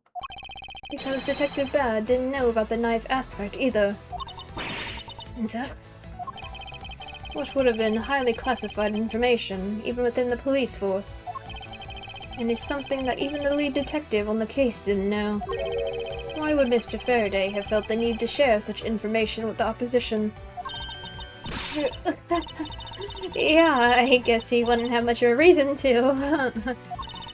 Looks like I gave a pretty lame excuse. How can you laugh at a time like this? She probably just realized the flaw in her logic and is actually in a panic over it. But that's not something we need to concern ourselves with. I suppose you're right. Monsieur, I'd like to state that I also know how you know the real nature of the knife. Do you now? Well, why don't you put your money where your mouth is and show me? Oh, I will, and I'll wipe that smile off your face by the time we're through. This is it, the moment of truth, the secret behind the Yatagarasu's key. Only one person would have had knowledge of it from the get-go. Who would know from the start that the Yatagarasu's key could change into a knife? Take that! There is only one person who would have known about the dual nature of the key. And that is? And that is the person who sent the Yatagarasu's key to the police. That is to say, the Yatagarasu herself. Are you saying that this lawyer is the great thief Yatagarasu? Monsieur, you used Mr. Rell to lure Mr. Faraday into a trap, didn't you? You, who profess to bear a grudge against criminals. Why? Why do something like this?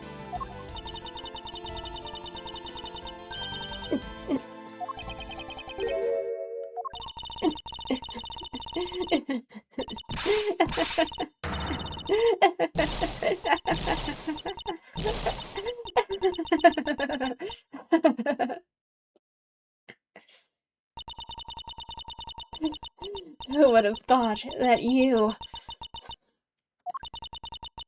a stupid rookie prosecutor, would see through me?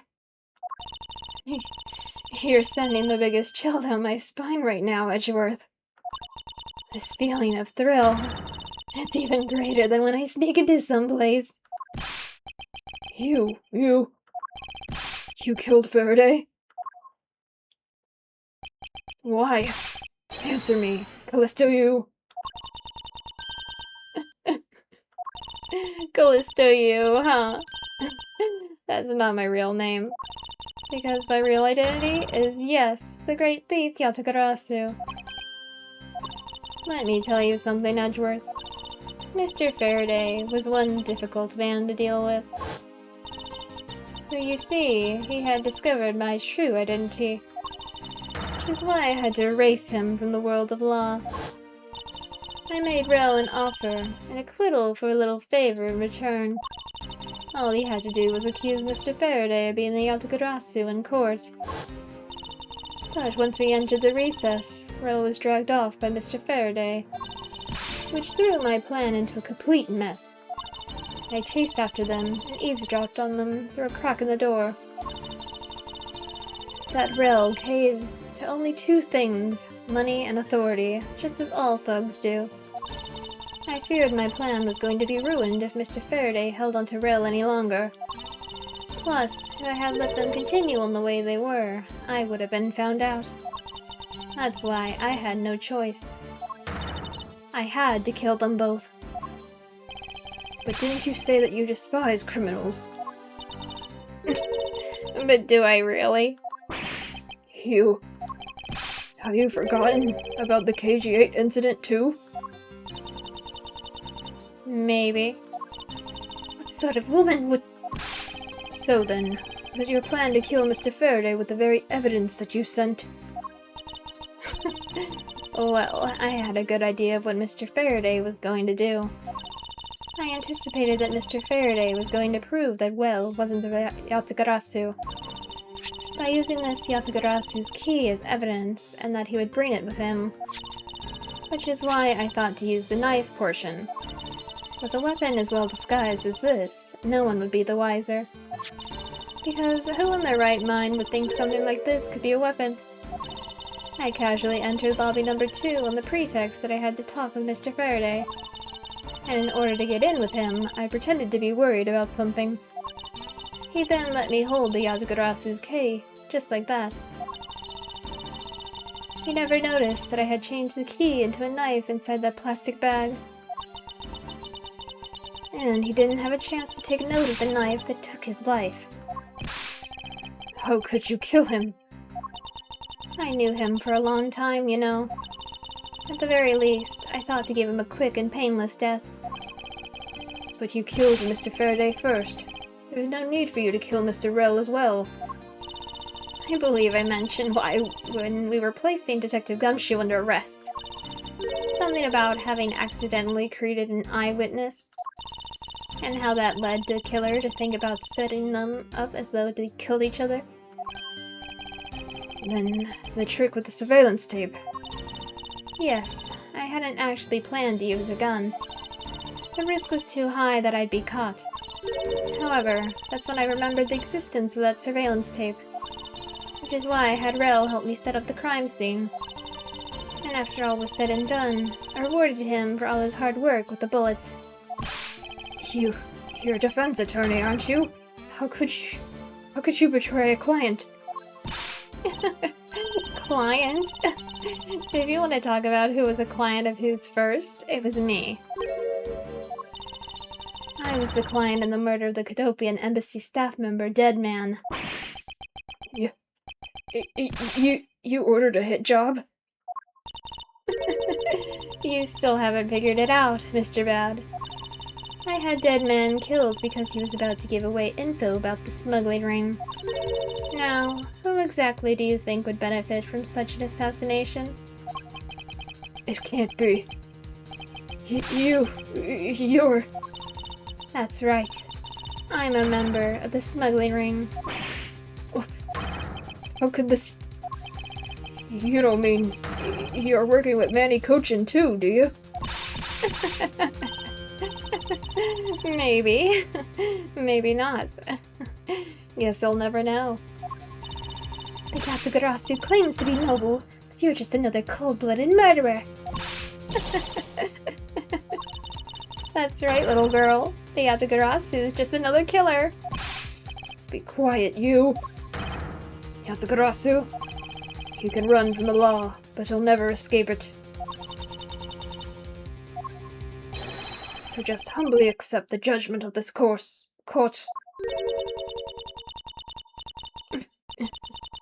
Hey, Edgeworth. Did you know the Yatsugarasu has 3 legs? Do you know why that is? No? Well, let me tell you. It means that the Yatsugarasu has more than one razor-sharp way to do her work.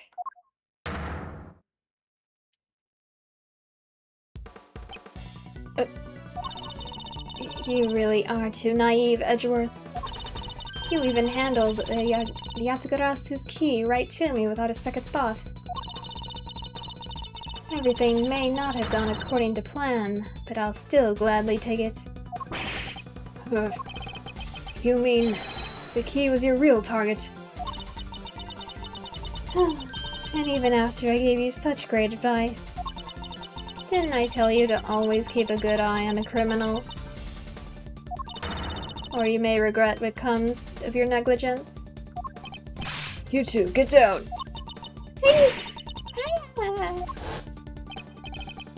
My body, I can't move. Hey, mister, to your right!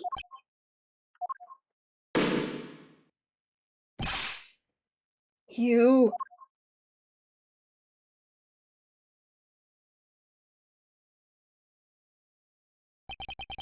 Are you alright, Francesca? I'm perfectly fine, Miles. Her voice is shaking, but it looks like she's unharmed. Where did Kay go? That's a gunshot.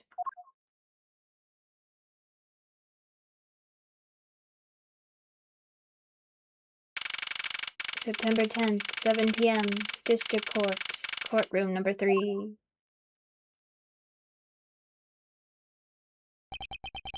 Sorry, but it looks like she got away. I called the precinct. They should have a perimeter set up soon. Detective Bad, are you alright? I heard a gunshot. I'm okay. Just got another hole in my jacket. He may say he's fine, but he looks quite shaken. But more importantly, boy, I mean, Mr. Edgeworth, Miss Von Karma, are you two hurt? I'm absolutely fine. I'm also alright, thanks to Kay. Speaking of Kay, where is she? I don't know. She just sort of disappeared. I'll go look for her. And hey, Detective Gumshoe? Yes, sir? Detective Bad, sir? I'm sorry I doubted you. Don't worry, sir. It's not your fault. Well, I lied to you guys too, after all. I heard about what happened.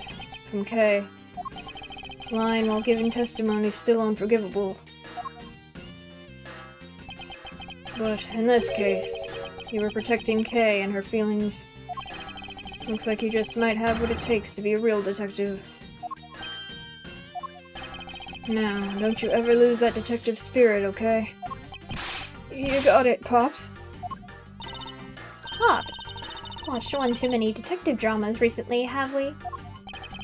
Way to single-handedly destroy the cheery atmosphere with one snarky comment. I should get back to the investigation. I swear, I'll catch you if it's the last thing I do. Be careful, Detective Bad, and take care. Thanks. Well, I'm off. Maybe we'll run into each other again someday.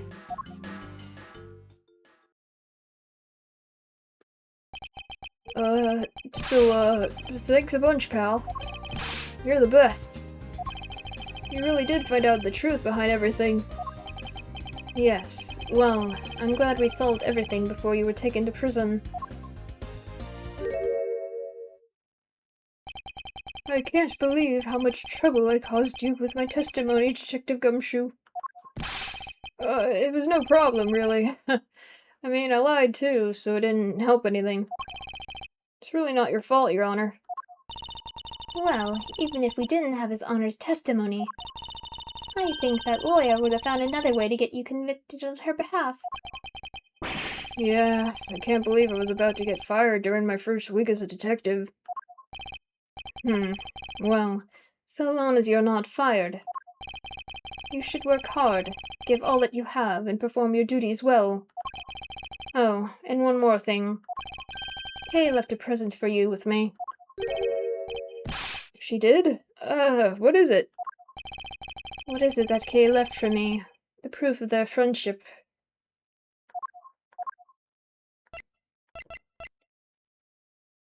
Take that! It's a courthouse special Swiss roll. Can I really have it? Yes, it's a present meant for you, after all. Thanks a bunch. You have no idea how happy this makes me, pal. I'm gonna eat this right now. Sure, go ahead. The Swiss rolls Detective Gumshoe and Kay bought together. While the one Kay saved never reached her father. It would appear that her sentiments have touched the heart of this detective. He's so happy. It's as though he's having a welcome back celebration of his own. Well, I was asked by Kay to give it to him. Whoop, that was good, pal. I can't believe I gotta eat 2 of these delicious things in one day. It's like I'm in Swiss roll paradise or something. I gotta thank Kay myself. Hey, wait, where's she? He only noticed just now. Was his mind not present when we discussed her earlier? Detective Bad left to go search for her earlier. Maybe you should go join him. Yeah, you betcha, pal. I'm gonna go help him. But first... You know what, pal? Actually, I guess I shouldn't be so rude to you anymore, huh? I'm gonna stick right by your side from now on, Mr. Edgeworth, sir. I sense nothing but a most troublesome relationship from that ominous statement. You should go home too, Miles. We have to hurry and report what has happened to Papa. Agreed. Well, I'm afraid we must be going now, Detective. Roger, sir. Don't you worry. I'll investigate the next case around real well. I'll, be counting on you. The scent of trouble is definitely in the air.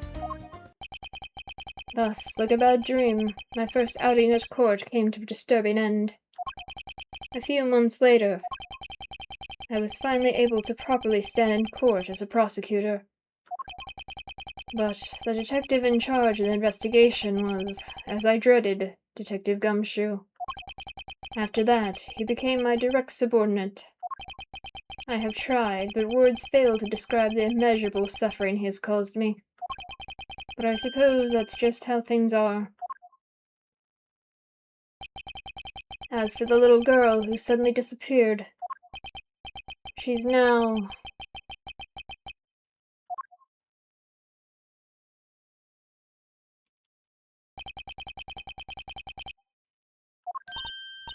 So, Do you remember now? Yes, I remember everything. Kay, it's been a while. Kay, you sure grew up a lot. Of course, but thank goodness.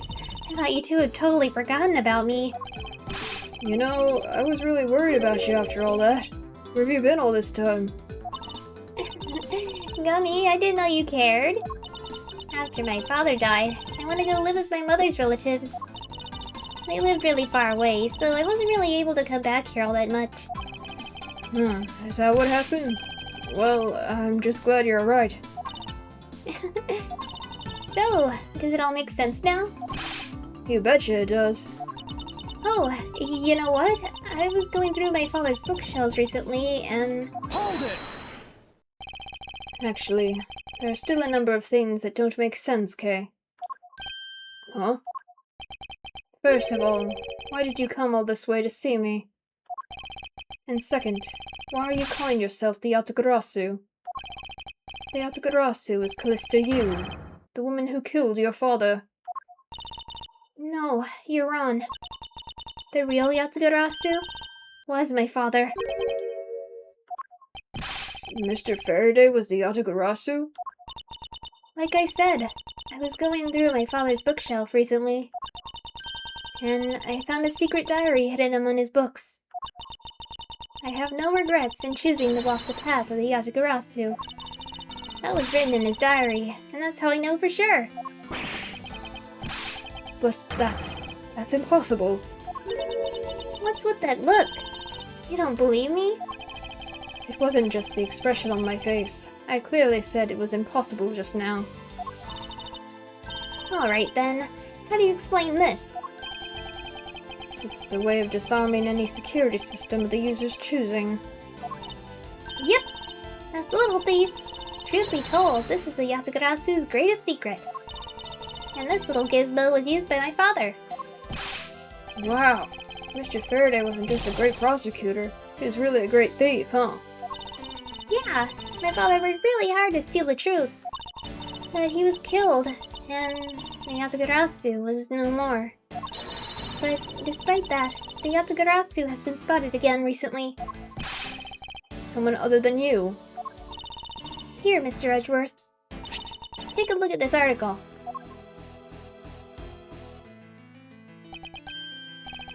The Yatagarasu sent the embassy a calling card. Yeah, meaning this person's a fake. I'm almost certain the Callisto U lady's behind this. Because the real Yatagarasu would never send something like a gaudy card out. The Yatagarasu did send a white card along with anything to be publicized. That's what Detective Bad told me 7 years ago, if memory serves. Well, as soon as I heard the news, I got all wound up, and I knew I couldn't just let it go. So I searched you out, so that I could obtain the truth behind the Yatagarasu. Because if anyone can help me find it, I figured it's you, Mr. Edgeworth. So you're saying that I have your father's and misuse identities backwards? Yes, because the real Yatagarasu is noble to the end. And I want to revive the real noble Yatagarasu. If I don't, my father will never be able to rest in peace. Kay, you're so honorable. I don't care what anyone else thinks. I'll always be here to cheer you on, pal. Even if you are honorable, a thief is a thief. And if you are plotting to commit a crime, then I'm afraid I cannot be complicit. Mr. Edgeworth? You guys are not making it easy for me. Who am I supposed to support now? Mr. Edgeworth, what I want from you is not to steal something. What I want is the arrest of that evil woman. That evil woman? You mean Callisto Yu? I think it's too hard for me to catch her all by myself. But I thought that since you were able to expose her for who she is, then maybe... Please, Mr. Edgeworth, won't you help me? Come to think of it, I do believe I owe you. Huh? Owe me for what? When Miss Yu made her escape, it was you who saved my life. Furthermore, you helped me with the investigation today. I'm not so rude as to leave favors unrepaid. Then you mean... Yes. That case has been weighing down my soul ever since that fateful day. Perhaps the time has come to settle things once and for all.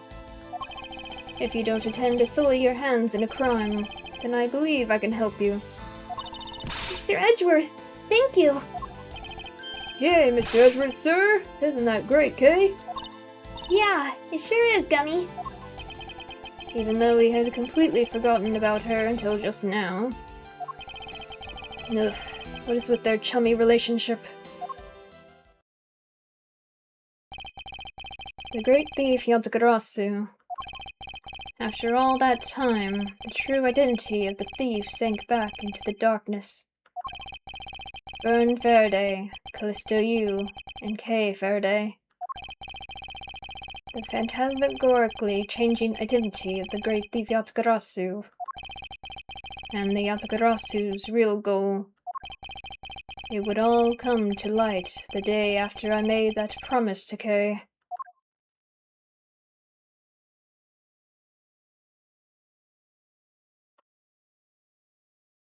The end.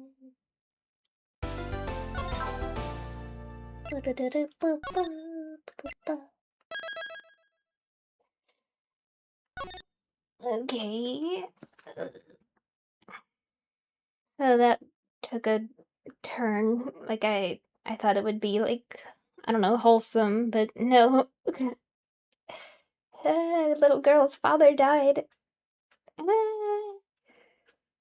Well, we're gonna avenge him. Do it for him. So next time, episode 5, Turnabout Ablaze. I guess we're gonna, like, try to find this you lady. I don't know. We'll see. Thank you guys for watching. I hope you enjoyed, and I'll see you next time. Bye-bye.